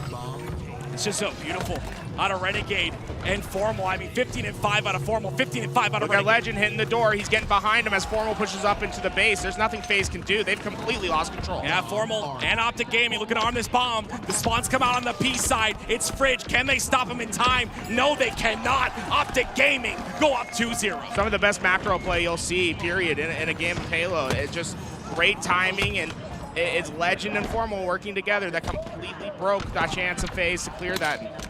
As bomb heads up, as Camo's up for grabs, FaZe Clan go 3 down. A familiar story throughout this series. Camo control has just been non-existent for FaZe. Look at the slay difference. I mean, it's just insane. And Formal and Renegade and now Legend sharing that double-digit mark as well. It's just they can't get off a spawn. They can't find a way through. They've got to pick up these slays somehow, some way. They have so much control of the map that they didn't even bother trying to grab the camouflage for the first, I think, 30 seconds that it was up.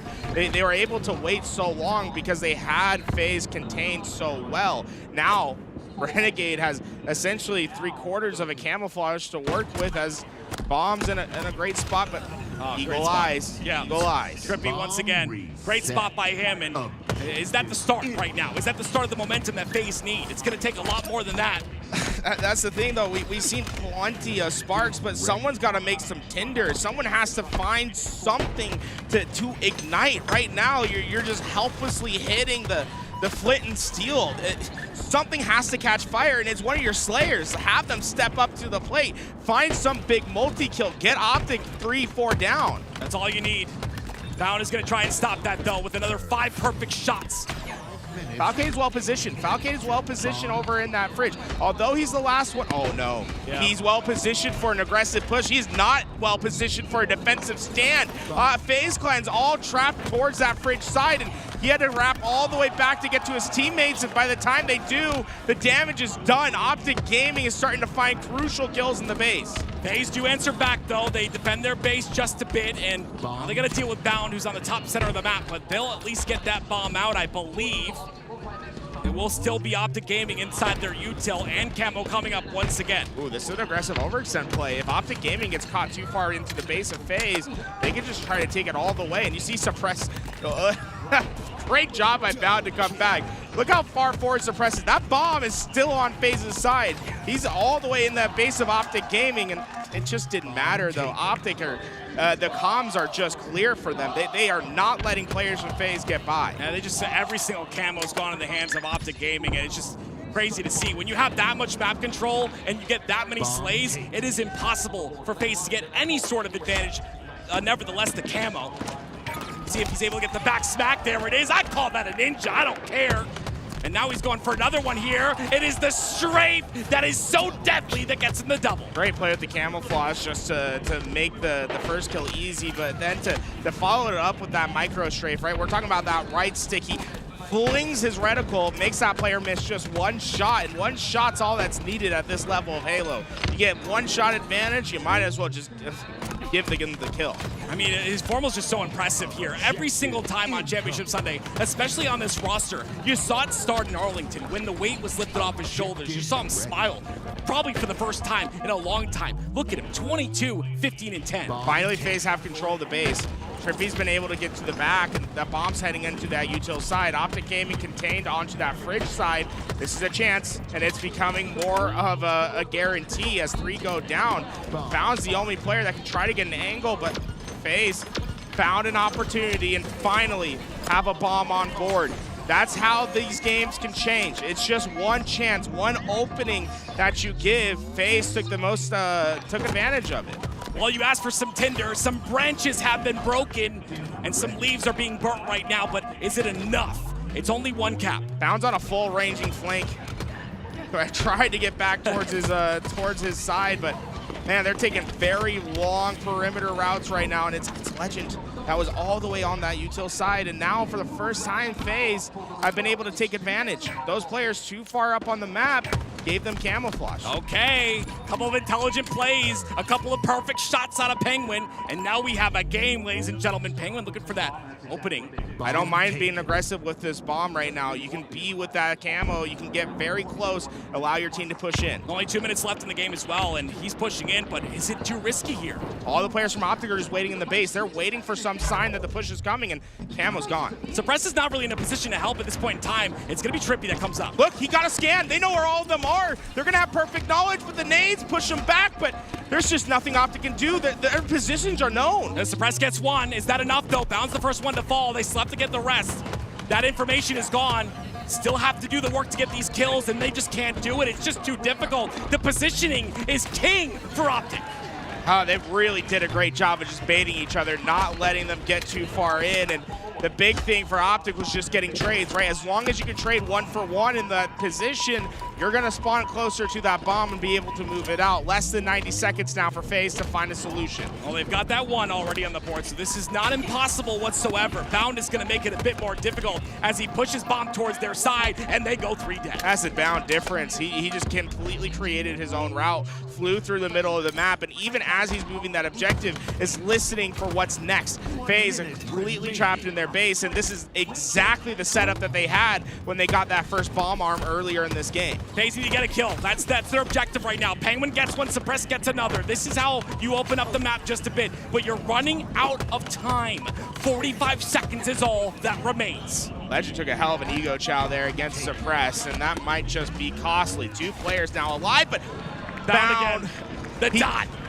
He knew where because he's juggling that ball, he knew where he would be. Did the map, nade landed perfectly. Well, nade landed on Bound as well, and it was Renegade, so maybe a bit of a chance here. Remember, they have to be in the bomb arm zone with the bomb in hand. 15 seconds to do it. Suppress got the camo as well, so this is very important here. FaZe have a chance, but where is Suppressed?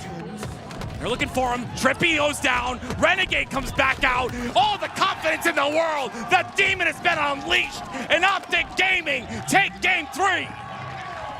Optic Gaming just 1 game away from resetting the grand finals.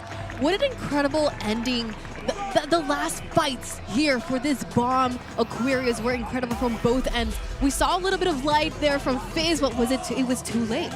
I mean, what did you say? The demon has been unleashed. Well, the demons, Formal and Renegade, talked about him before this match. I'm going to talk about him again because, oh my gosh, have they been so valuable for Optic here. I've just been so impressed with their performance. Looking at the stats right now, Formal with 28 kills, 20 assists, a 17.7 KDA is crazy, but Renegade's also putting up NBA 2K type numbers as well with his 15.3 KDA.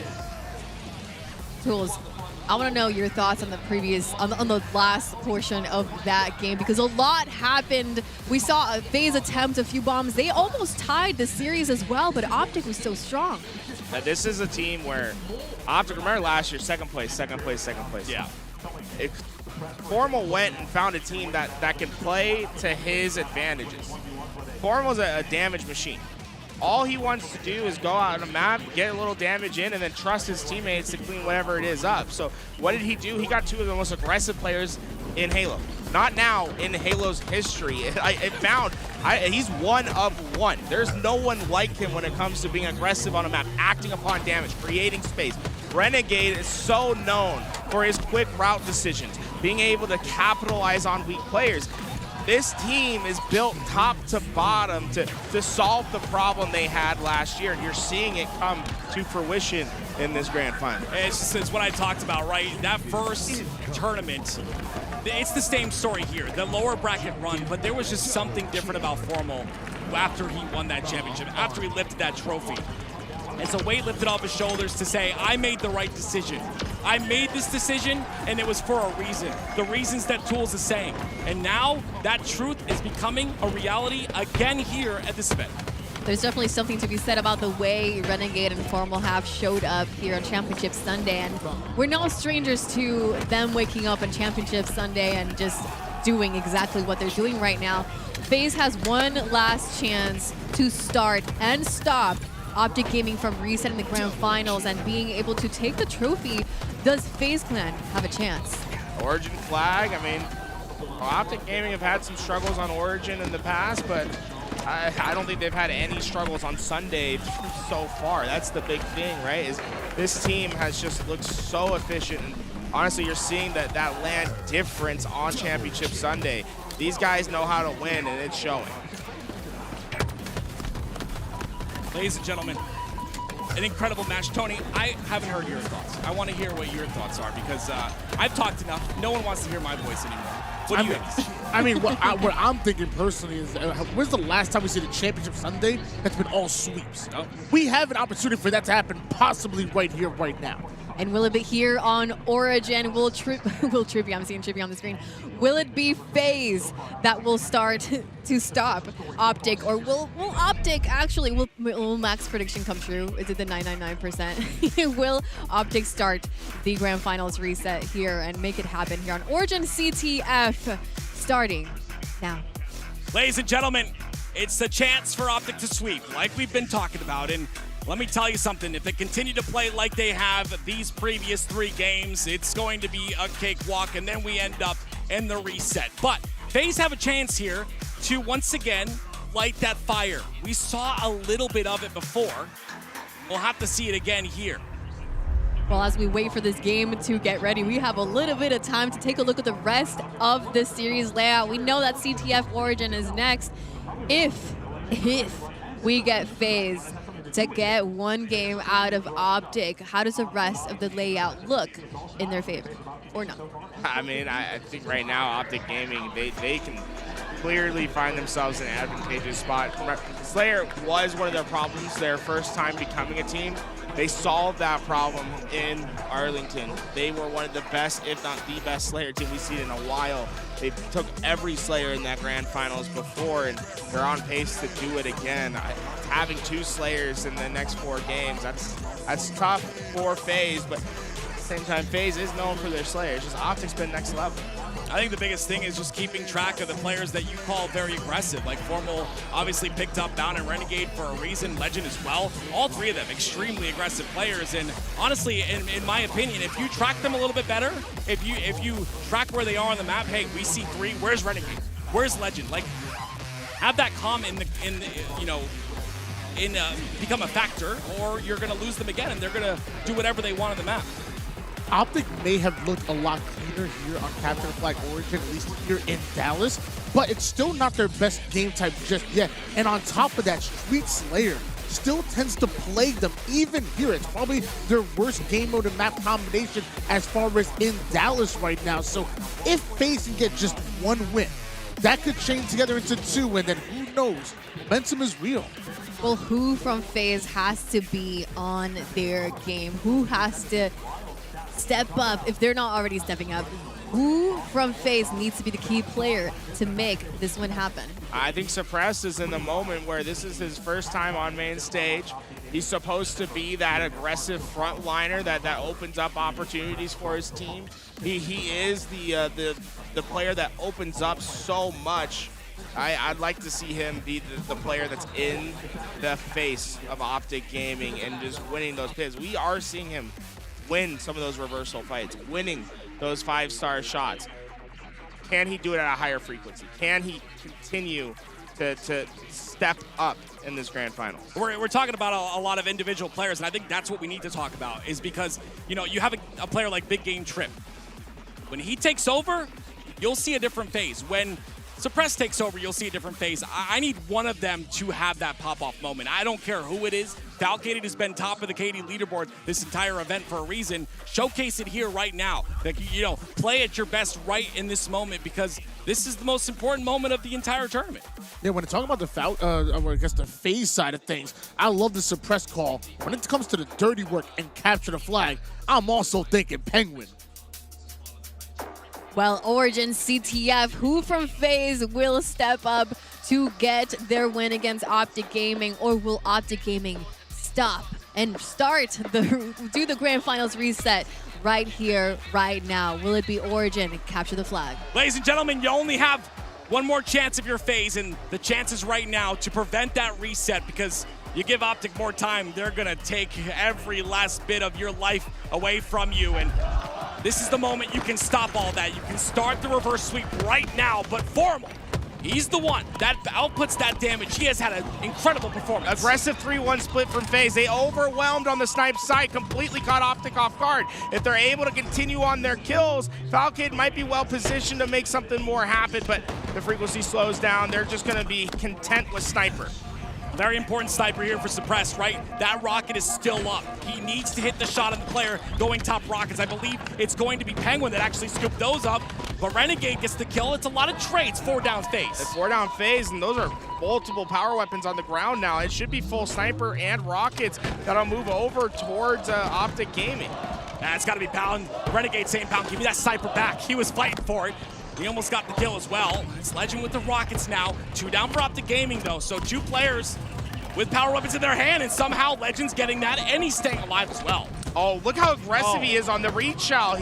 Falcade had no idea that he was going to play that way, and even though Legend's been one shot trapped behind enemy lines, they have had no way to take care of him. This is just the influence he has. Stays alive even longer. Someone needs to take care of him. They finally kill him. You gotta do that quicker. That's the biggest problem. We talked about it with Renegade, talking about it with Legend. And even then, now Optic Gaming are able to keep filling in his position. They still have control of FaZe's base. No one in the cave though, so it's okay just for now, but still, they're fighting out of their base, and they're fighting hard. Formal has a big moment there. He wins his fight over on the elbow. That's gonna force FaZe to shade over to try to help him. They're gonna go down, and now they're trapped at back base. Yeah. And this is the opening Optic's waiting for. Not good. Legend's gonna get up. He's gotta get up a little bit quicker. Misses a couple of timings here, and that goes to bite him because he doesn't get the kill. Rare miss, rare miss. Usually you see Legend hit a shot like that. Instead, he'll go down, and FaZe finally have been thrown a lifesaver, something to float upon. Yeah, that timing is everything, and you saw it really bite Legend there in that moment, but now Suppress, because of that, has taken space on the map. Bound's there ready, though. Bound in a nerdy spot, able to jump up, got enough height to basically get the kill. That's almost made it look like he was spring jumping from back in the day. Once again, FaZe find themselves 3 down. It's time and time again that Optic Gaming are outslaying them. Right now, you look at the stats, it's not really that much. It's only 1 slay, but still, they're pressuring, and FaZe have to play defense.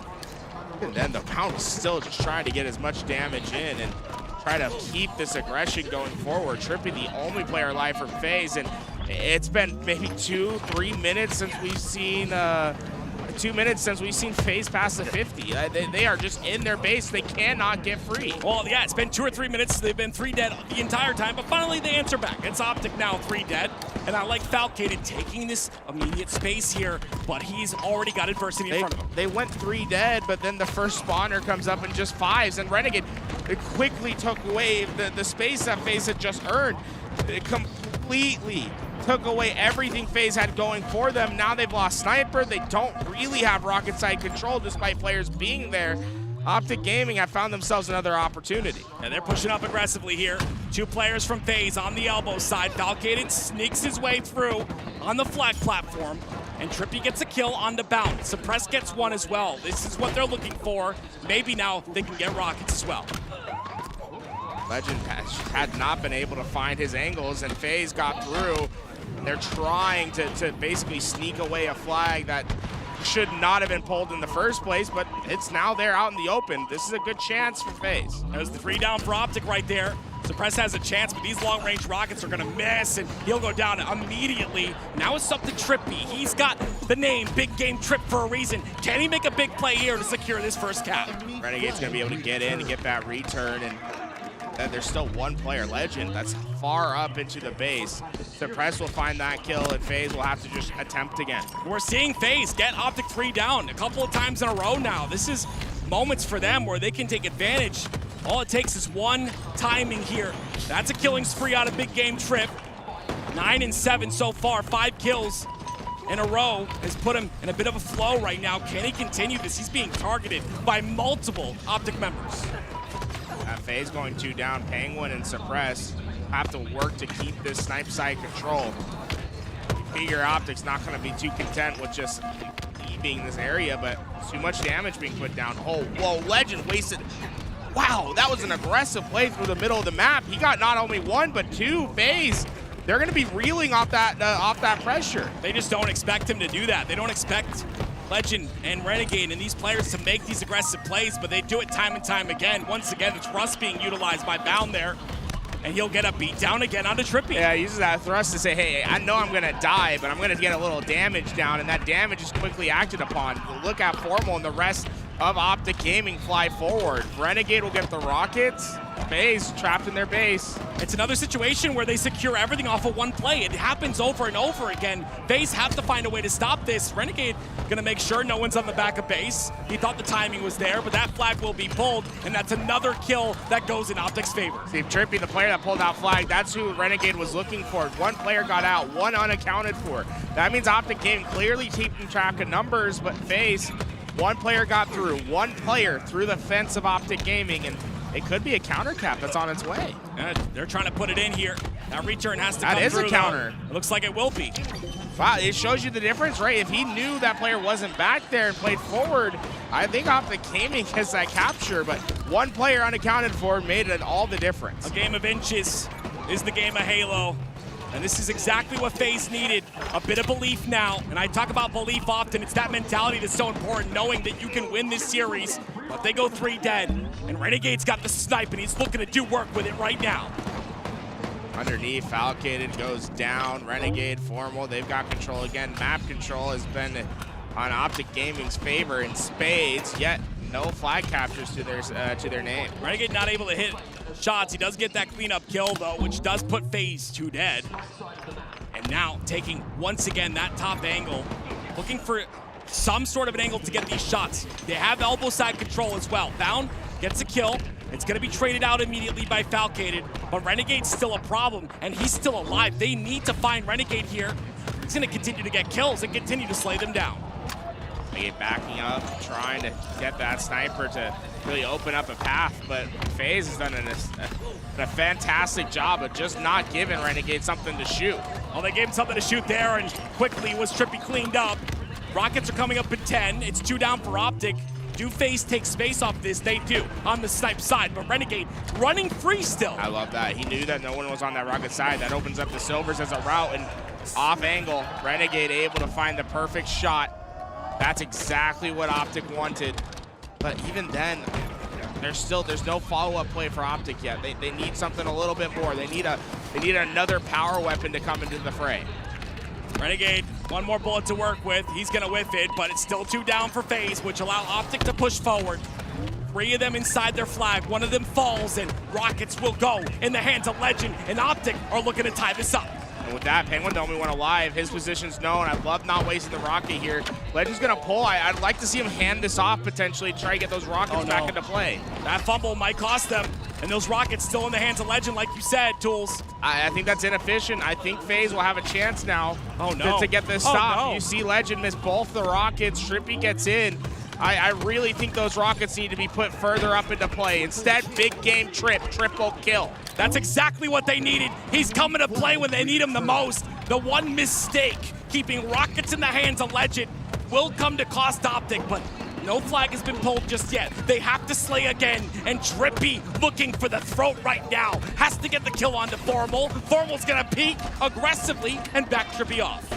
This is a nice silver to silver run right now. FaZe had rock side control. That allows them to go right through the middle of the map. It's all to their side, and Trippy not able to get that one, but was it close? That flag is still very, very much inside FaZe's base. They are so close to their final, to the capture that would put them up 2-0. They can't get the slays though. Suppress the last player alive on the cave side. They do get spawns on elbow, but that flag is halfway from being returned, and you know Renegade is gonna dip his toes in. He'll get some damage in as well. Look at the aggression, the cleanups, the triple kill. 3 down for FaZe. Great target priority, just kept sweeping his reticle, knew there were so many one-shots around, and now there's nothing that FaZe can do. Man. Perfect routing. Oh, no. It's devastating, but Trippy makes a big play once again. What a surprise. Gets that flag. A quarter left to return it, but it's all of Optic in their base once again. Just shocking that that just happened. The timing window was not as big as Formal thought. Renegade, Penguin kills him, ends up going down. Trippy gets a kill as well. Suppress should clean that one up. It's 3 down. The spawn's happening on the elbow side. Renegade's the first to spawn. They've got to get this flag out. Renegade has the timing, but he gets sniped by Suppress. Suppress is hitting shots. Tried and true, right through underneath the rocket lane. This is exactly how flags got captured back in the day. This is a big challenge, though. I don't like that out of Suppress. He came back. The confidence is clean. That flag is continuing to go. Rockets are up as well. Now time's gonna play a factor. This flag will be put in. Wow. 2-0, go up FaZe. Optic Gaming, you have 90 seconds to find back-to-back answers. And on the side of FaZe, so many players in that 20-plus kill mark, and Suppress continues to fire down. You talked about him previous to this match. He is really stepping up in a big way. Hit the big snipe shots, and remember, he's playing on the isolated angle over on the snipe side, which did a fantastic job of being aggressive, but not being able to be a free kill. Look how much damage he's doing, and he gets the kill. 4 dead for Optic once again. They're gonna spawn in the back of base. And he has such great timing on his peeking, right? He jumps up to jump peek that shot, gets the kill, and he'll stay alive. Suppress is completely taken over this game. A swing and a miss for both players, but Suppress is the one to come out on top. That's a killing frenzy versus the #1 team in the league. The lights aren't too bright. The young Dawn, 10 kills in a row. Suppress making his impact known in his first Grand Finals appearance. No stranger to the main stage, but he has grown as a player. It is FaZe who finally score in this series. We're down 3-1. Grand Finals reset? Not yet. Not yet, said FaZe. What an incredible game there from FaZe. We need to talk about, well, everything. There were 3 caps on their end. They did not let Optic cap a single one. Yeah, it was beautifully played, man. We kept talking about it before the series. It just takes one game. And sometimes just one kill, one play to turn one flag cap into 3. And now we go into that next matchup. Sweet Slayer. Again, still a weakness here for Optic. This is where FaZe have opportunity to turn it around and pull off a reverse sweep. We had questions about FaZe and what they could do in this CTF origin. Tools, do you feel like what you expected and needed from FaZe, did it happen? Yeah, Suppress stepped up in the biggest possible way. I mean, this life, right? When he gets that sniper rifle, plays the isolated lane, sweeps back over to the elbow, it accounts for 2 flag captures for FaZe Clan. Just perfect positioning, perfect timing, and really great job at being aggressive and finishing his kills. I'm so impressed by Donnie. I think he's been very underrated for a long time, and it's because, you know, he doesn't always put up those big stats, but that's not what it's about. The things that he does for his team, just the last play, putting 3 shots into 2 different players on the elbow to secure that last cap.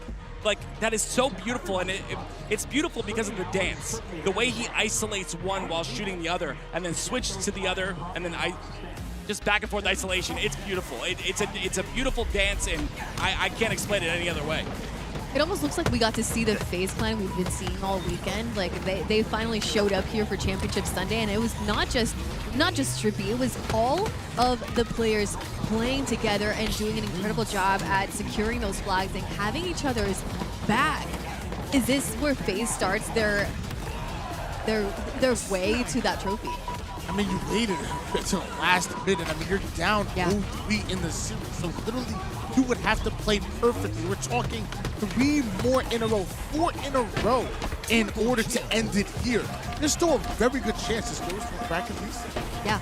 Well, the next game up is Street Slayer, which is, I believe from the stats we saw, one of FaZe's best game modes and maps in terms of stats. So this is very, very good for FaZe to be able to gain another map on Optic. What do they have to do to secure it? Or maybe we should shift the conversation from FaZe. Let's talk about Optic and what they can do to stop FaZe, because if FaZe is good at Street Slayer, then what does Optic have to do to make sure they can get that reset? I think it's really going to come down to a battle between the frontliners, Bound versus Suppress. That's who I think Optic Gaming is going to depend a lot on in these moments. Whenever Bound plays well, Optic Gaming is unbeatable. It's just reality. If Bound's able to to get his slaves, become a top slayer, that means everything's working for Optic Gaming because he's the one that basically opens the doors. But if he can start opening the door, then bust through it, then they're already stealing as they're able to enter. It's the next level, the next iteration of Optic when he plays. Yeah, 100%. It's just, again, about tracking those players and shutting them down. And they did so in the latter half of that game. They need to continue to do the same if they want success here. But again, for me at least, one game, I'm starting to believe. And that momentum is starting to build. Well, game number 5 is ready to begin. Street Slayer. Here we go.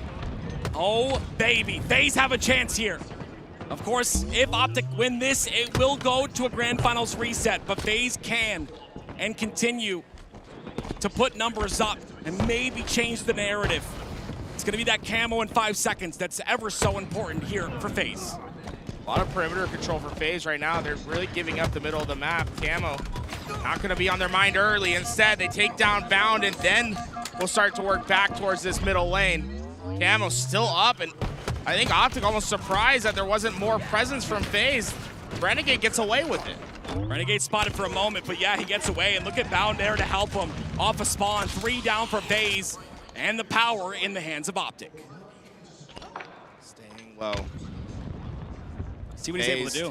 FaZe just doesn't want to give him anything.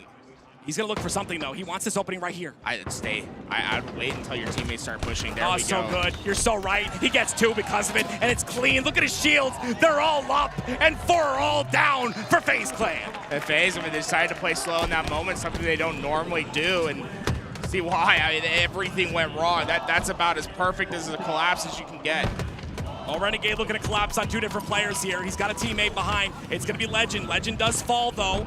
So a couple of members for each team are going to fall, but Bound on a killing spree. A different story than we saw in the last game. He's just completely winning his fights right now, and he's getting great timings. And this is what happens when a team starts to slow down against Bound. He is so good at taking advantage of slow players. Double the lead already for Optic Gaming, and this is where stats go out the window. This Optic Gaming wants this win. They want to reset the bracket as fast as possible and stop FaZe in their tracks. Bound able to find his trade, but you felt like there could have been something more. FaZe Valgated got the trade, and now with Camo coming up, FaZe is starting to win their slays, taking down the player that was causing them so much headache. Yeah, Penguin being targeted by multiple, but it is FaZe that pick up the camo. We saw what happened last time as well. He's the last player alive, and he somehow scoops it up, and he'll go down pretty quickly, but that's a camo not in the hands of Optic. Formo just appeared in the worst possible spot for Falcade, and he had to be asking himself, how in the world is he there? He had no idea, and Optic Gaming, that spread presence for them to just completely stop FaZe from getting any value.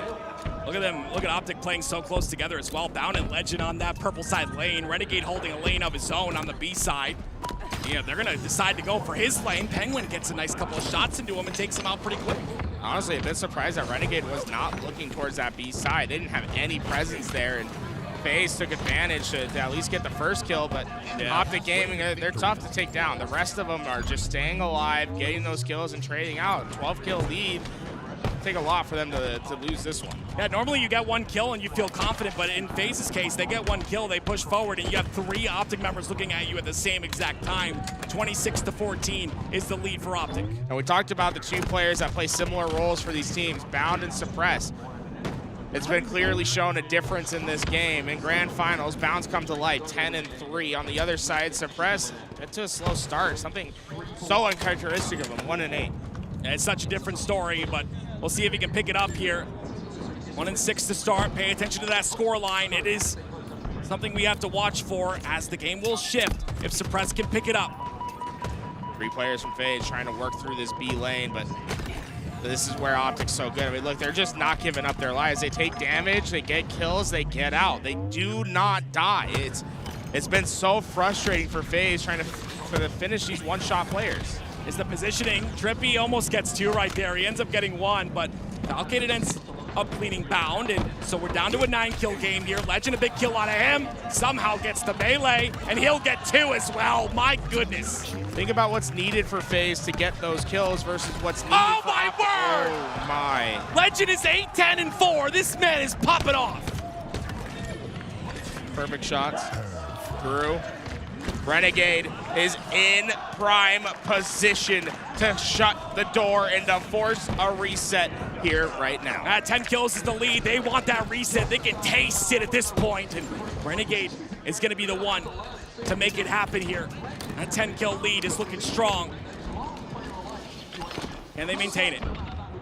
It feels like they keep finding one-off kills, but it just doesn't translate to more. Optic Gaming continue to find their slays. Yeah, the trades keep coming out, and those are good trades. Honestly, that's exactly what you're looking for, but not right now. It's a little bit too late in the game to want those trades. Still an 8-kill lead. It's not over yet. It's not over yet. All the players from FaZe still cramped. They're very much running together, all four of them occupying the opposite lane. Foremost just waiting for someone that's never going to come. I love their specs. FaZe is just going to work together. They're looking for some team shot. They're looking for someone to be too aggressive. Renegade is very aggressive off of one shot of damage. He stays alive somehow. He found Penguin. Penguin, the only isolated player, got completely caught off guard by Renegade's aggressive play. And 3 go down for FaZe after that. Renegade, being in such an aggressive spot, just completely caught FaZe off guard. That's the difference, right? It's what each team does off of one kill. Optic Gaming do a great job after one kill to collapse and get perfect angles in order to allow themselves to wipe FaZe. FaZe get one kill, and it just seems staggered and confused. It's not the same whatsoever. A 12-kill lead now. Right, it was just 8 just a while ago.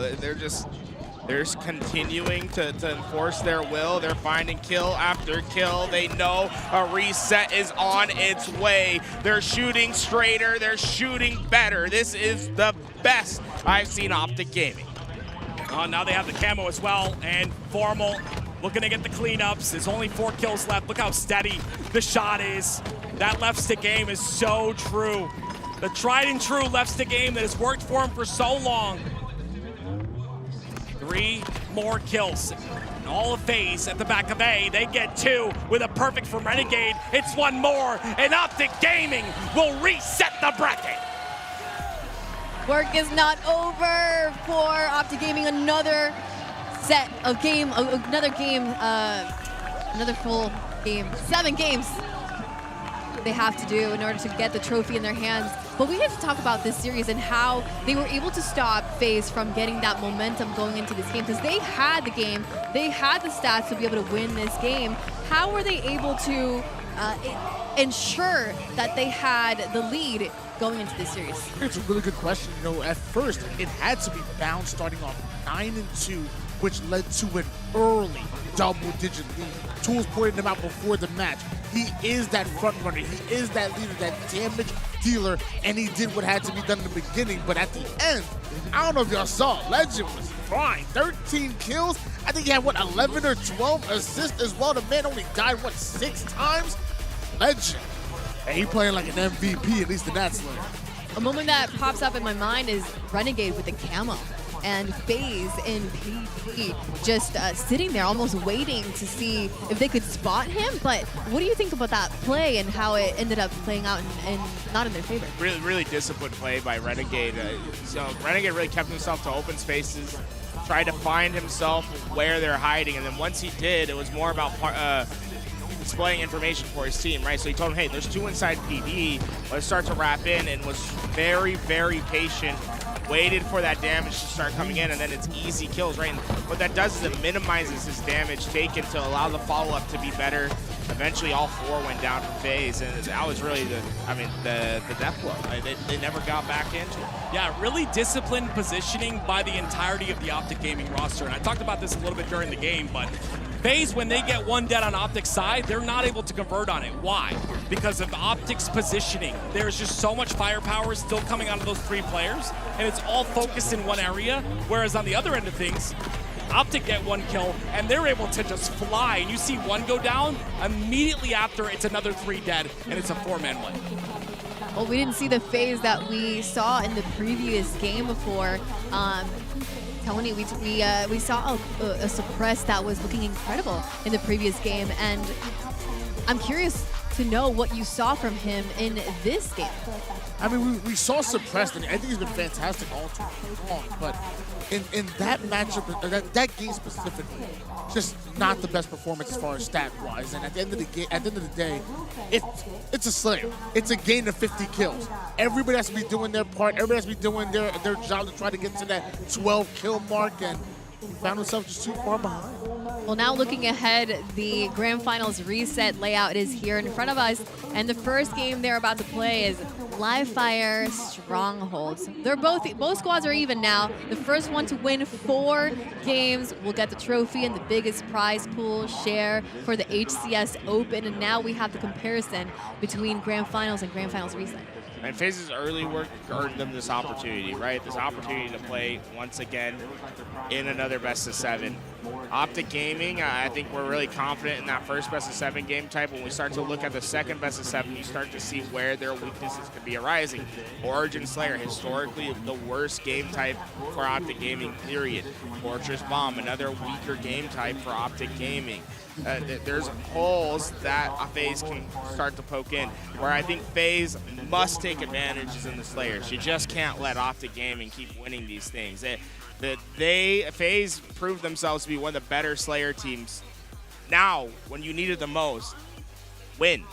It's really nice that Slayer is in game 2, and obviously Origin the last series, FaZe ended up winning that as well, and it was all the way in game 4, I believe. So a little bit earlier in the series, it might kind of help them in the momentum side of things to kind of swing that into more. But again, it's one of those things you have to see players like Suppress pop off. Like Suppress is that player, and we saw the difference it made. You called it out, Tools, and it was perfect, right? Bound plays well, Optic wins, Suppress plays well.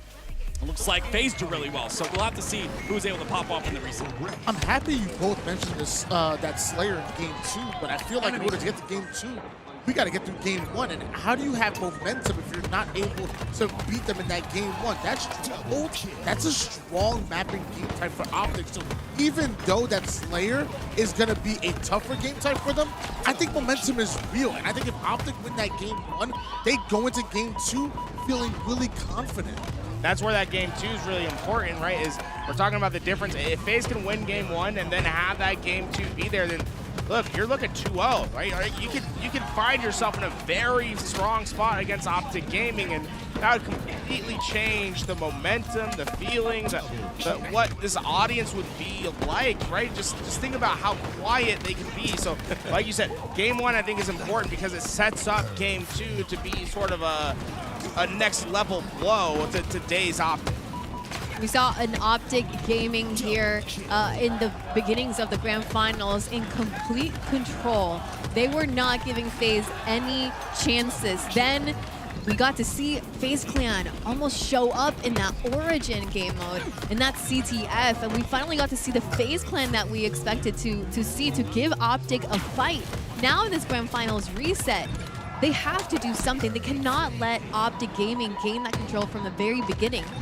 What do they have to do in order to gain it? Stop the players that are aggressive on the side of Optic. Stop Renegade, track Renegade. Stop Bound, track Bound. I know that's tough. You've got all 4 players in this Optic roster can take over. We've seen it from Formal on Sundays. We've seen it from everyone. But again, it's about tracking them. Too many times, you're going to see Renegade take this weird route. And he was doing it with Snipe on Origin even. They lost, but he was still taking these weird routes. They weren't able to track where he was, and he's able to just get free kills. If you don't see Renegade on the map, call that. Where's Renegade? Look for Renegade. It needs to be a comp. I feel like in order for FaZe to create those trap-like, scenarios that they're so good at, you have to have awareness of every single point on the map. So I think that's a really good point. And when FaZe are able to bait Optic into a false sense of security, use their over-aggression against them, and then change the forces right back on them, that's when they're at their most powerful. But like you said, you got to watch every single angle. I think that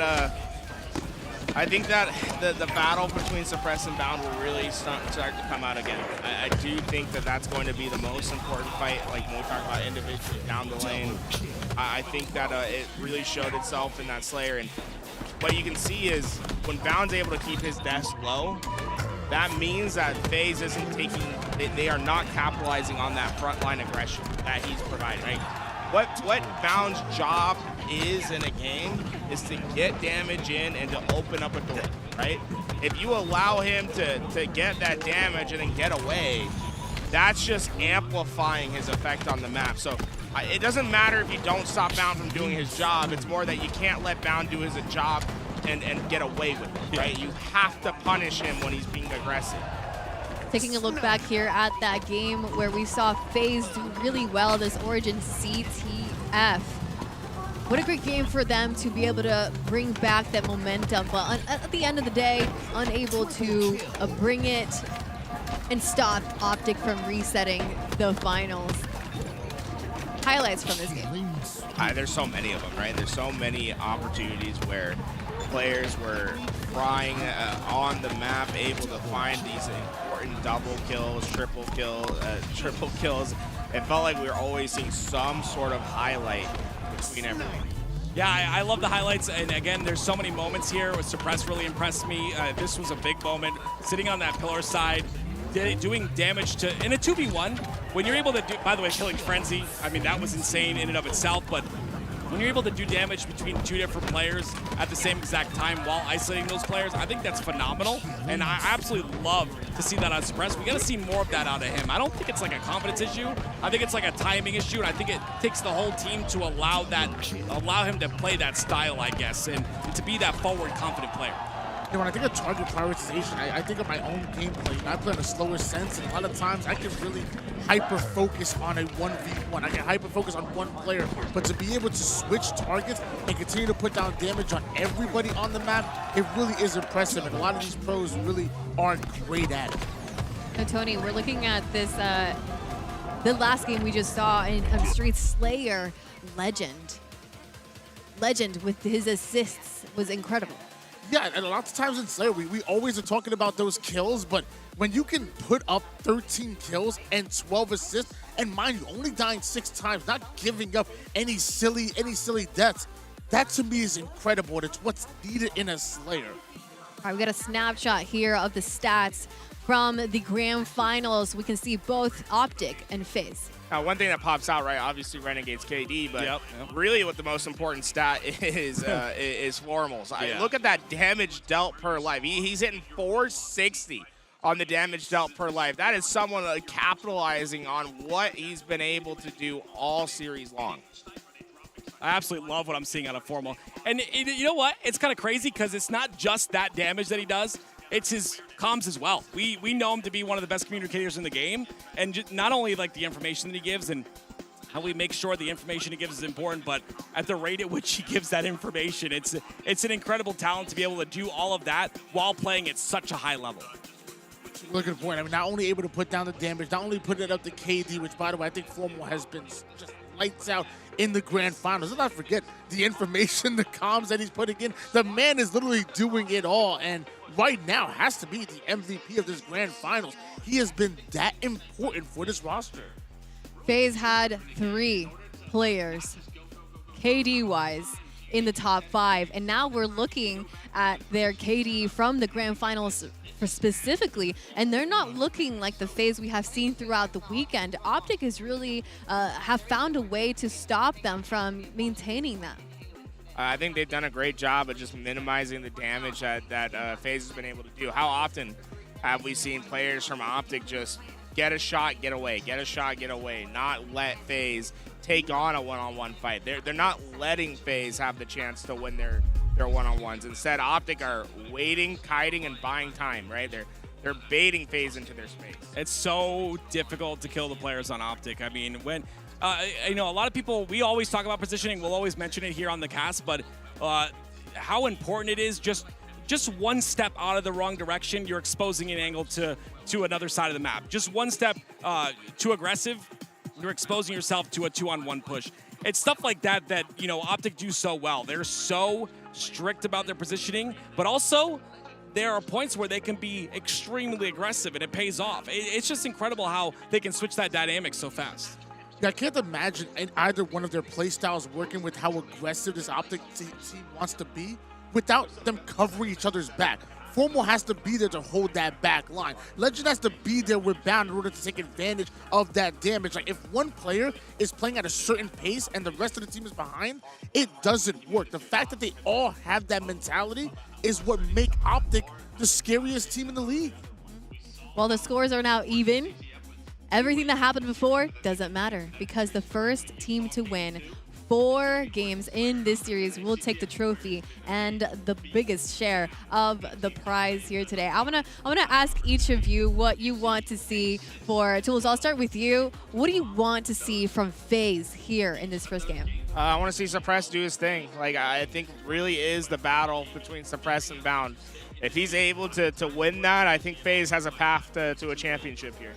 I'm looking for big game Trip on the side of FaZe. I mean, this man, he has been there, done that. He's been in this position many times. He is no stranger to this. Lift up your team, but also make those big plays that count.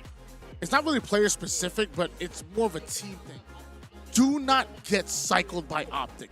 Do not go 3 down, allow Optic to get a trip cap, and then have them attack your spawn. You have to have a game plan, an A plan, a B plan, or C plan. When things don't go your way, how do you bounce back and stop Optic from cycling you? All right, then let's swap over to Optic. What does Optic need to continue to do to keep FaZe in control? The team shot, it's been so effective for them so far today.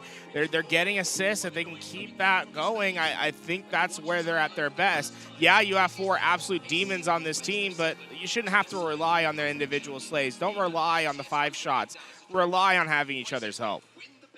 I'm excited to see how Optic does in terms of if there's a player that pops up. I like my individual players. I think it's really fun, especially as from a viewer perspective and a commentator perspective, seeing a player pop up. Renegade, I think he's been really good this event. I want to see him go crazy. I want to see him go to that next level. It ain't even just what I want to see, it's what everybody wants to see. Formal, keep being formal. He's a damage dealer, he's a playmaker, and he's been dynamic in this grand finals. Well, the grand final reset is ready to begin. It is a stronghold on live fire here, where the grand finals will history will be written for Optic, or will FaZe start to dominate? Ladies and gentlemen, game number 1 of your bracket reset. Optic Gaming and FaZe Clan going at it, and like Ali said before, ain't no more chances. Nothing matters until right here, right now, and Suppress knows it, and he's playing like it. Well, FaZe able to get all the tools that they need. Sniper for Suppress, but Legend with the better shot. Able to take down that snipe, and things become a little bit more precarious. This camo no longer guaranteed. Trippy the only one alive. 1v1 against Bound for camo. It's a 1v1 for camo, and Trippy tries to hightail it out here right back to where his teammates are spawning up, and that is a valuable play by Big Game Trip. Oh, he knows Bound saw him. Waits for that push. Trippy being very, very cautious with this camouflage. Not trying to be too aggressive on any one gunfight, but so far, Optic Gaming, look how frustrating they are to kill. That's 2 players now that have gone to 1 shot but stayed alive. Optic Gaming continue to score, but right now it's Trippy with this camouflage is trying to create an opening. Formal and Optic just simply aren't letting him, and Optic are rotating. And already out of that camo, Trippy essentially got no value from it. Optic Gaming just really resilient on staying alive, keeping their positions.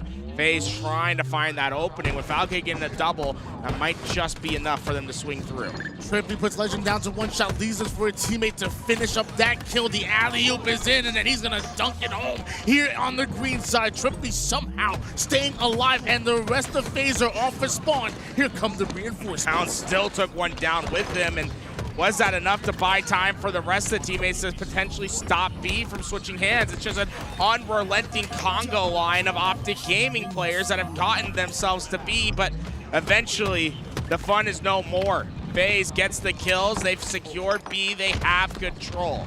Double kill gives him the killing spree, and even throws another one on top. Somehow, Falcated has not been cleared over toward the green side, and he's behind Optic. Optic have to be aware of it, but they end up going 2 down. Now it's a battle between Falcated and Renegade, and Falcated refuses to be denied. He's winning every gunfight that comes his way. 11-2 to start this game. The man with the highest KD in the event is showing why. Tower side control being fought over right now by FaZe. We've already made it toward the tower, has Trippy, and now that activates Falcon to go right after the Charlie side, but ends up portaling right back. They know that Optic are pushing fast. Falcon with the portal back and another pivotal fight. You gotta take him down. This is the most important fight. Camo versus Falcated. Renegade finally shuts it down.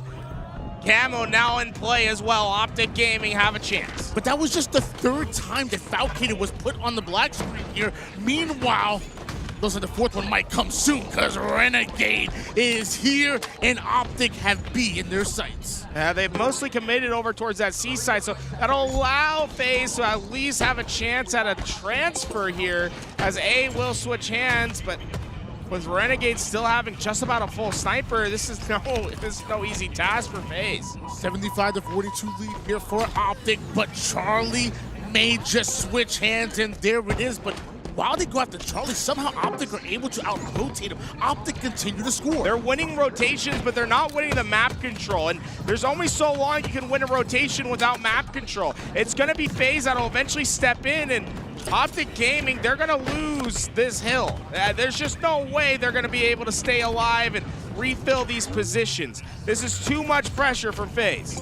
Got the double push here, the back green, but Penguin with the mind the gap metal off the screen. Legend just won spawns. He won spawns towards C. He tried to get Optic there fast enough. FaZe is going to try to combat on the other side. Suppress. He did not expect to go into 3 players. Frustrated at the map control. All 4 members of Optic break out of their spawn immediately, leading to half down for FaZe. Falcon has no idea that Bound continues to attack, and Alpha is in the sights of Optic. 2 players from FaZe are going to try to work on that opposite side as Bound works back towards his team, but might have a B on his mind. Instead, will opt to work alongside Formal. Just the 2 of them trying to hold off Falcated. Not many have been able to do that today. Charlie, go in the hands of FaZe. It will be a double cap here, and on top of that, they continue to get slayed. This could be an opportunity for them to push the triple, because that's a 4 down for Optic Gaming. And now FaZe can expand their presence. They're going to look for that trip cap opportunity. Formal comes into spawn. 2 players looking at him. Spawning now disjointed and across the map. Camo reigning free. Optic Gaming don't have much to work with. It was only a momentary trip cap, but maybe FaZe can take the lead here. As I say that, though, Alpha is being attacked. Penguin needs to make a play with Camo. Nice unnatural expansion from Optic to get towards A, but Penguin could ruin their plans if he's able to stay alive at B, and he'll do just that. B transfers.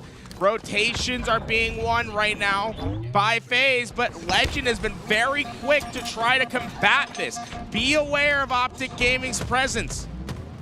FaZe take the lead again, and Penguin goes sky high to take down Bound, but a sneaky Renegade. Penguin has no idea. The D-Man strikes, and Penguin goes down. How many times have we seen him use these off angles? He's been so effective at it. You just have to find him. He plays essentially where is Waldo on the map. Gonna switch gears over towards Bound.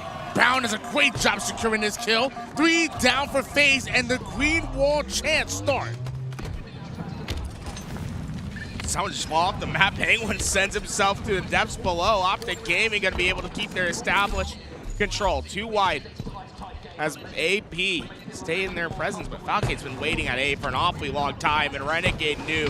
They eventually got that kill, and Optic Gaming still has sniper. They still have control. There's so much in their favor. Despite the impressive performance by Falcated, it's Optic that still hold on to a lead, but finally another double cap comes in. The question is, can FaZe hold on to it? All the players at Optic are finally trapped at A. They don't have that map presence that we've seen before.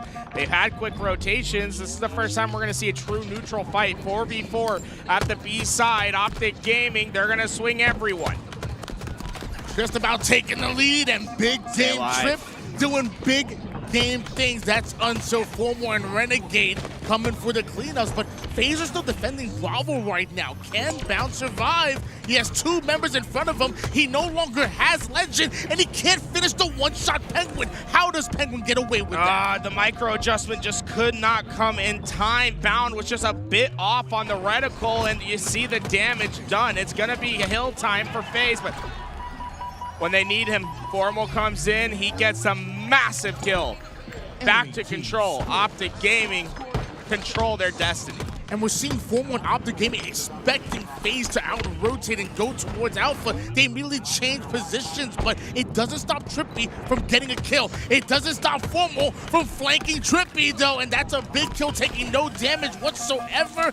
I don't know where Suppressed went, though. Formal goes sky high. Formal's starting to hit his flow. He's not giving up anything to FaZe, and the score has started to shift towards Optic. They now have the lead. A first time in a long time, and it's thanks to this man on screen. Alpha changes hands. Optic continue to score here. As I say that, Formal goes down. FaZe want to use that as an opportunity to steal away Bravo. Renegade has something to say about that. Back-to-back kills for Optic. That could be a trip cap that's going to come in. They're scoring in 2. That will turn to 3 as FaZe went 4 down. This is when games get out of hand. FaZe's next moment is going to be the most important. This is exactly what I was worried about. What happens when Optic get the trip cap and they look to cycle you? How do FaZe respond? This can either be a comeback here or can be devastating for Optic Gaming. Suppressed did his job. He was able to get those entry kills to at least slow down the bleed. And with that, Renegade being the last player alive, FaZe found a fairly quick break, but they never took care of Renegade. He still has this spacing for Optic, and someone has to come back to deal with him. They're going to lose a lot of timing because of this. FaZe are scoring, but still playing from behind at the moment here. Meanwhile, Legend coming in with a full sniper. Whoa, that's 1 bullet down. Oh. How is Trippy alive? Legend had him dead to rights. The resets in, and FaZe continues to score. Trippy with the snipe, looking to take Renegade with them. Oh my, big game Trip has come to life. And now that's FaZe hopping in with the triple cap here, and they are scoring. Now it's their turn to try to stagger Optic Gaming, but Legend with a 5-shot onto Suppressed forces Trippy to back down. FaZe with the tactical retreat, they let A go in order to get themselves set up with the sniper, but they set up on B side as Camo's coming up. It's a great shot, but Camo has gone to Optic Gaming. Trip cap being attacked once again. Trippy dropped the quantum translocator. Meanwhile, Legend trying to get value out of this camouflage. He has to go for C and get kills at the same time. It's just too much. He's being overwhelmed. Oh! Another big kill by Trippy, able to minimize the harm that Camo could do. Optic Gaming, they've been everywhere, but they haven't quite been able to establish the control needed to get back to scoring. Had that by Legend there is one that FaZe ultimately wants to activate through, but it's Optic that continue the kills. And with that, all 3 hills are going to be in contest, and Optic Gaming are going to be winning this rotation back to scoring. They've lost their lead, but they won it right back. Fallicated left a stick in his chest. Optic almost taking the lead here. As I say that, FaZe, they attack the green side almost immediately. Bound, able to clear things out just a bit, but one more player you gotta deal with. Ends up sliding right into a perfect shot out of bound. One more player to deal with. It's big game Trip at the back corner. Bound not gonna be able to stay alive, but the help is there. Formal will clean it up, but the spawns have flipped. C, A, gonna be in contest on either side. Optic Gaming will continue to score, but this isn't over yet. FaZe have to be careful here. They need a break, and they need it now. Formal and Legend are working perfectly together, but where does Penguin come from? 1 kill may turn to more, but Penguin goes down. The same for Falcated. Optic holding on for dear life. It could be the triple, and Legend is making legendary plays. Optic Gaming secure game 1. About a fisticuffs to start our grand finals reset. And 3 games away from that trophy. I feel like FaZe, this was an uphill battle for FaZe, and they did incredible things, but I did see the points. I did not see the points go in alignment with the battles that they were winning. It was such a tough fight for them to get that lead, and once they did get it, there was a moment in time where Optic ended up gaining it and winning the game. Yeah, it's just a couple of individual plays that really throw things off, right? You saw Trippy many times there. like big plays out of him. That's why he's big game trip, but big plays out of him that facilitate a lot of points for FaZe and put them in a good spot. Unfortunately, it's again individual plays out of Optic, which is why they're so good, that changed the narrative. And when you're a FaZe, you can only do so much. Optic continued to send towards those hills, and at the end of the day, the pressure was too much for FaZe. Why did it feel like FaZe was, although they were winning these important fights, it felt like they were playing catch-up? It was the rotations of Legend. He kept hitting the right routes. So often you'd see FaZe just win an absolute ruler at B, and then Legend would be at C ready to get the next hill for his team, right? And that those rotations were really pivotal to not letting FaZe chunk away, 10, 15 seconds, instead keeping it so that they had to earn a 3-4 down in order to score. Yeah, I'm 100% in agreement with him. I think it's a big thing too is what we saw is Falcon, right? A really hot start, and he continued that momentum throughout a good part of the game, but then really towards the end, it was just a bit tough, honestly. Yeah, I mean, the one thing I will say is as dominant as Optic Gaming did look in that first series, we saw a whole lot of fight out of FaZe, and we talked about it before. This Game 2 Slayer is not a favorite from Optic. Although Game 1 was important, I think FaZe did enough to still look confident and say, hey, look, we're not going down 0-2. Let's make our stand right now. Origin was the map that FaZe looked the most confident in the previous series, and now we're going back into Origin, this time Slayer. Slayer is the weakest map. Or Slayer Origin in particular is the weakest map for Optic in their game pool. We thought FaZe could potentially have some great momentum as they took Game 1. I think they got at least a little momentum from playing well, but now this is to me a bellwether of whether they can or can't do this. Yeah. Optic Gaming, if they're able to win their worst game mode, it's like how does FaZe find their way back? Yeah, how do you come back from that? This is your chance right here. This is FaZe's chance now. Bar a miracle, this is FaZe's chance to really solidify their position in this series. It really is, but I mean, momentum is real, and right now, Optic fresh off of a game number 1, and they understand what's on the line. They are not going to overlook this FaZe roster. Optic not only want to take this tournament, they want to go back-to-back decisively and quiet anybody who's questioning them from this point forward. Can FaZe stop Optic's momentum going into this Origin Slayer, or will Optic be one more game closer to winning the HCS Open? Optic versus FaZe. Game 2 is going to be the Slayer, and Optic come out hot. Not only able to put them half down immediately, but Renegade gets away with rockets. Rocket control should be free kills, but FaZe trying to make it hard for Renegade to work through this base, but eventually it's just an eventuality when you have rockets like that. You will find the kill, and with sniper control in the hands of Legend, FaZe are going to struggle early in this game. Snipe in the hands of Legend. Wants to make his way over toward the cave side, but notice that Trippy backsmacks bound and stays alive. Your Legend has to point this out, and one kill may turn them more because Falcated, he's weakened over on Blue Cave. He is between everyone. It is a triangle of players from FaZe around Legend, but he's able to find the kills necessary. They break out of it. FaZe go 2 down, and still map control is in the favor of FaZe. I mean, of Optic, my bad. Legend looking like he was in a non-advantageous position, but simply skills his way out of it. And now over towards the perimeter, and Bound follows it up with a huge kill. Look at Renegade and Formal being as aggressive as possible. FaZe can't do anything about it. Better finish Bound. I mean, you better finish Legend here. You need this sniper off the map, but tucked in away in the corner. He tries to wait for his teammates to come, and despite Falcade getting that kill, the result remains the same. Sniper just stays for Optic. Big double kill out of Formal. Plenty of snipe ammo to work with. He ain't done just yet. Just barely misses that snipe shot onto Penguin, but a high IQ play to back down and trust his teammates around him. No pressure for these players. Oh. Don't do it again. Hits Penguin with the body shot as well. Formal just completely takes off the head of anyone that challenges. A 7-2 start. 4 assists to go along with it. He's participated in 11 of the team's 19 kills. Formal is having quite the grand finals, and Falcated feels the pain, and so does the rest of FaZe.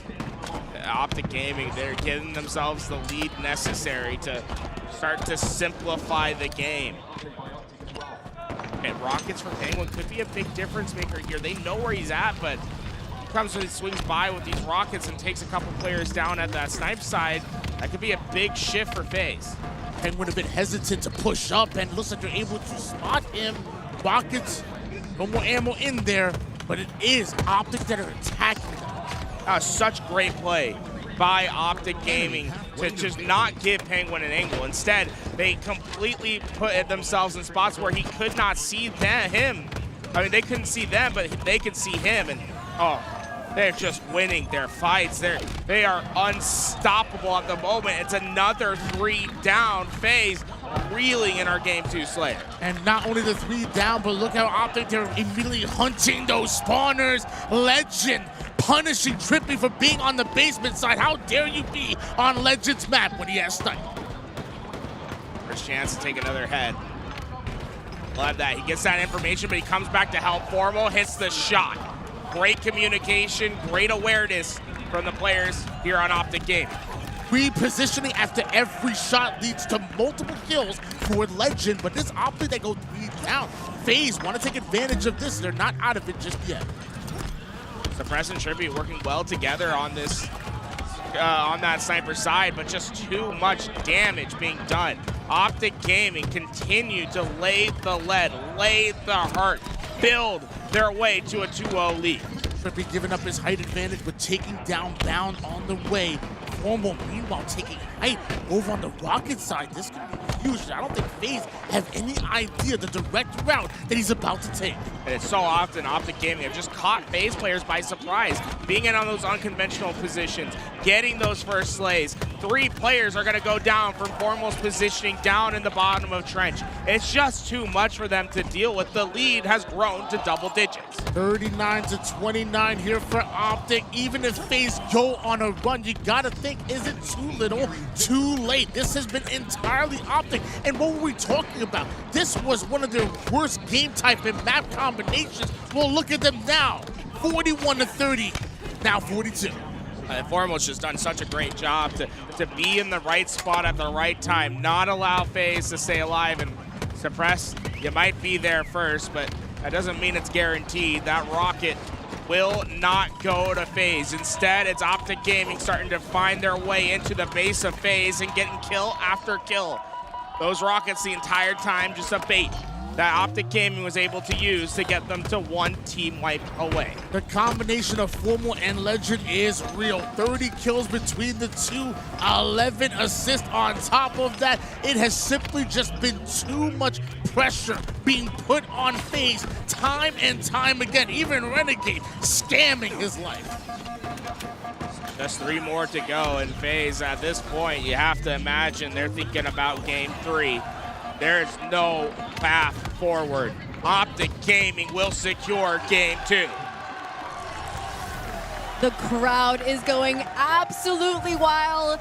They are feeling, they know that Optic is only 2 games away from holding the HCS Open trophy here at DreamHack. And how cool is it that we get to have FaZe and Optic in the finals when we have other games like Call of Duty in the house too? I feel like we got some fans from other places that know Formal also here in the house, and we got some Spartans also in the crowd. But let's go ahead and talk about this series and how Optic was able to not just gain control but maintain control throughout the series, and the sniper, how pivotal it was for Optic in this game. I think the sniper's been very important the entire time, and something I really want to point out is what Jules had mentioned, right? It's the fact that FaZe are not able to, again, keep track of these Optic Gaming members. Optic is able to take routes and get the first shot on many players from FaZe, and off that 1 kill, everyone else falls.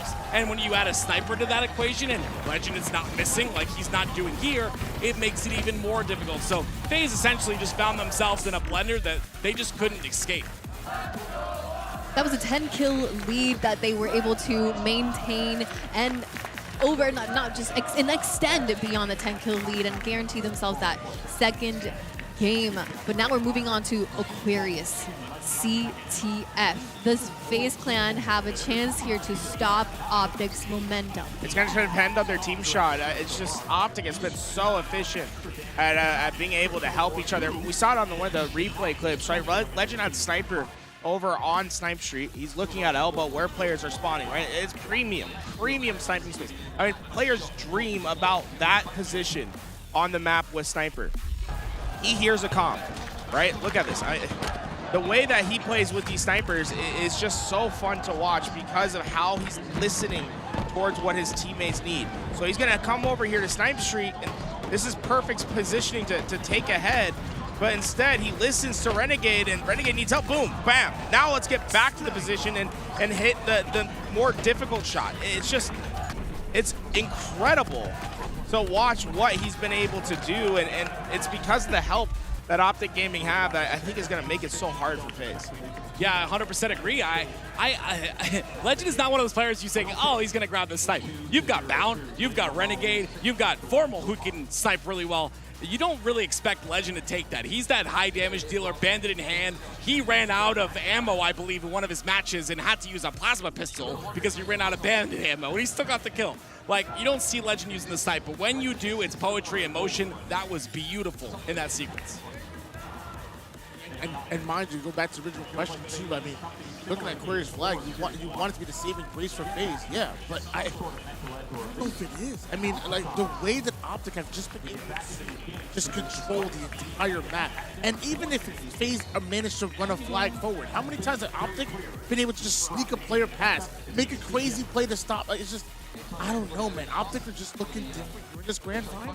Well, if you look back at the previous series, it was that CTF on Origin where they were able to take a game out of Optic. So maybe on Aquarius they're able to do so. But as we look at the stats here from the grand finals reset, this is what Optic Gaming has acquired so far. It's 399 damage per life. Is he ever gonna have like anywhere like away from that amount? It's insane, like what Formal's capable of, and it's always on Sunday. On the other side, I mean, this was from game one, and we saw that FaZe were able to have some success, and it was Falcated that was making so many plays for his team. You have to feel like Falcated is going to need to be so consistent for them, and that's the thing, is like he has to remain consistent, but then the other players have to step up to that occasion as well. It's just a tough task to ask for. Can I quickly mention that the arena here, the space is full of fans. The crowd, all seats are full. We have people standing all the way to the back of the DreamHack area. Like, it is there's an incredible energy here at DreamHack. This is so exciting to see because this is not just Halo's house right now. There's other games also in competition, and I think we've gathered fans from different areas of the event, and it's so exciting that we get to share Halo here with everybody else and remind everybody that, yo, Halo's kind of cool. Like, we're here. we're here. We're cool too. We're cool too. Yeah, we can be a DreamHack. I mean, I love it because, you know, a lot of people haven't seen or played the game since the day it came out, and now they're seeing it again here in DreamHack. FaZe Clan versus Optic Gaming, game number 3. Optic only 2 games away from holding the HCS Open Trophy. Can FaZe Clan put a stop to Optic right now? Optic have looked fairly dominant before the reset, and even afterwards, Optic have continued their reign of terror, but it's up to FaZe to make things a little bit interesting, and one win could turn to plenty more. FaZe need their first win. Formal already catching Suppress completely off guard. Camo from Optic Gaming and everything moving their way. FaZe not able to deal with anything Optic did early on. Bound somehow grabbing the camouflage with what, 18 seconds worth of gameplay and gets, I was gonna say get some value, but Falcon takes him out. Massive kill by Falcon as well. Did not let that thrust fool him and was able to get that kill. Instead, the overextended player, it was Trippy that just completely hit a route. He went all the way to the opposing side, and when Falcon got that kill, it opened up a door, it opened up a window that Trippy has completely stolen a flag too. It is right there at home. They just need a couple more feet. A perfectly timed pull by Trippy, and then uses the flag as bait to get a beautiful back smack. Almost done pushing that in, but it's Legend with the double to stop it. Goes in for the triple. Legend out of control. Penguin will push it back home, and wow, talk about one player making a difference there, right? Falcade got the kill, but Trippy trusting his teammates to win those fights despite having no advantages. Played towards the base and was able to call what I like to call in the game a gambit. He pulled the flag when they were down numbers. Although a clutch stop by Legend, it is Penguin and FaZe that put in that first flag cap, but here comes Renegade. Here comes Optic Gaming. They need another round of slays before they feel comfortable. Now this is similar to what Trippy pulled off. He got into the base. He's gonna pull that flag before they have numbers. Risky business, but big upside if they're able to find the kills on the way back. Renegade changed his route. Doesn't want to be in a direct line of sight from the players that are pushing the util side. Breaks up the middle, but multiple members of Optic and FaZe gonna fight over it, and somehow Penguin sneaks through. He starts the reset. Penguin up into that camo, not gonna be able to grab it. Instead, Optic Gaming see it down on the bottom of the map. It is switching hands left and right, but suppressed. Big Don able to get this into his hands. Opportunity now arises.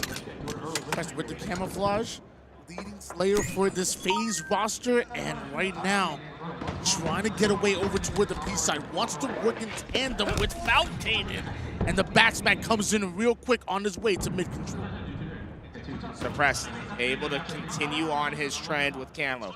This is a big moment for FaZe to potentially solidify themselves a 2-0 lead, but just spotted, right? He goes into that hallway. There's just, you only have to look at one spot. You're gonna notice that camo shimmer when you go into those closed spaces.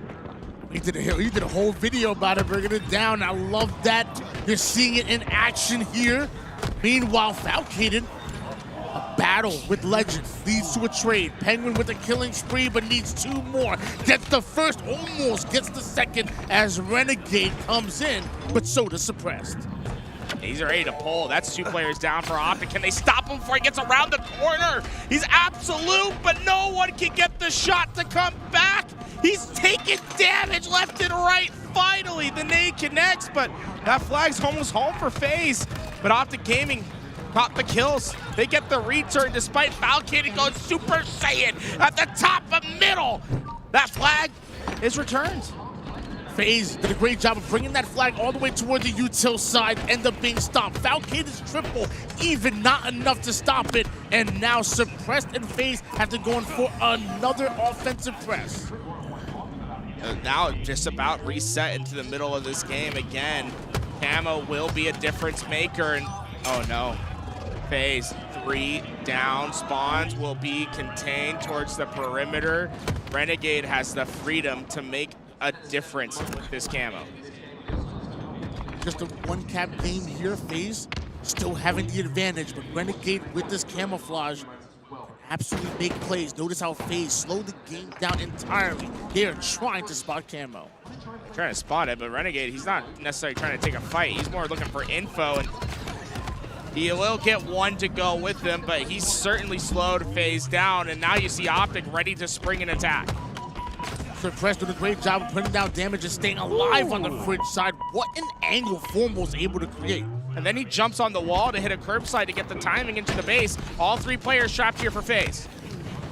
And they're able to clear out Formal, but where are the rest of Optic? We're seeing 2 players retreating almost immediately. FaZe defense looking tough. They want util control. The turtle strategy works for FaZe. I mean, all 4 of them stayed in top that base. Were able to team shot their way out of a sticky situation. Optic grinding forward here. They already have the 50% map control, but they need that util if they want to run a flag through it. 3 down go FaZe, but a trade, not what they're looking for as far as Optic. He saw frustration on Renegade's face after he got that trade. He knew he could have done better there. He had teammates to his help. He just decided to take the piv on his own, and that'll make it a little bit tougher for Optic Gaming to continue controlling this this map. Now climbs his way over toward the top P side. He has 1, but this is a full shield player in front of him. Bound doesn't care about their shields though. He gets the trade. Bound's so good to understanding when he can to close that space. basically forces a trade out, and now Formal and his teammate are going to be able to work this base together. But FaZe, man, they have been resilient. Their defensive stands have been enough to hold Optic off. Double push by FaZe stops that flag from going any further. Now looking to convert the defense to offense, but nobody accounts for Bound grabbing the camo. Trippy did spot him, but it's not going to allow Trippy to move forward. Just because you know where camo is doesn't mean you can necessarily deal with it. And Bound eventually finds his reroute, and they just scan those 2 players in util. This is devastating to FaZe. They're losing everyone as the flag is being pulled. That is textbook execution from Optic Gaming. The moment the kills go down is the moment they run that flag through the util side. 3 down go FaZe, and the final player is being pelted in the back by Bound. Nobody stopping this flag from going through. Legend hesitates just for a moment. And Bound has a chance to potentially go back-to-back before he's taken down. Kept that space out of FaZe's base and forces them to really fight these gunfights on their side. Gunfights that they did win. FaZe able to get back to map control in the middle, but who is that at the back of Optic's base? There's one player waiting to potentially pull a flag. Denial grenades will keep Bound away from the top util, and you see the pings going down. He's trying to let them know that the final player is Trippy, and he's here. Bound, couple shots, stays alive. Teammates getting kills left and right. Flag started for Optic Gaming. Suppressed, trying to get a forward to help stop this flag, but Bound is just too much, and Formal had no problems on the run. They're gonna take it 2-1 now. 4 minutes for FaZe to figure out how to get back into this game. FaZe may have been able to strike first, but back-to-back kills by Optic Gaming starts the green wall chance and also starts Formal marching towards the base of FaZe, making as much noise as possible. Curb slides that flag already towards the mid-map. When it rains, it pours. Optic Gaming are not letting up one bit on their aggression. Formal already back to his home base, but a little bit of a flag mistake. Is it going to be enough to... No. That's it. That's another one for Optic Gaming. They are dictating the pace. They are in the face of FaZe. They have not been able to deal with this one bit. And FaZe 3 down once again. Optic Gaming just needing 2 more caps, or honestly, maybe it'll be time that do it. FaZe right now really are behind the 8 ball. We really haven't seen any aggression from FaZe. There's been no offense. It's all defensive maneuvers these last few minutes. And Renegade, with a rare P-side run, goes right up to P2. And I love this play. Come back. You're not really worried about getting this flag home, rather than preventing FaZe from finding something. Just let them push over to P-side. He still has FaZe base's control. A distraction pull into a kill, and somehow still alive is Renegade and buying time for the rest of Optic Gaming. And now Optic get the slays. Another pull by Renegade. It's just a massive distraction to then go more to a traditional run where now they have perfect timing, right? Renegade, there's no need to do something subpar. Do something subpar to make something perfect. That is just some of the best execution you'll see on getting a flag back home. Haven't got the return just yet. In fact, Renegade gonna drop that flag over to take space immediately as Optic come off a spawn. We have a stalemate. The big thing is they don't know where Renegade's at. He's completely hidden on this map. He can really cause chaos to FaZe if he has the right timing. Sneaky play by Renegade might be exactly what Optic need, but somehow Falcon is able to spot just the tip of the gun. That makes sense. Falcon had a great upbringing. His mom and dad taught him, look left, look right, check your corners. Do not cross a road and get hit by the truck that's Renegade. Not done just yet. Falcon, who started off this push, might be the one to finish it as well. You got one more player in front of you. He doesn't have their shield. Falcon is shutting down Optic. That's the return, and that should be a second cap. Should be a flag that comes home. Falcon is just causing a complete nuance for Optic Gaming to deal with in his base. I mean, Falcon is still alive. As they are trying to get him down, the rest of FaZe is able to at least get up on the map. 90 seconds for FaZe to find one more flag to at least force an overtime. Suppressed thought he had to angle over towards the P side. Thought the Falcon distraction was enough, but somehow Optic have eyes on every single corner of the map. Suppressed, I don't think he understands that there's so much freedom right now. I don't no one from Optic's looking for him. He's completely isolated on the opposite side. He's going to take that cross-map shot against Bound. That's going to reveal his position. And they're going to take him down. Suppress was in such a strong spot, being behind them, but with him getting down, Optic will just take map control. One cap advantage here for Optic Gaming and less than a minute on the clock, which feels like a must-win game for FaZe. But right now, falling left and right, there's one more player, and Penguin is trying to make a sneaky play alongside Falcated, but Formal and Optic are pressing forward. It's important for Optic not just to push without guaranteeing a kill. You don't want to overextend too far and open up an opportunity for FaZe to win a fight, and oh, Trippy won a big one. That's 3 down for Optic, and look, Suppress is already here. Suppress is already here. He's able to pull the flag out. Optic Gaming have no cover. The 3rd flag is back. It's coming back home. A fantastic defensive effort by FaZe leads to Suppress running this flag from util to util. He goes, but is anybody from Optic in a position to stop him? This is not a run to get the flag home, but rather a run to give them time to get this camouflage and secure this game. Trippy and Renegade Legend both control the base of FaZe. Sudden death activated, but so is Suppressed. He takes down one, and so does Legend. FaZe force us into an overtime. Great plays at the end at recognizing that you didn't have to force the flag home. Renegade and Legend overextended too far. FaZe understood the assignment, worked their way back, and, well, that's clean. Not done yet, though. It's only overtime. It's one cap to take it here, and Optic go on an immediate break. That's going to be camouflage. That's going to be free for Formal to grab. Suppress will not be able to do anything. You think that's FaZe's base? No, that's Optic's. He's completely out of the fight. Formal with this camouflage continues to put down extra damage on the rest of FaZe. Falcon does take down Boundo, and Penguin follows it up. Where's the flag? Falcated was able to step on it. Formal had too much work to do. FaZe was able to find a couple massive kills to at least slow Optic down enough to buy one more chance. Legend's already made his way towards that util side, and you're now working with Formal. Right now, it seems like FaZe are trapped in their base. Penguin, though, with a absolute, what do you call it, a dot of a nade? He got it right through, and now it's 3 players from Optic Gaming that are able to get into the base of FaZe, but they need more.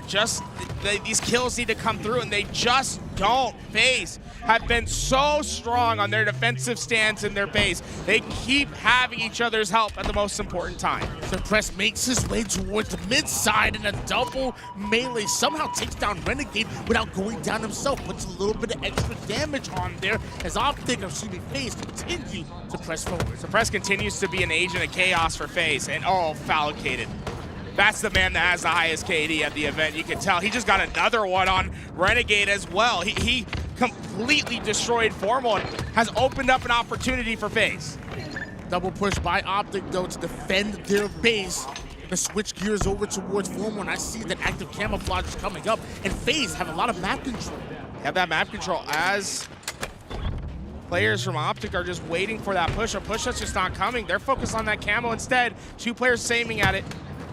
Doesn't matter. Falcated got away, and Trippy takes advantage of those players looking elsewhere, but no kills for FaZe. Optic Gaming are slowing them down. Optic Gaming continue to win their fights. Optic Gaming have to find the camouflage of Falcated. It's the only player that can cause them problems. Here comes Falcated. He spots Legend taking minimal damage, forcing Legend out. And this is exactly what FaZe needed. But Bound with another prediction grenade that connects, and Penguin with a backsmack that might just end Optic. Penguin couldn't get the curbside off. Instead has to go through the util, but dodge the grenades. He's on his way back home. Where's the overextends? All the players of Optic Gaming are down low on the map. And FaZe, they're slowing themselves down. They're working on Slays instead. They want to make sure this is 100% guaranteed, and they're doing it.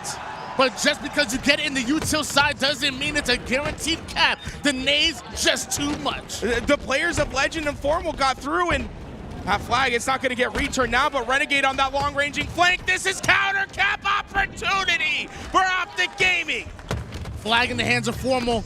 Legend on the attack. That's a full squad wipe. Here's the return. Here comes Formal. Optic may have just took their 3rd in a row.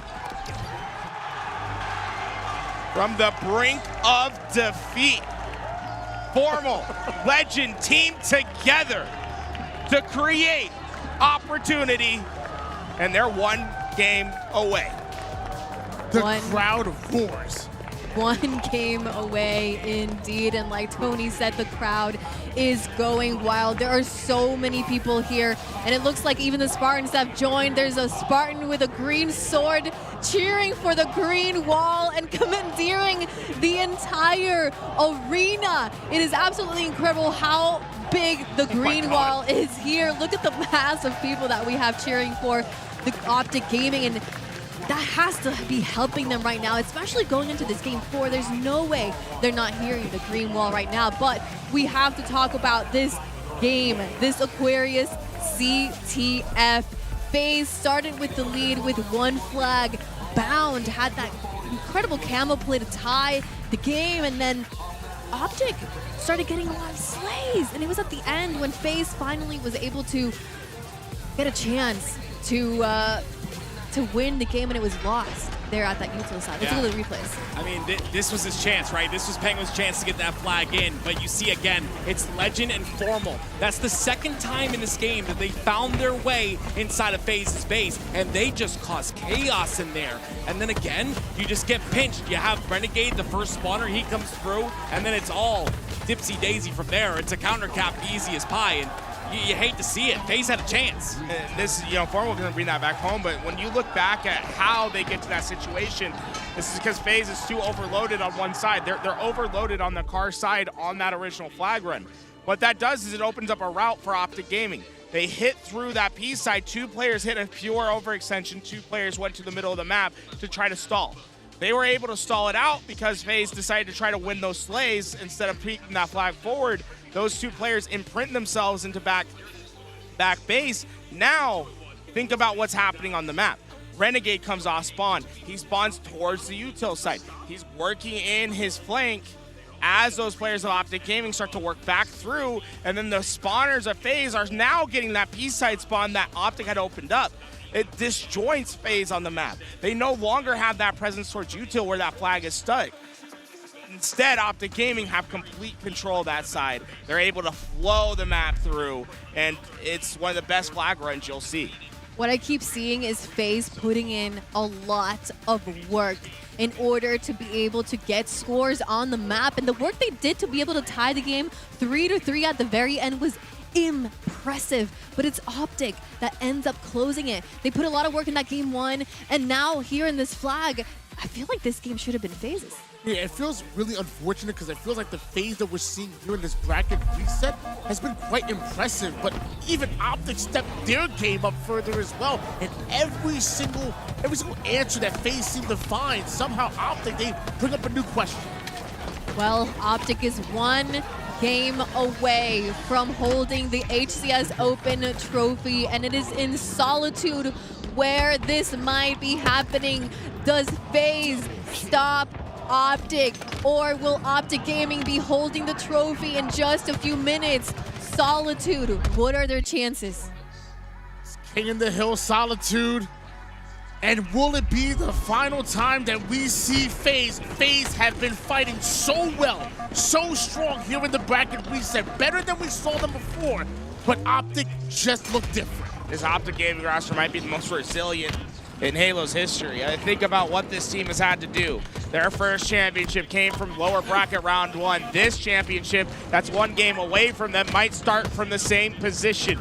They've had games that felt down and out. They come back. They refuse to quit at any point in time. Championship caliber play is what we have come to expect from Optic Gaming. FaZe looking to stop another miracle run by Optic Gaming, and with back-to-back kills from Trippy and suppressed on the driveway side, they're starting on the first hill. 3 down. Optic Gaming will not be able to get early time into this hill. Instead, having to deal with the early aggression, but Renegade with that shock rifle down low. Trippy trying his best to get that kill. It will go down. Penguin with that double, and that is devastating for Optic. They've lost the only piece of the equation that was going in their favor early in this game. FaZe able to cover so much ground on their way here to the mid side. However, not much hill time just yet, and Renegade and Optic prioritizing C. The players trying to hit out towards that net side. They know that shock rifle can't stay in the hands of FaZe, and they've been able to win this lane of the map. Formal pushes through the middle, and although FaZe had complete control, Optic Gaming decisive with their movements, get themselves in scoring position. Legend plays his life long enough to find the spawning players from FaZe, and some great damage now across the map turns into a direct route right through Tram. Optic meeting FaZe where they live. Really great recognition from Legend to see the split spawns happen. Completely eviscerates the two that were at loop, and it's just slowing FaZe down by a considerable amount. Weak and Formal, but with this camouflage, absolutely juking. 3 down, go FaZe. Now Optic can really think about how they can control the map. It's not really necessary for them to score this hill right away. They can more set themselves up for what can come next with how dominant their map control is. Renegade knows there's 2 players spotted over towards Tram. Looks like they were able to deal with 1, but almost turns his back on Trippy. Right back at him, though. That's a killing spree for Renegade. And look at Optic. They stepped outside that hill. They let FaZe come in. They set themselves up for what was to come next when the loop side spawns. Bait FaZe into the inside, and FaZe, they're spawning all the way across the map. That's perfect execution. Looked like it was going to be FaZe's hill to take over towards the mid side, but Optic take 1 and rotate towards the second FaZe. He kills right now. It's going to be Legend that's trying to be the gatekeeper on the left side. Formal towards the right. They're going to be able to break through. Too many players from Optic Gaming that are separated, and all the kills start to head towards FaZe. Beautiful job on the break, but you have a lot of work to still do ahead of you. FaZe. Oh. Formal, that's icy. What's more important is look at the spawns that he's going to be able to win for his team. Now Optic Gaming are just going to have so much quick access to the hill. How good has Formal been in this grand finals? The whole tournament, in fact, even threading the needle on the one-shot suppress allows Optic to take control of the spawn they want. He's getting just completely pushed by these last 2 players, but that's the influence Formal has had. Legend, his job here, not to die, just distract, make those players look for you on that side and wait for the help to come in from the other way, but just the timing's not there. FaZe, they got control. This should be FaZe's hill. I don't see a way forward for Optic unless some miraculous play happens. Renegade found himself over toward the gold side of the map and distracting them from grabbing camo, but still 3 down go Optic, but Legend winning a piv, still not enough to stop FaZe from stealing their first Yeah, the hill. problem is there's nothing else there behind that win for Optic. It's him by himself on an island. That help that we were used to seeing on previous games and previous encounters, not there. It allows FaZe to get their first on the board. Tired of a one apiece, and Falcon does a great job of the double, turning into a triple across the map, clearing out blue. And Falcon stayed consistent for this FaZe roster. I mean, he has done what is needed for them. It just has not done enough yet. They're not out of this, though. 4 games in a row. We've seen it before. FaZe, 1 step at a time, 1 hill at a time, can work their way back into this series.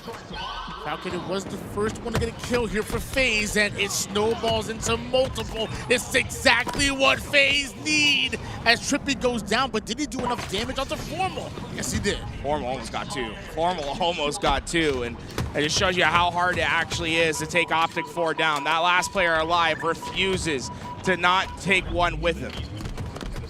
Falcon had taken height onto Renegade. Does enough damage to force Renegade back, but no cleanup kill just yet. In fact, it's Optic that cleaned him up, and Bao continues to grind forward, suppress the final player from FaZe.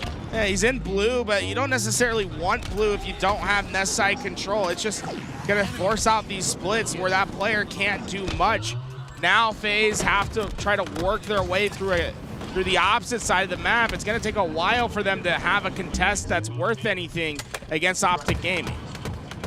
Great positioning out of bound, and that causes Trippy to go down to a minimal damage here. Bound can continue to rain down the pain. Everybody from FaZe feeling his presence.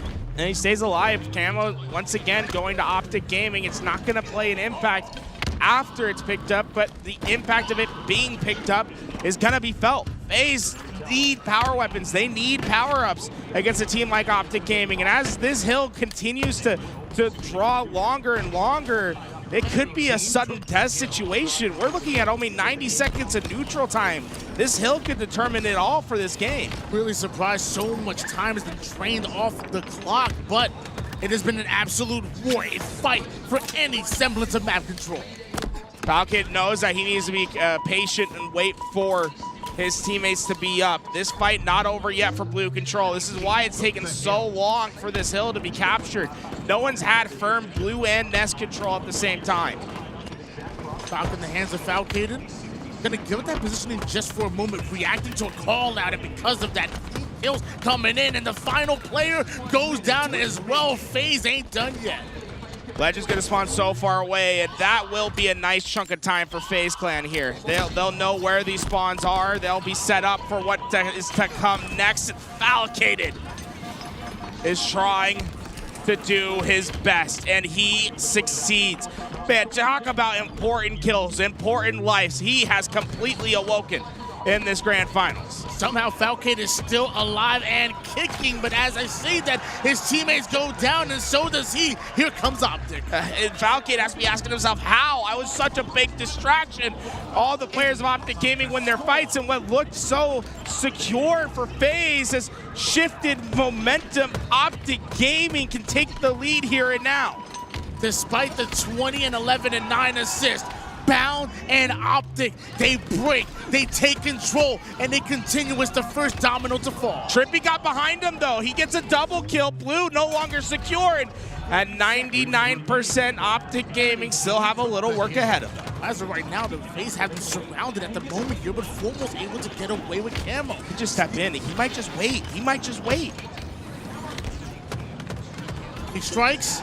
Couple shots on the suppress, backs him down. There's a blue side player in Falcated, but how much can he do? Somehow Foremost still alive, and Suppress can't spot him. Suppress can't spot him. Suppress can't spot him. Oh no, FaZe, you're running out of time. There's only 13 seconds to get this job done, but they did get the spawns closest to Hill. They will have access, but the nades, the artillery are coming through every second off this neutral timer. Feels like a dagger to the back of FaZe. 3 down, go FaZe. The final seconds going in. Ladies and gentlemen, Optic are your champions. Formal rises up to the cheer of the green wall.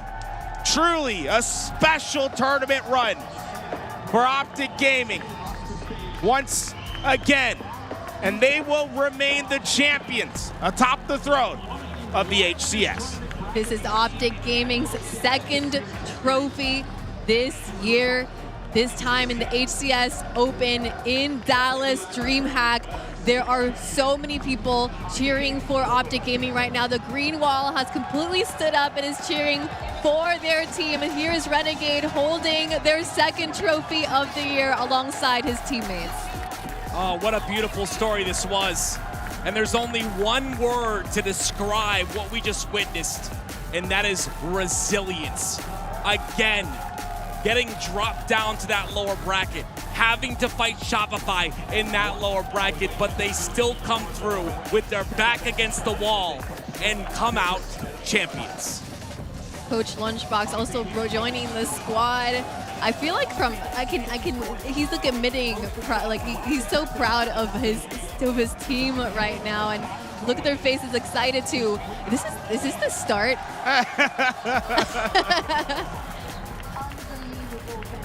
What an incredible zoom here to the on the trophy. Is this the start of Optic's dominance this year? Oh man, you gotta think like that's 2 tournaments. I don't think I've ever seen that before in Halo history. 2 tournaments starting from lower round 1.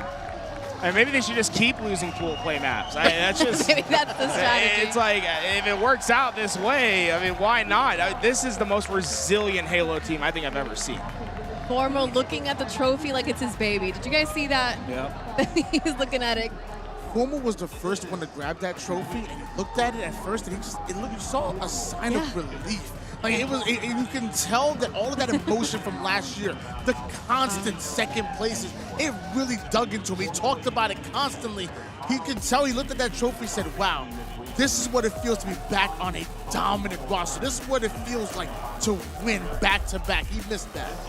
I have not seen a crowd this big, this enthusiastic for, I mean, we've been in majors before, but this is incredible what we're seeing from the crowd right now. I think there's fans not just here from Halo, but Call of Duty and other games as well. Yeah, exactly. It's just so cool. Like, everyone's coming in from different games. They're finally seeing Halo at its best, right? I think everyone on this couch would agree Halo Infinite is the best it's ever been right now. And a lot of these players, a lot of these people haven't seen Halo since day one, right? We've made a lot of progress since then, and it's just really cool to have an avenue like DreamHack to be able to come here, not only showcase LVT, we're right near the main stage, but to also showcase this beautiful game of Halo.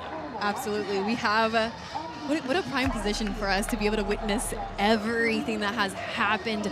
FaZe Clan, though, what an incredible effort and feat that they had to overcome to be able to get to the grand finals. This is not a placement they had earned themselves before this year. This is the first time to get top 2. Very rare for a team to win their first time up. Very rare for players to win their first time on the main stage. Suppressed is going to imprint that into his memory. He'll keep that in mind, and will come back, I think, with a new hunger as to what can come next. He has 3 very experienced players with him, and FaZe have, I think, officially seen what their upside is, and they know now that they're within grasp. I 100% agree. I think a lot of people doubted FaZe, and it comes down to now they've kind of proven themselves. There were so many moments in that game where they put Optic against the wall. Like, they had them on their back, and Optic, again, the resilience thing is why they were able to survive. And it's just crazy to me. I don't think you put another team in this situation, they would be able to survive what FaZe was throwing at them. I feel like this was the tournament of upsets. You know, from pool play to the winners bracket to I'm the lower upset at bracket. you. And Oh, sorry, I'm just kidding. but honestly, it felt like maybe this was FaZe's time to, if not get it done in the first bracket, you know, to get the first grand finals, get it done in the bracket reset. But just got to see how strong Optic are and how strong FaZe can be. Watch out for them in the next major. FaZe did get here by upsetting Shopify Rebellion, which means that now they have started to show that they can beat top one. I mean, Optic and Shopify are so close to each other; it's hard to tell. But they beat one. Now they need to beat the other, and they gave it their all. So FaZe is a team to watch. I saw a tweet from Trippy over on Twitter, a post where he said, GG's, this is before the grand finals, but GG's making it to the grand finals. I love my team. I think they are really excited to have earned themselves the top 2 placements. I think so. I mean, I think FaZe, I think there's a lot of positive for them to take away from it. You know, obviously it's going to hurt not to win the grand finals, not to hoist that trophy, but to them, I don't think they're going to come home thinking bad. You know, I think they see themselves as having a path to being that true contender now. All within 1 point. Look at the series layout there, right? 1-2, 3-4. Of course, the Slayer not so much, but the first game was also very close. I mean, so many moments, so many opportunities. It's just, again, it's that experience, you know, and I think with time, the fact that he loves his team is a great sign. With time, they will come out and show us what they're capable of. I wonder what would have happened if they would have brought this same energy that they brought in the bracket reset to the first series. Like, I feel like they brought so much energy. They fought so hard, but meanwhile, the first, I guess before the reset happened, Optic was so dominant. I wonder if this is what would happen first, and then you come out after the bracket reset, even after losing it. Maybe FaZe come out and do something magical. I feel like there's still so much from FaZe that we haven't seen. Yeah, well, this is the exact same thing that happened to Shopify Rebellion last event, where they got 4-0'd against Optic Gaming in that first grand finals. FaZe Clan was able to take 1 game away from Optic Gaming and had an incredible grand finals reset as well. So we just need the teams that are on the upper bracket side to come in strong, just as strong as Optic Gaming. It's just Optic Gaming just wakes up and shows up at grand finals, and Renegade just looks absolutely incredible on Sundays. I don't know what it is, but he just knows how to play Sundays. It's the story of having a backup plan. And sometimes when you have a backup plan, like Tony had said, I'm not saying that they didn't try in that first series phase, but again, when you have that backup plan, maybe you got to conserve a little bit and you're putting forward that effort. But then you have Optic, who, like Aliak just said, come out firing on Sunday. So a little bit of both worlds there, but I'm excited to see FaZe's future and what happens to this team in the coming events. Yeah, we saw an incredible game from Falcated just now, and we've talked about how this could be Falcated's year, and he's shown that maybe we need to start talking about Falcated, and he's shown that he can get this far. Falcated, I think, has showed himself to be one of the best players in the HCS today. I mean, and all weekend long, like he really established himself as the player to talk about. I do think when we talk about the last 5 years of Halo, like Falcated is severely under talked about. You know, I hate using the term underrated, but he truly is underrated. Like no one really talks about Falcated in these conversations, and he deserves to be there. I mean, you can see the difference he makes when he's playing at his highest level. Yeah. I was going to say, it's funny because in the first tournament of Halo Infinite, I literally said, it was hilarious. I said, Falcon is going to be the most underrated player in Halo Infinite. And the Twitch chat, they just they roasted me so bad. I'm like, guys, like nobody's talking about Falcon, and he's putting up crazy numbers. I think after that first event, and especially that first year, he was on everybody's radar, but somehow continues to get better and better. The stats that he put up is just sometimes just seems unreal. Well, chat, how does it feel to be wrong? Tell him. How does it feel? Not LVT chat. They were there. Are they cool? Or was it your chat? No, LVT's cool. Oh, the LVT chat cool? Let me see. I'm gonna go check really quick. One of the cool things too is that the KD, like being top of the KD leaderboards in pool play and the beginning of bracket play, you can kind of expect someone to be on top, but then it kind of falls off as the championship Sunday goes through. No, I guarantee he maintained that. At least in the top 3. I guarantee he maintained that top KD. We saw so many moments in that game, and it's kind of tough to do when you lose that many games in a series, in both series. But I just think he's phenomenal, and I slept on him. So shame on me. Wow, active. Yeah, shame on me, guys. I literally just paused just to make you feel the weight of the stage. I thought he was going to fall asleep. Well, I'm honestly curious about what's going to happen between now and the next event, because this event caused a lot of chaos. It was incredible for us to watch, but I don't think it was great for the players who were had to go up against the craziness and the shakiness of the event, and the way it ended up. You know, I think we might see some potential changes between now and the next event. What do you guys think? Some big changes could be happening. I don't know. So I was looking around. I saw Stellar and Snakebite laughing with each other at the back. So I was like, maybe the vibes aren't there, are still pretty good over there. So maybe we still see the top 4 stay. I mean, what was the top 4 remain the same. The big thing is, right, like getting your roster set and right for Pro League that's coming up, right? So it's like, if you're gonna make a roster mania move, it's gonna happen fast. Yeah. I just want to quickly. That's awesome. I didn't know that happened. I've been vibing all day back there. Well, to me, it's like I know this seems so small, but in my eyes, hearing that and then seeing the potential they had, I'm kind of excited. I hope they stick together and work it out, because what they showed us this weekend towards the end was great.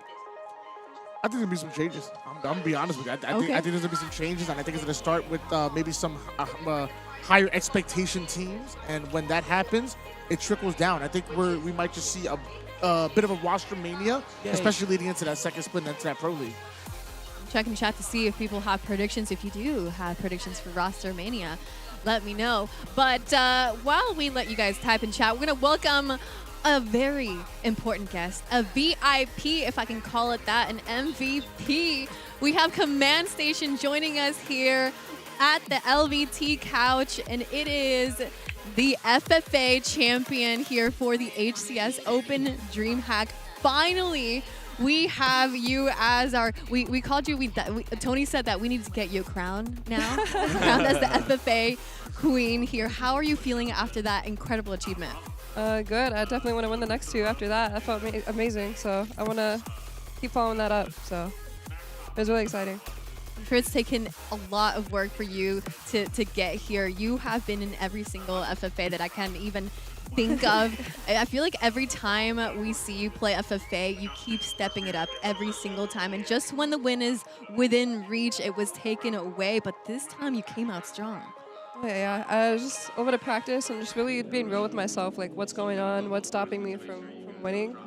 Once I identified like my solutions, I mean, like I don't know, it was kind of easy. Like it wasn't easy, but it felt easier in grand finals. I was very composed, very focused. Yeah, I don't know. I have a good group of friends that I practice with the regulators. Shout out regulators. So it's pretty cool. So. Yeah, I mean, it's really, we had a little talk the night before. I remember, like, I was saying, like, Xena was, for the old heads, the old people in the chat, you remember Xena. She was the lady back then that made waves and was the face. And I said, we don't have one for Halo Infinite at the moment. I think winning that free-for-all and maybe winning the next two like you want to would solidify you as that person. Yeah, hopefully I'm on a squad, so I don't have to be playing the free-for-alls. But that's what I was saying. Wake up, rosters. Wake up. That's what I was saying. Thank you. I was saying, hey, last shot start. You know, he got his win, and now he's on Shopify Rebellion. Can we get her on a team already? Yeah, let me try to win Worlds first. Okay, Worlds of FFA. I mean, that was a star-studded lobby that you came out on top, and mind you, made history, which is incredible. I've been following your journey for a long time, even going back to Halo 5. You've obviously carried me quite a bit as well, but it really is exciting to see. But as much as I love you in the free-for-alls and even in the 2v2s, we got to see you in the 4v4s. Any plans going forward as far as 4v4 action? I mean, just if I don't get any team offers, I'm going to keep playing the free-for-alls until I can get something. So I'm going to try to just keep winning them and keep proving myself and see where that takes me. So I'm sure that phone's going to be blowing up. After a big free-for-all where I think you got to be crazy to not be reaching now. I hope to see some big scrims. I appreciate it. Well, how does it feel to make history as the highest placing woman in Halo Infinite and winning an FFA? It feels like I'm in a tournament. It's really nice to be able to see girls like inspired just by placing in an FFA, and it makes me want to keep doing it and keep setting a new standard, and that's what I'm going to continue to do. So. Yeah, I'm sure a lot of girls are inspired. I mean, I am. I've been waiting to see this for a really long time, and I desire for your story to continue from here and keep going up. That's what I desire. So I want to know if there's anything else that you want to share with everybody that is watching us right now. I am taking a look at chat, and people are excited to see you here chatting with us. Yeah, I would just say hard work beats everything, right? You put in the time, you put in the work, you be real with yourself. Like free-for-all is you against you. You can come and show up at a free-for-all and continue to prove yourself. Like, you can do great things just doing that and just keep showing up. I think that's the biggest takeaway from any tournament. Anything you want to do is keep showing up. Now, you talk about the confidence, and I think that's really important. My question is, you're probably balancing a lot. I'm not exactly sure what's going on in your life and what you're balancing, but how do you balance all of that? I think, like, you know, keeping up with Halo in and of itself, you take 1 day off, 2 days off, it's like you know, for me, I lose everything. But, like, how do you balance everything? I'm active duty Air Force. I'm actually getting out so I can compete full-time at the end of the year. Thank you for serving. Yeah. No, really. But yeah, it's just been come home, grinds, maybe work out, go to bed, and just repeat. And then I'll get the weekends to, like, grind some more. But realistically, it's just, like, my day-to-day, so. A lot of work involved, yeah. Yeah, specifically when you're grinding Halo specifically, like what does that look like? Are we scrimming? Are we? I know you mentioned the regulator as far as 8s and free fall scrims as well. Is there any VOD review? What does the grind within Halo look like to become an FFA champion? It really is just like going over film. I haven't really gone over FFA film or played FFA much, surprisingly, the last few months. I've just been thinking about like the past events, like reflecting on those things, and then in 4v4s I'll watch some pro film and just try to stay up to date with like meta and things like that. But and as far as movement, like I just keep learning continually, like how pro players move and what they're doing and everything, and I try to keep practicing those things that I learn every day. So how much does the meta really change in FFA? How much do you have to keep up with? I don't think the meta has changed really since this game has come out, because it's always been Aqua, I think, right? Yeah. Yeah, so I mean, it was more so I used to tell myself, like, this is the way it needed to be played, or, like, you know, that's the way it needed to be played.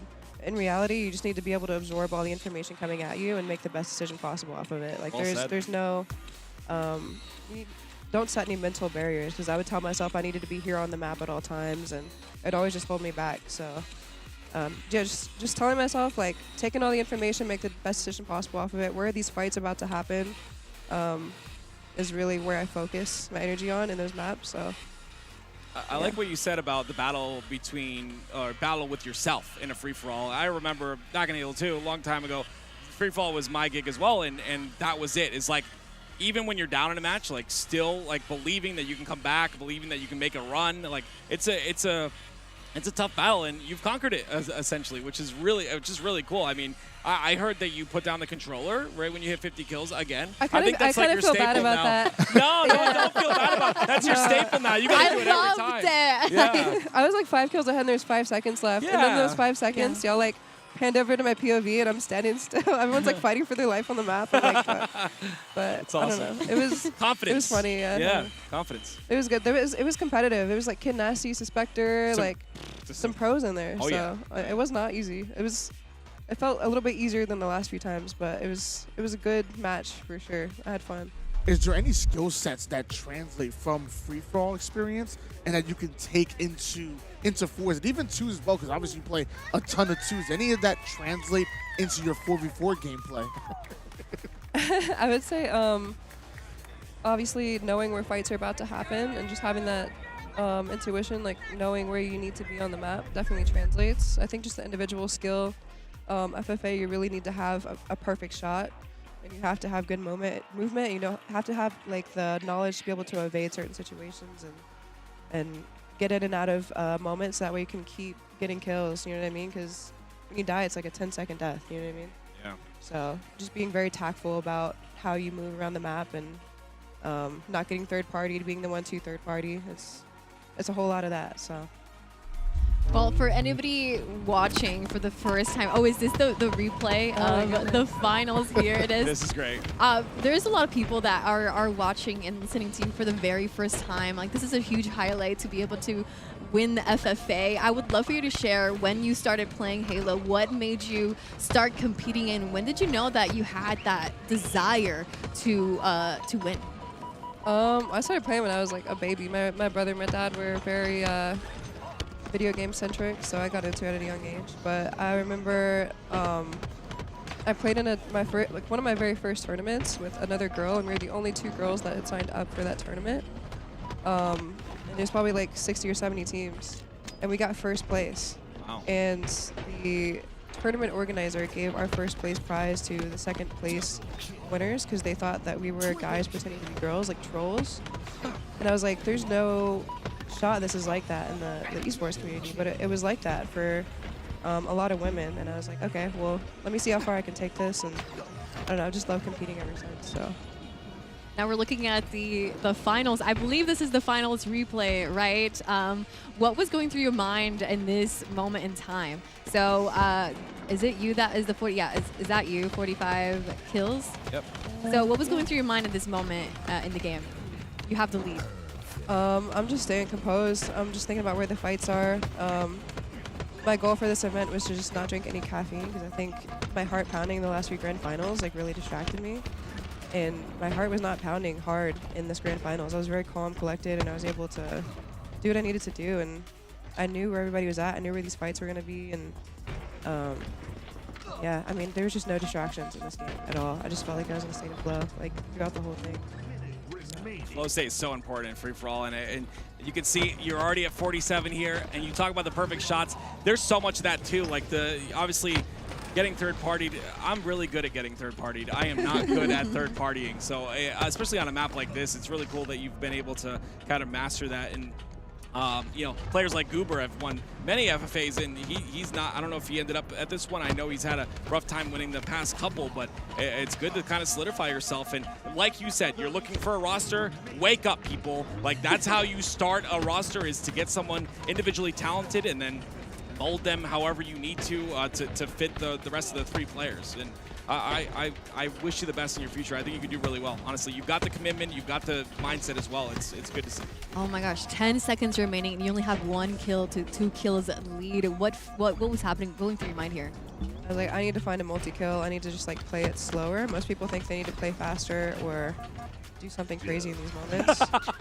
Is that you standing still? Yeah, You just knew. You were only two kills away from, like, your lead was only 2 kills, and you're like, nah, this is it. I thought it was more. I don't know why. I thought it was like 4 or 5 kills. Low state. You talked about it. You blacked Yeah. out. That's what it is. Yeah, that's awesome. Yeah, I was like, I just need to be calm. I think the momentum was very important there. Like, people rush a lot towards the end, and that's where you need to slow down. So. A crazy story that you told us about your first tournament, and Yeah. to think about like where you're at, where you were, and them doubting you, to where you're at now, a champion, and what I'm sure you have some choice words for whoever that tournament organizer was. But no, again, I just want to say, really proud of you. But I know this is just the beginning. Like there's still so much more that has to be done here. Yes, like you said, we'd love to see you in a free for all, and the next one win all of them. But I think where you really shine is 4v4. So we've seen you do it time and time again. I appreciate it. Thank you. You said you wanted to win worlds. You wanted to win the FFA world. You said, just let me win FFA worlds first. What is you got your first one? How are you going to prepare to get that desired placement? I think I have meta down for free for all. I think I just need to refine like individual skill, and I'll be fine. I mean, I don't think there's too much else that I really need to learn. It's just keep getting my shot better and keep getting my movement better, and yeah, I'm very confident. So That is the most important thing. yeah, just keep working on it. Well, it sounds like you have identified at least that you play better without caffeine. Oh yeah, that's been a huge lifesaver for this event. If I drank caffeine, I probably like the last 3 grand finals that I played in, my heart just felt like it was jumping out of my chest, and it distracted me. I couldn't lock back in at all. So I don't even think like I need caffeine, or most people need caffeine. It's really not needed, especially when you're doing something you love to do and you're so locked in. Like so it was definitely a lifesaver for sure. So I was able to keep composed and locked in by making that decision. So no caffeine. I'm gonna write this down. No caffeine. What are we eating? Do I gotta eat healthy? If I want to be a champion, do I gotta eat healthy? Do I gotta eat a full meal? I want to know everything. What are we eating to become a champion? I just try to eat like a lot of like protein and like safe carbs, like rice and stuff like that. Just keep it clean. Everything is like refined, processed, like things that are in a package or something. It's probably manufactured in some way. Like just keep it healthy, and I don't know, just like meat, vegetables. People tell you all the time. So I fail at the caffeine part. Yes, you do. I fail miserably. I failed at it for years. I was addicted. I am. Yep. That's 800 milligrams a day. Not good. Hey. Yeah, there's a lot of doctors in the chat like calling 911 right now. No, I'm fine. I promise. I'm cutting it down slowly. But Well, you were a champion in real life and now a champion in Halo Infinite FFA. Is there anything that you want to share or anybody you want to thank as we let you enjoy the rest of DreamHack? I just want to thank the support from the women of Halo. Y'all are awesome. I don't know. I do this for you guys, and I do this for every woman like who wants to compete. So yeah, definitely thank you, women of Halo, every single one of you. So. Well, you are a huge inspiration. There's so many people that have been excited to see you win. I've seen the tweet, the announcement tweet shared everywhere. So I cannot wait to see you being celebrated in that way for the rest of the year, and can't wait to see where your story continues. Thank you so much for joining us here. I'm so excited and so proud of what you have achieved here today. I can't wait to see where your story moves on now. Thank you. Yeah, I'm excited. I appreciate it. thank you. It was great talking to you. Yeah. Well, that was Command Station joining us here at the LVT couch. How exciting is it to have a woman champion here among us? Thank you so much for joining us. Oh, my heart. My heart. I'm just so happy for her. I'm so excited. When I was getting started in Halo, I discovered competing, and it is hard because as a woman, you get to see all the boys getting picked up for teams and everybody going into LANs, and it's even the same players that you might have been playing with online that just don't pick you, even though you've been playing with them, custom games, doing everything, everything. And they just, they're like, oh, I never forget. Somebody told me, well, you're pretty good. You should be on a women's team. And I'm like, Wow.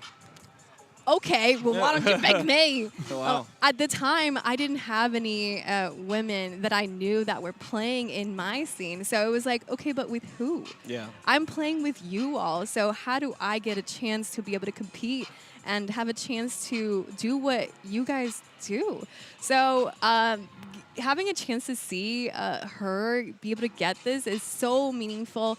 Not just, I'm sure there's other women who have tried to compete before, just like me, that have found those barriers. And now with the Women of Halo as a pillar of the community and getting these spaces to allow women to be able to compete and get better and get picked for teams and be able to compete at the highest level is so important. And I believe this is just the beginning of what we can see women do here at the competitive events. Anyway, that was my rant because it just reminds me of what the barriers that I encounter when I try to do what the girls here are doing. So I'm so excited to see her. And anyway. I love that the Women of Halo removes those barriers, and I need to get myself some Women of Halo merch. Do you have Women of Halo merch? I do. You jerk. Okay, I need to get myself some. I think I'm the last one. I don't have any, and I really love what they do. Like I said, back in the day, 2005, 2006, it was Xena. Command Station has made history in there has been no woman that's ever won a free-for-all, ever, in any Halo. So she made history, and it's crazy to see. It's awesome.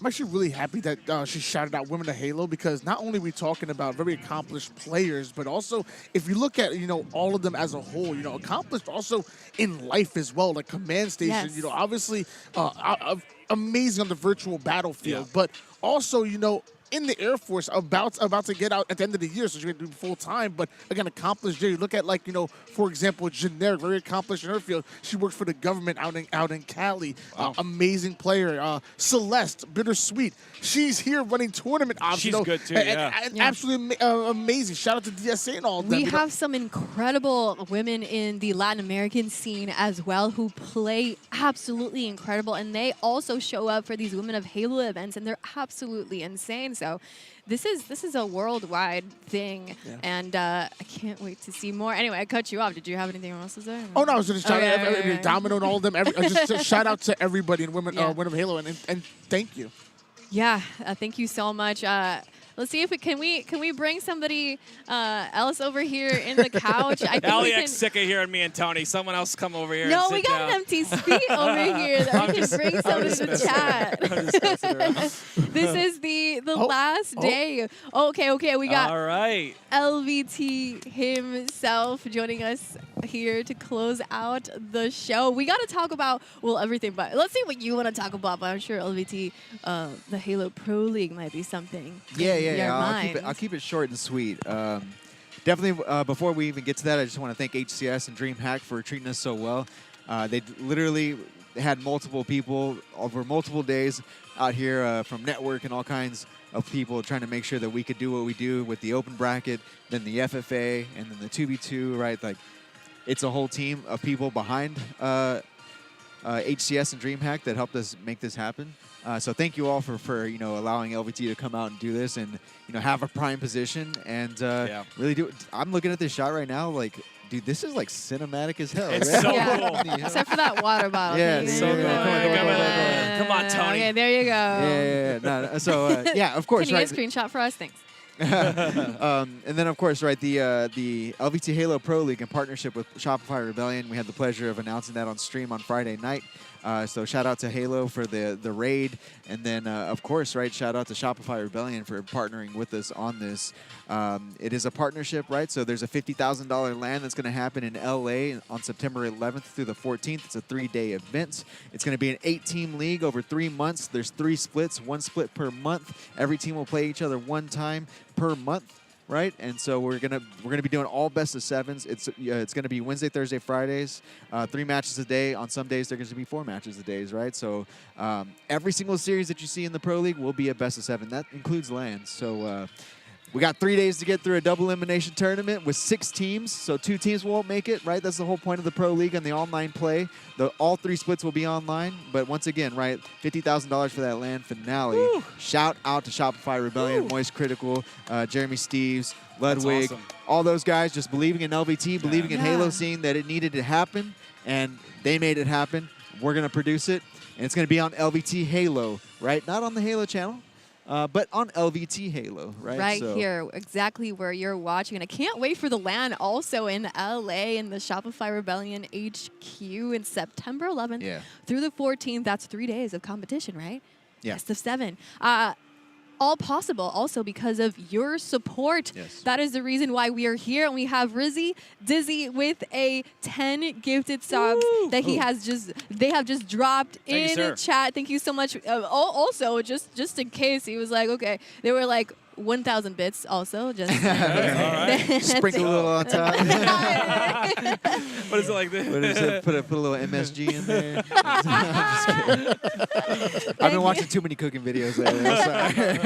Thank you, Rizzy Dizzy, for the 1,000 bids. Thank you all for being here with us throughout the entire weekend. It has been so exciting to see not just the Halo community, but the entire fandom of other FPS games show up here. Yeah, that was crazy. Yeah, the entire place was full. I took some video too, but there were people all around here, all the way through the back. And then we had Spartans, and the Spartans were biased towards Optic. Did you guys notice that? Yeah, there was a lot of green going on. But I mean, Master Chief is green, so they got built-in excuses. He's part of the green wall. Oh, thank you guys. Thank you for the birthday wishes, guys. Yes, happy birthday to Ali. Happy birthday to Aliak. Working on your birthday. Tony's heart dropped for a second. Well, it's my birthday today, Tony. I didn't say anything. Let me have at least one day. Cool. So what I'm going to do really quick, I'm just going to shout out a couple people, and then I'm going to get up. I'll drop the headset, and I'm going to let Aliak close the show, and then I'll get up there, and we'll make sure it gets closed right. But I do want to thank, once again, HCS and DreamHack for making this happen, Div, and the HCS team for allowing us to come out and do this and helping us make this happen.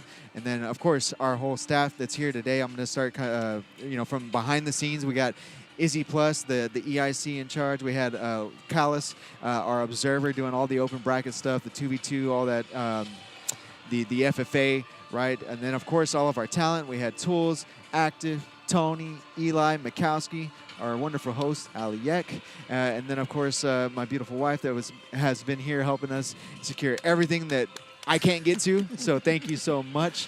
And then, of course, the fans that chose to watch LVT, and all those that chose to support either through subs, watching ads. I mean, you don't have to. It's a free stream, right? But there are, of course, ads if you got to go the free route. But nevertheless, right, it's your support that helps us make this happen, and you're the reason why we're in the position to have an LVT Halo Pro League. So thank you Shopify Rebellion. Thank you to our moderators and everybody else that supports Halo and LVT. And I'm gonna walk away. Let's go. Just mic drop. Legendary. All right, or headset drop. Literal headset drop. Called it. we need 20 gifted subs, so we need to get a new headset. We got a new headset. Sorry, guys. Can you guys watch for a few more ads? That would be great. What an incredible weekend, an unexpected one. A lot of things happened that made the scene a lot more exciting this weekend. At the end of the day, we still had Optic Gaming holding the trophy. I want to say, it was expected to see them at least in the top 2 here, so holding the trophy. So congrats to Optic Gaming for winning another tournament. Congrats to FaZe for getting top 2 as well, and also TSM for that top 3. Incredible games from everybody this weekend, and we're going to go ahead and leave you all with a replay in case you guys missed the beginning of the tournament. We'll see some replays and the stream. Have a wonderful Sunday. I'm going to go celebrate my birthday, okay? So see you guys on the next tournament, whenever that is. I'll let them type it in the chat when the next event is. I'm sure we have something online ready for you guys really soon. See you guys on the next one. Bye, everybody.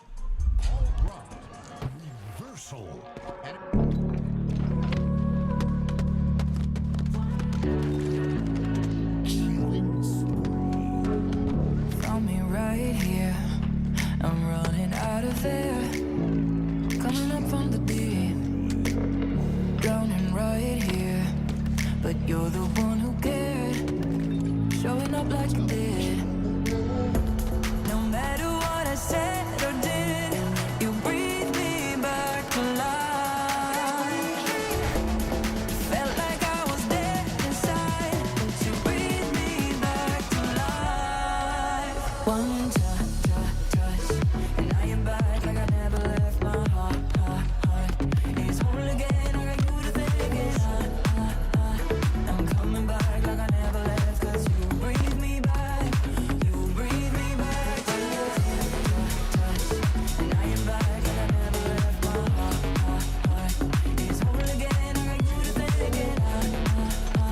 I'm coming back like I never left, 'cause you breathe me back. You breathe me back to life.